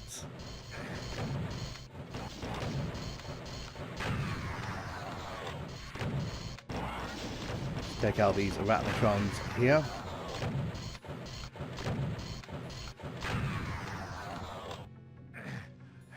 So with the Arachnotrons now defeated, we need to come into this room, and this room has a bit of a nasty trap in it. In fact, this is probably the funnest part of this level, because all of these enemies will teleport in around us, and we kind of need to keep moving. We can't really afford to stand still in this one. Don't worry, if you ever feel like you're in real stress in this room, just remember there's a Megasphere behind this wall over here. But as mentioned earlier on, this level gives you so much ammo. You really shouldn't be struggling at this point. Like, if you don't have any ammo coming into this trap, then you're just very unlucky, I have to say. You should also be careful, because if you're going for 100% kills on this one, some of the enemies do take a while to sort of appear in here. And that just kind of leaves us with one more area to head to in this level. Now, sometimes the enemies can be a bit slow in coming out, so you can hear some of them teleporting in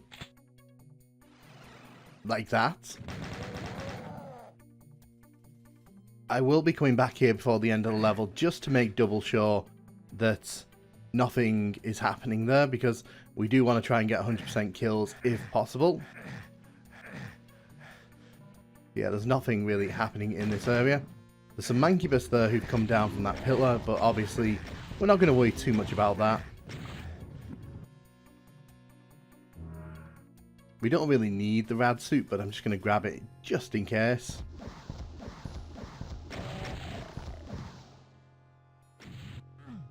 So we're going to head inside the blue door, which we couldn't enter earlier on. So this has got a really interesting little puzzle. There's some revenants around the room. Oh god, I forgot about that.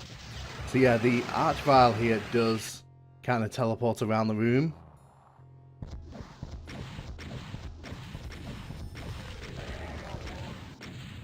Just going to take care of it before it kills me. So there are some revenants that we have to deal with before we leave the level here.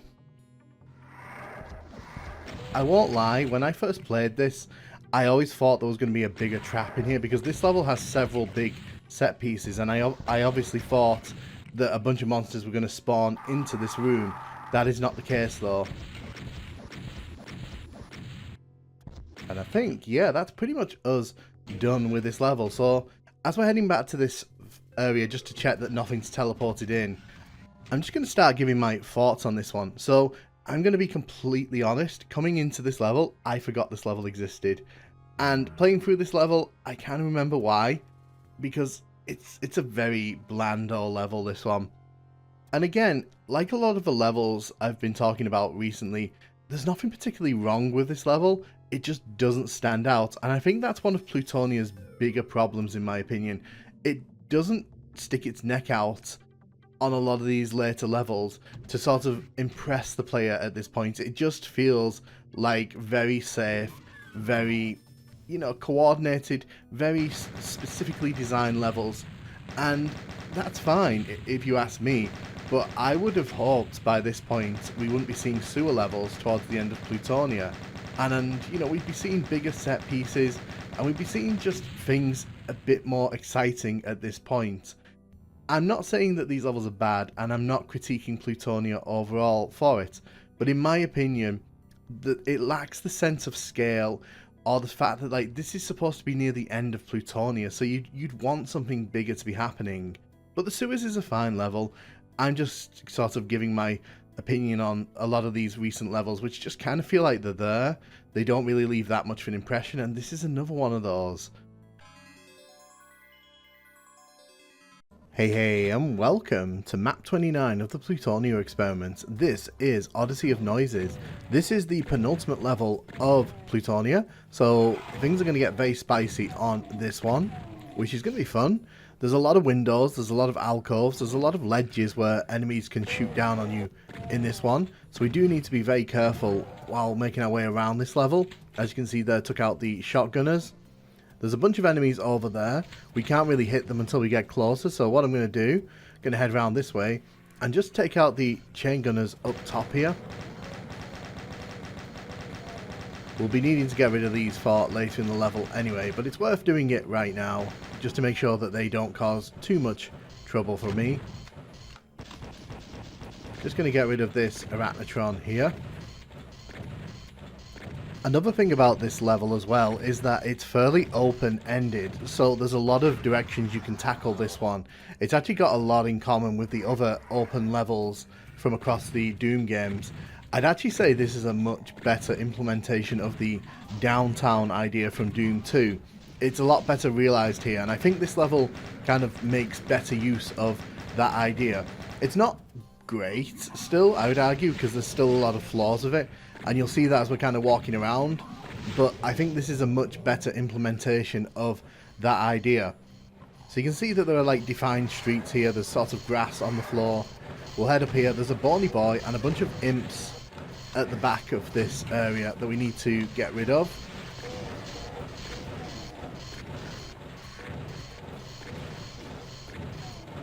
There's also an Arachnotron on a ledge to our left there, which we have to be careful of. If it starts shooting me, I will die here.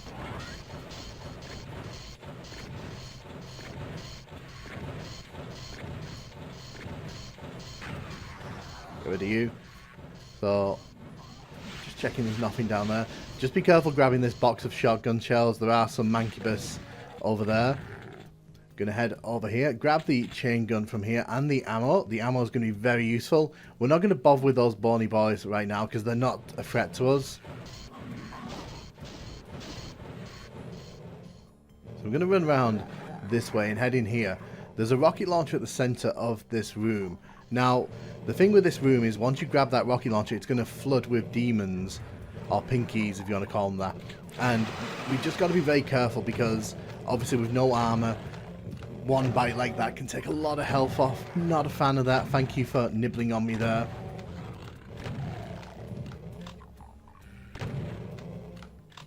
Also got to be careful when you're running through these streets because as mentioned there are a lot of enemies in the buildings that are sort of just there to sort of chip away at your health, and as we haven't got much health in the first place, you know, we just got to be a bit careful with that.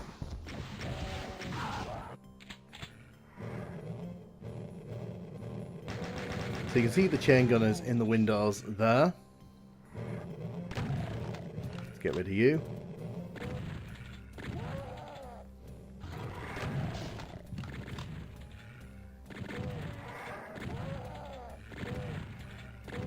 So once we get rid of these chain gunners, it makes this road a lot safer for us to travel down. Just need to get rid of the enemies there. So there's two bony boys in either of these windows here. Just want to get rid of them. Excuse me.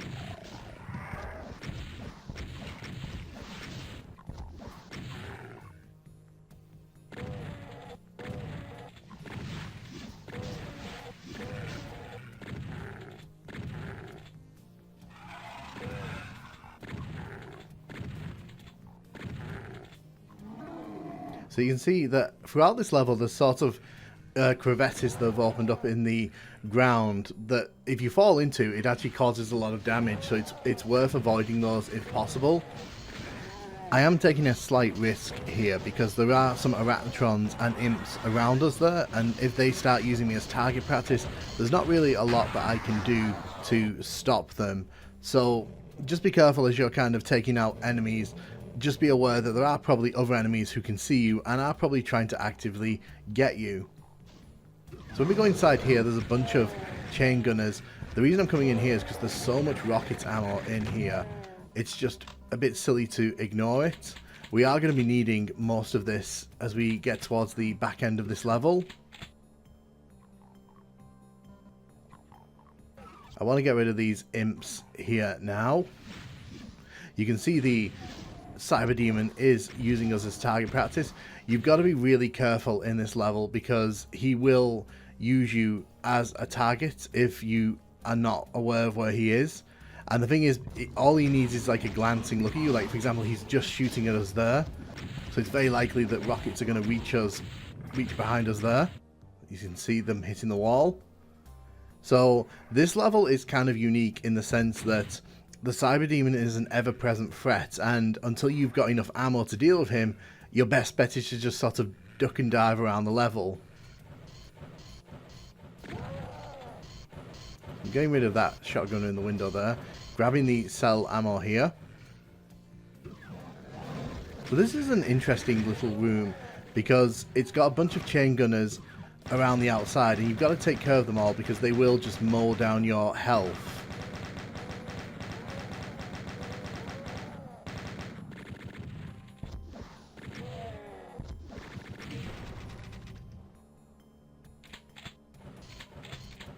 Grab the chain gun ammo here.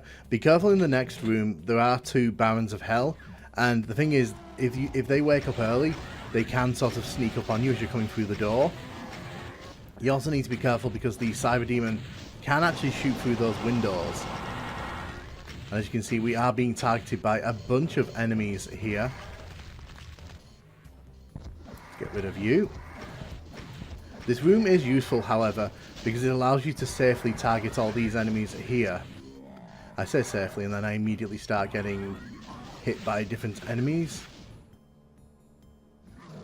Grab the rocket ammo from there. So as you head outside, actually, you know what? Let's deal with these guys over here. So there's a bunch of enemies. Oh my god, really? Get rid of you. Like I said, this level is particularly nasty at enemies being way across the way. This is probably the best spot for us to come and kill these Mancubus over on the far side there. Also going to try and get rid of the imp over there. You can see the Cyberdemon down bottom there. See if I can get rid of that bony boy as well. That'd be really useful. So now that we've done with that room, when we head outside, there's a bunch of enemies who've arrived in this area.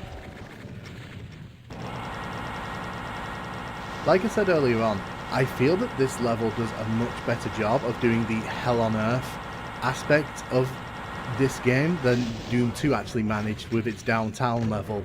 Just because this does feel more like a demonic invasion, like a corruption of a city. It really does feel like there's a demonic invasion actually going on here. A lot more better emphasized, I think, than in downtown. We got some more chain gunners up here.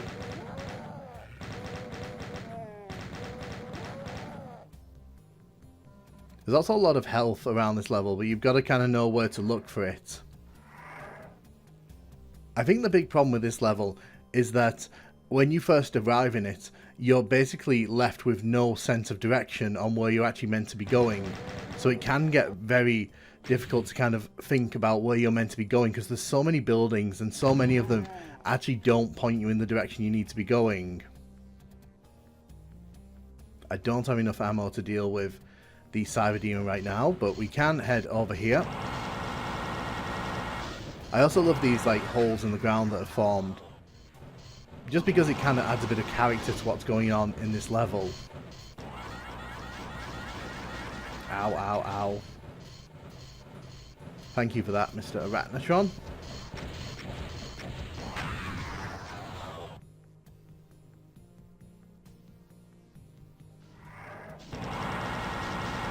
Take care of the bony boy there.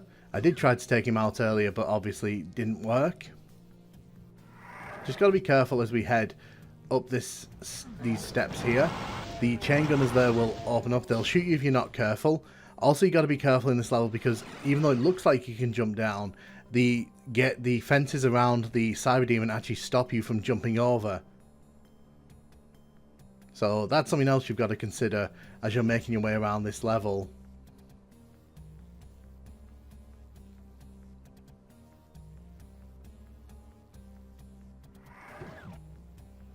So we're finally going to head up this way.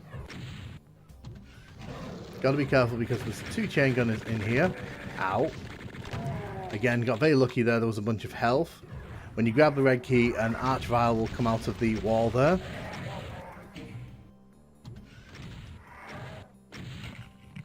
You can see the Bony Boy and the Cyber Demon got into a bit of a fight there. It's important as well that you hit that red switch near the red key. If you don't hit that, it won't lower the red fence. Oh wow, oh wow, 20 health loss in those pits. That's not good. I could really do with some health right about now.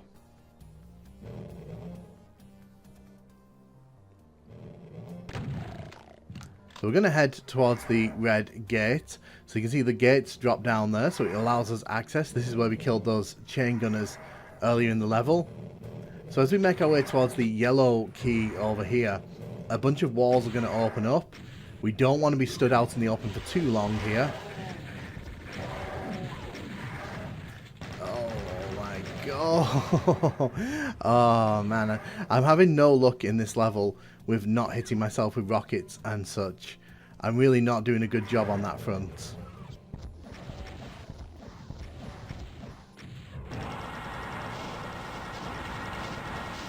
Get rid of all of these. So this is a secret area that opens once you pick up the red key. It does give you some plasma ammo, so it is very much worth your time to go back up there. It's one of only 2 secrets in this level, surprisingly. Honestly, I would have expected way more on a level of this scale. But as we make our way around here, oh, no health. That's a shame.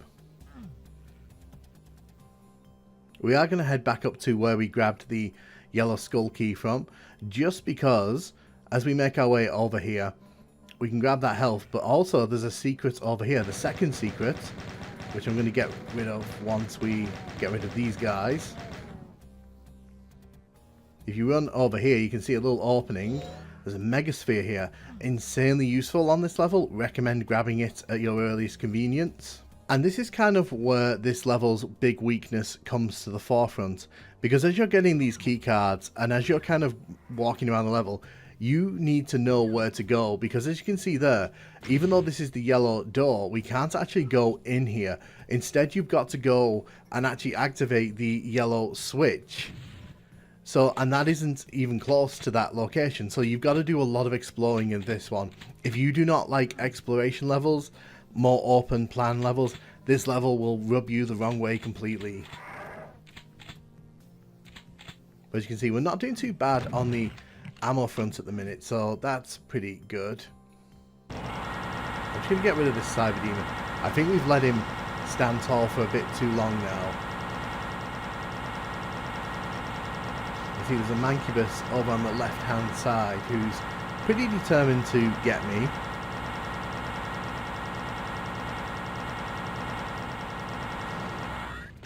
Excellent, so the Cyber Demon's gone. That Mancubus over there, we're not going to be able to hit him from over here. The rockets won't target him. So we have to try and find a spot in the level where we're level with him. I've always found this is probably the best spot for him. Just sort of blast a bunch of plasma over there and there's not much you can really do to avoid it. Excellent. Just going to come down here and grab the shotgun shells. You can't run on that grass patch there, no matter how hard you try.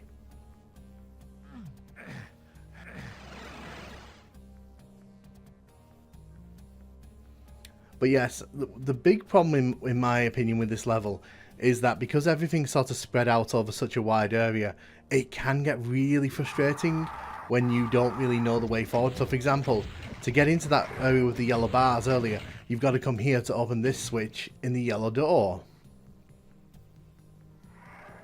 It's just one of those things where progression in this level is very much a you've got to find the solution yourself, because the game will not give you hints.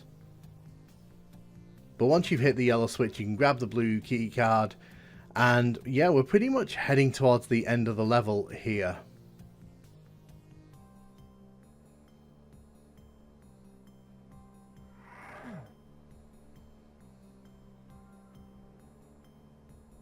So just going to run across the rooftops here. So this is where we are going to face off against the bony boys that we didn't face off against earlier on. They're not too difficult to deal with. To be honest, I could use the plasma here, but I don't really want to. There are 2 switches in here, make sure you hit both of them. You're going to take out this Baron of Hell here. So when you hit the blue switches, it actually opens up a little monster closet just behind this building. Make sure you head straight there to deal with the enemies, otherwise they will just sort of flood out into the level. So there's a bunch of Caco demons up here. I think there's 1 Pain Elemental as well.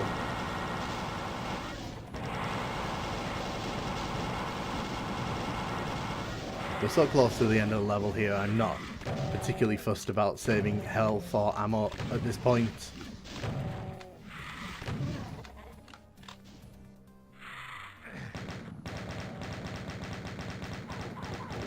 We just want to get rid of that Pain Elemental there.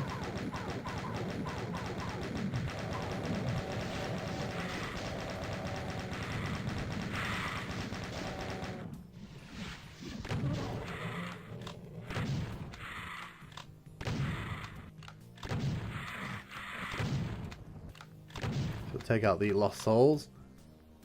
So yeah, all we need to do now is head towards the exit. And again, unfortunately, the exit building, because you don't see it until this point, most players will probably get lost in this level looking for the exit, because where is the exit? It could be anywhere. Well, the answer is actually it's on the far side from where we are now, but there's a bunch of enemies here I just want to quickly get rid of. Do some quick cleanup here. You can see the Cyberden could have shot us here as well if we'd come here. But there are pros and cons to this level. I love the design of it. I love the hell touches with the pits and the damaging floors in them. I think it's really well implemented. I do like the atmosphere of this level. But I'm about to show off what I think is the weakest aspect of this level. Would you be able to tell that this is the exit room for this level? I don't think many players would. In fact, as a kid, I used to get lost trying to find the exit to this level because the layout can be very frustrating and it doesn't hold your hand when it comes to exploration. Also, 3 arch vials around the exit here. That's just mean. Just checking there's no more arch vials. So be careful as you're running across here, because they will fall down and you will not be able to finish the level if you fall into that pit. As I was kind of saying in my wrap up towards the end of the level there, I think this level is very much a love it or hate it level. I think if you like open plan Doom levels, I think if you like the fact that you can go in any direction at the start and sort of explore at your own pace, this is a great level for you.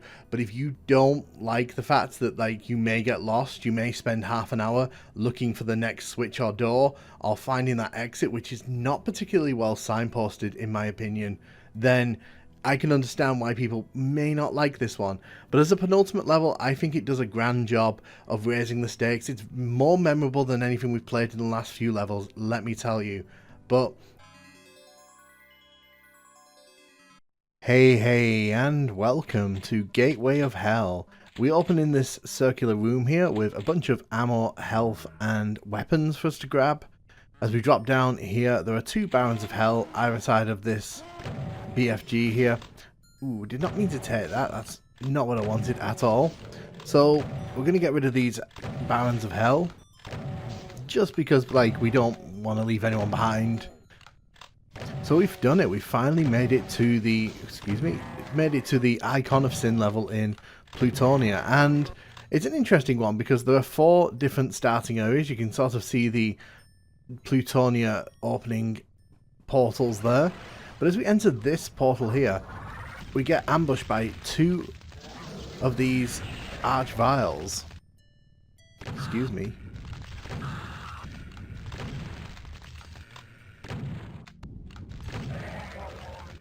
So once we've taken care of the arch vials, we're going to grab all the ammo we can. We're going to be needing all of it. I want to get rid of these chain gunners before we activate the main section of this.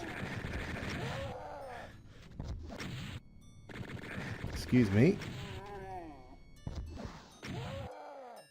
So once we step over the top of this step here, the wall will come down and all will be revealed. Get rid of those lost souls as quickly as we can. Want to get rid of the bony boy. the Mancubus, and you can see the Arachnotron over there is delighting in taking shots at me. It's quite a busy Icon of Sin, this one. There's quite a few enemies that you've got to get rid of at the start if you really want to have a chance of taking it down.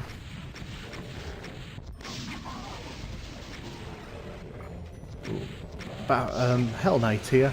Let's take him down. Just want to get rid of this Arachnotron over there. Right, so now we just need to get rid of the Cyber Demon here. Now, the Cyber Demon doesn't really pose that much of a threat, provided we just keep moving. Excellent. So now I'm going to hit this switch here. Going to try and keep the area behind this platform clear. And we're just going to see if we can get this in the first shot here. I got one shot in. Excellent. Can I do it twice? No. Oh, I did. Lovely. Excellent. So, that's Gateway of Hell done on Ultraviolence with 147% kills. And that brings to a close the Plutonia Ultraviolence playthrough. There's not a lot to really say about Gateway of Hell. It's an okay Icon of Sin level. Personally, I think TNT's is slightly better.